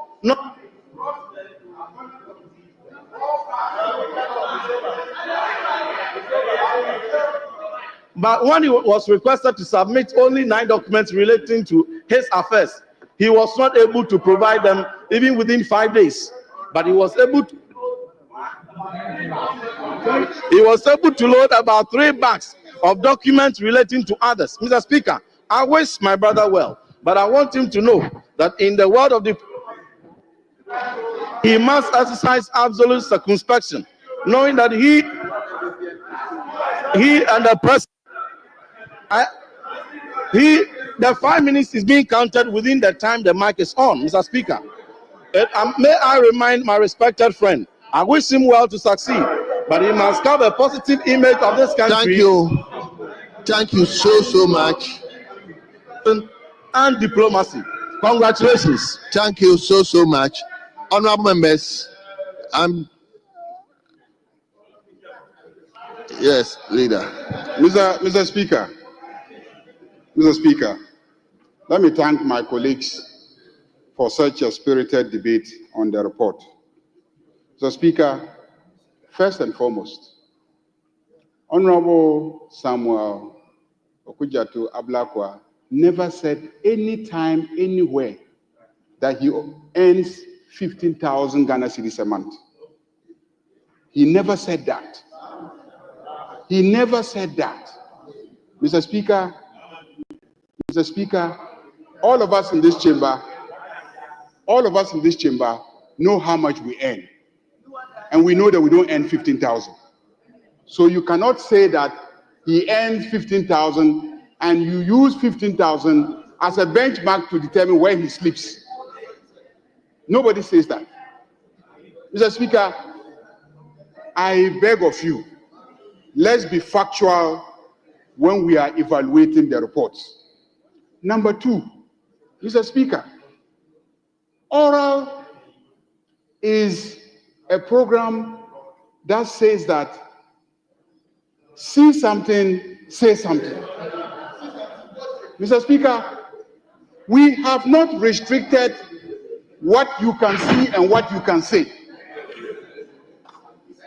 If you have seen anything, say it. Say it.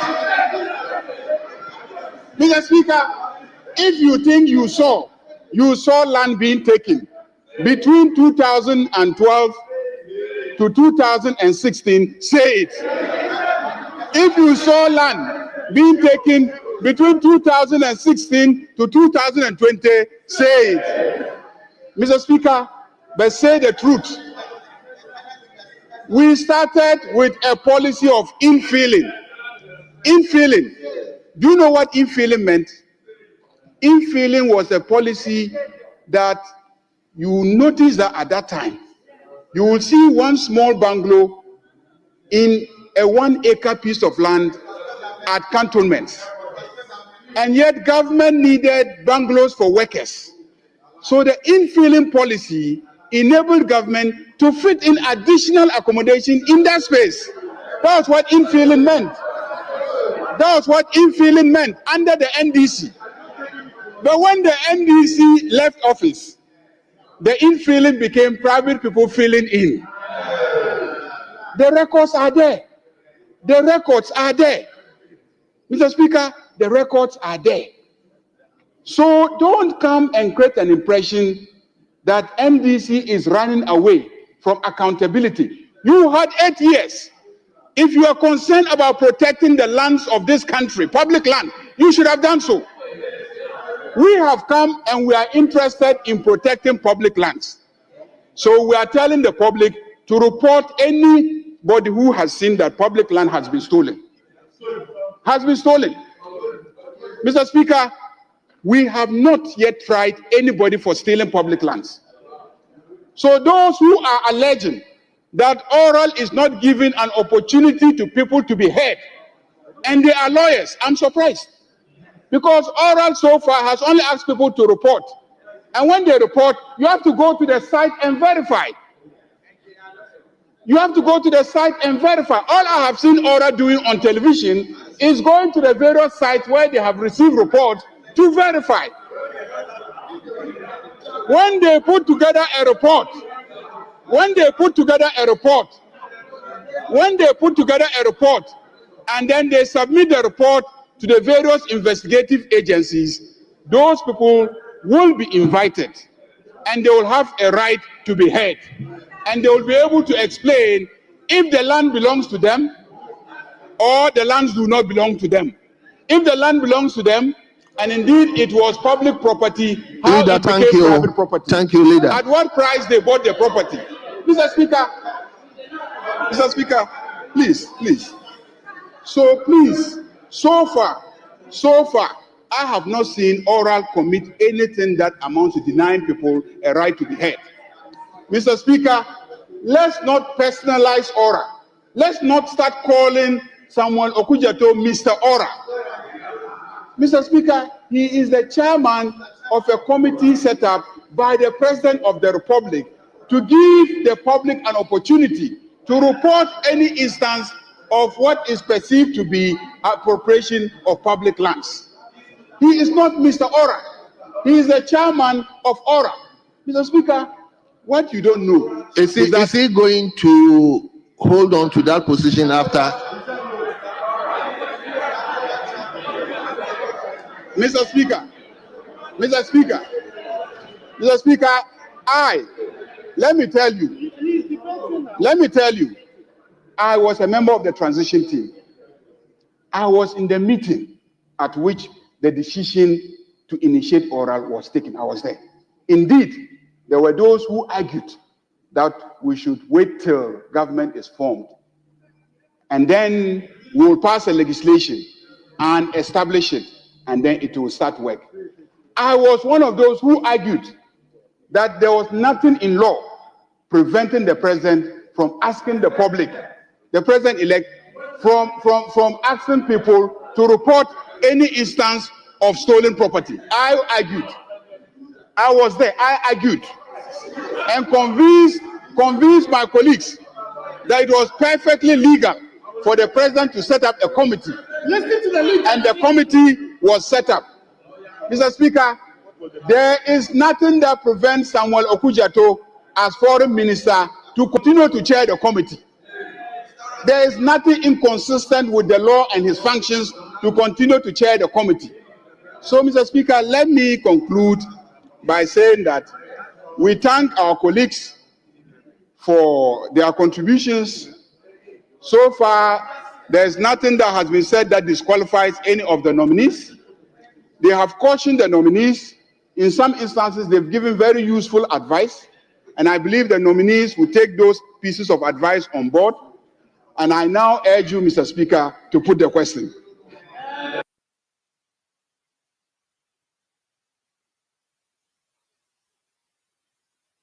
Before I put the question, I want to be clear with respect to the nominee for Foreign Affairs. Are we taking that one on? Mr. Speaker. Oh, honorable members.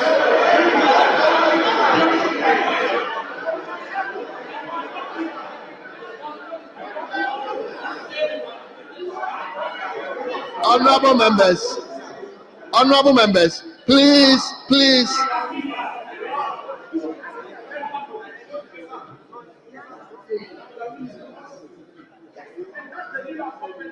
Honorable members, the report indicated, Sam George.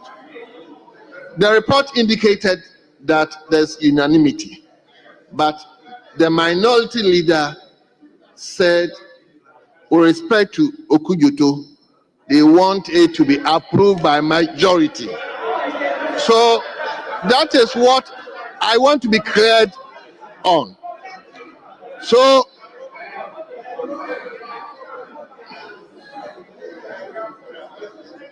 very well. So let me do the rest. Then later on I come to Okudzeto Abrakwa. At the conclusion of the debate, all those in favor that Honorable Kwabena Minka Akando is approved as Minister Designate for Health, say aye. All those against, say no. Honorable members, the ayes have it.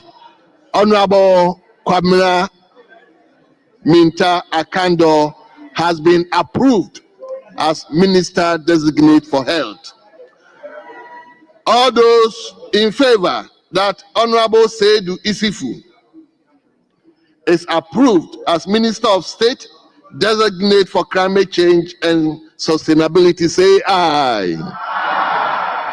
All those against, say no. Honorable members, the ayes have it. Honorable Seydou Isifu has been approved as Minister of State Designate for Climate Change and Sustainability. All those in favor that Mrs. Charity Gardiner is approved as Minister Designate for Ahafo Region, say aye. All those against, say no. Honorable members, the ayes have it. Mrs. Charity Gardiner has been approved as Minister Designate for Ahafo Region. All those in favor that Mr. Salisu B. Awulibe Isifu is approved as Minister Designate for Savannah Region, say aye. All those against, say no. Honorable members, the ayes have it. Mr. Salisu B. Awulibe Isifu is approved as Minister Designate for Savannah Region. All those in favor that Mr. Wilbert Petty Brintum is approved as Minister Designate for Western North Region, say aye. All those against say no. Honorable members, the ayes have it. Mr. Weber Petty Brintum has been approved as Minister Designate for Western North Region. All those in favor that Mr. Joseph Nelson is approved as Minister Designate for Western Region, say aye. All those against say no.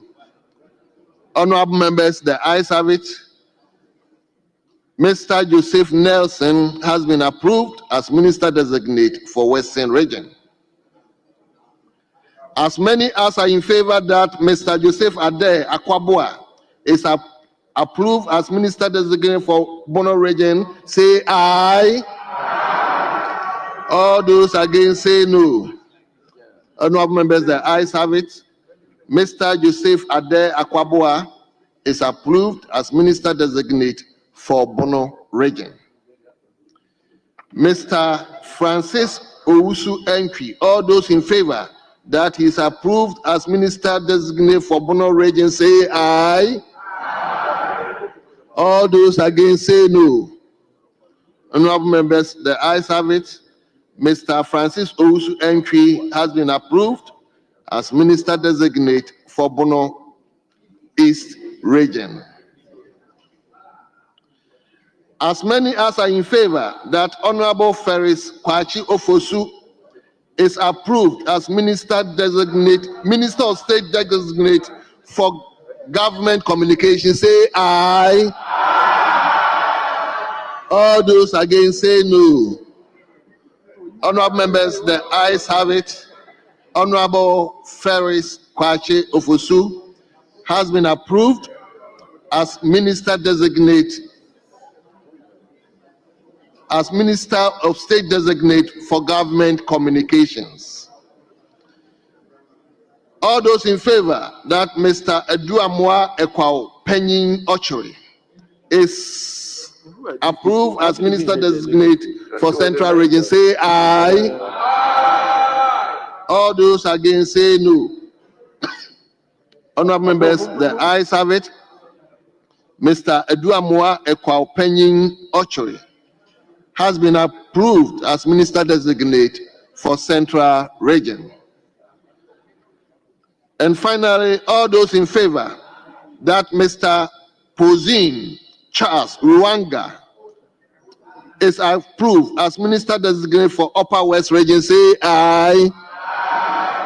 All those against say no. Honorable members, the ayes have it. Mr. Posine Charles Ruanga has been approved as Minister Designate for Upper West Region.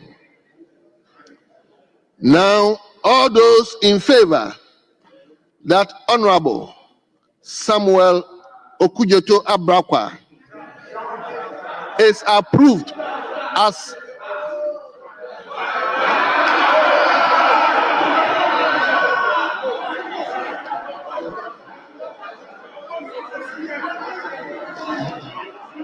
yes. Yes.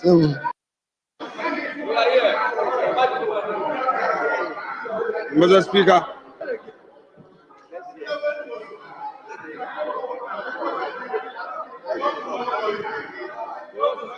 Yes, please, I'm listening to you. Started their thing again. They've started it again. Mr. Speaker, I indicated when I was seconding the motion that we are proceeding in terms of the earlier position taken on Honorable Sam George. I just needed to bring clarity to it for Hansa that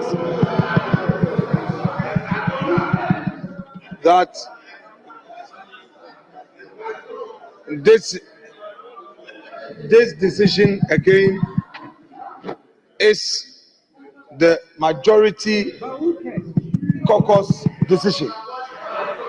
The minority is not part of this decision. The entire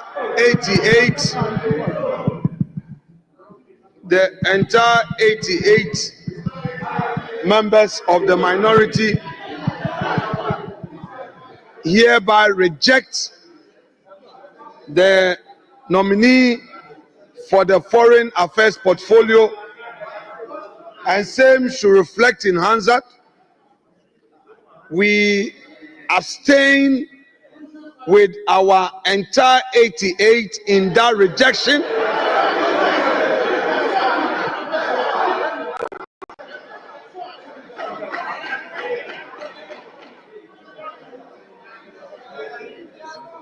The majority should know that even if they are doing their majority, if they would not become for us to cooperate with them, I can tell them that if they count, if they do a high count of their majority, they still require a certain threshold by constitution.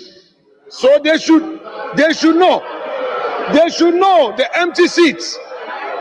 They should know the empty seats. Mr. Speaker,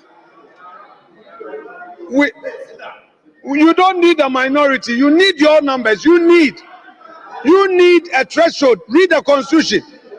You have come in as a backbencher. All you are learning is how to shout. You are not even making it to deputy ministerial. You are there at the backbench. You may not even make it to a good committee. Sit and misbehave.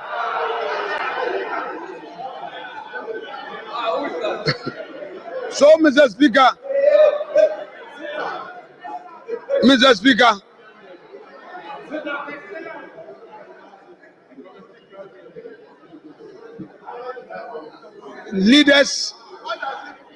leaders have worked tirelessly to get all of us to this far.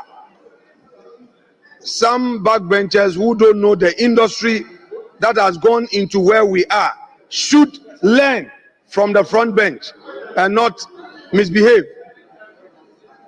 Mr. Speaker, so in putting the question, I am suggesting to the chair to declare in the language, to be used. I thank you. Honorable members,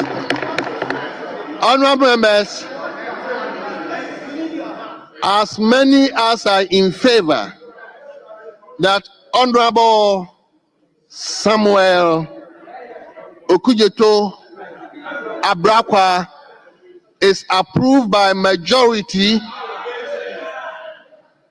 members of this house, say aye.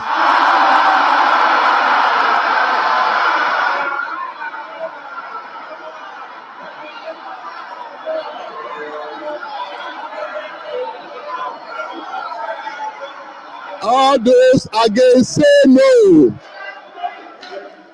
All those against say no. Honorable members,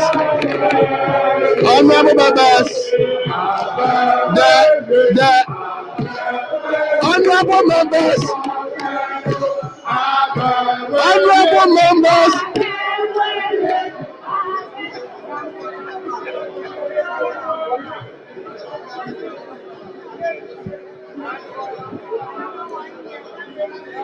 members, the ayes have it.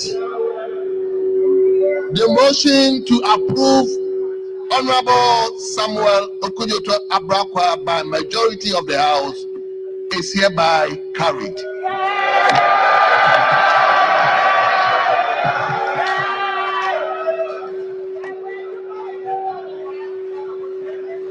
Yes, Honorable Bernard.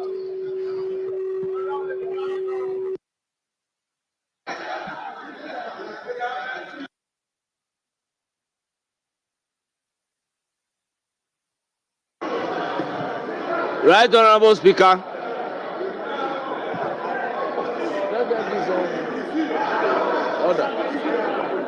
Right, Honorable Speaker. As As a lawyer, I am always a student of the law. Right, Honorable Speaker, if we look at Article 104 of the 1992 Constitution of the Republic of Ghana, it reads, except as otherwise provided in this Constitution, matters in Parliament shall be determined by the vote of the majority of the members present and voting. Right, Honorable Speaker, if I look at the minority side, But Honorable, they you've don't gone have past the this. number 88. You've gone past this. But they always say 88 absentee. Honorable member, I thought you were just thanking us. Let me use the opportunity.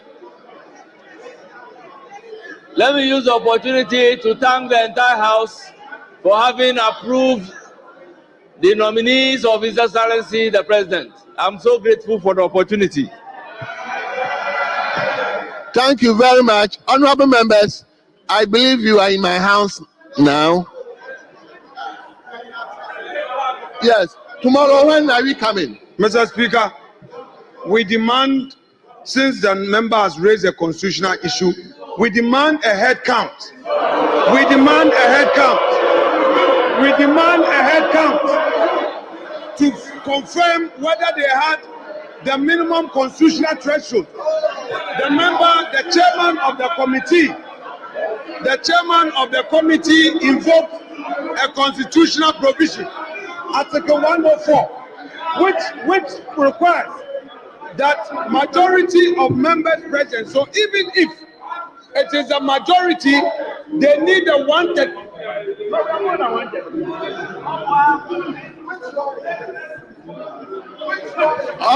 Honorable members, go through the process of a head count. Respectfully, honorable member, respectfully, we are coming at 12 noon tomorrow. 12 noon tomorrow. The House is adjourned.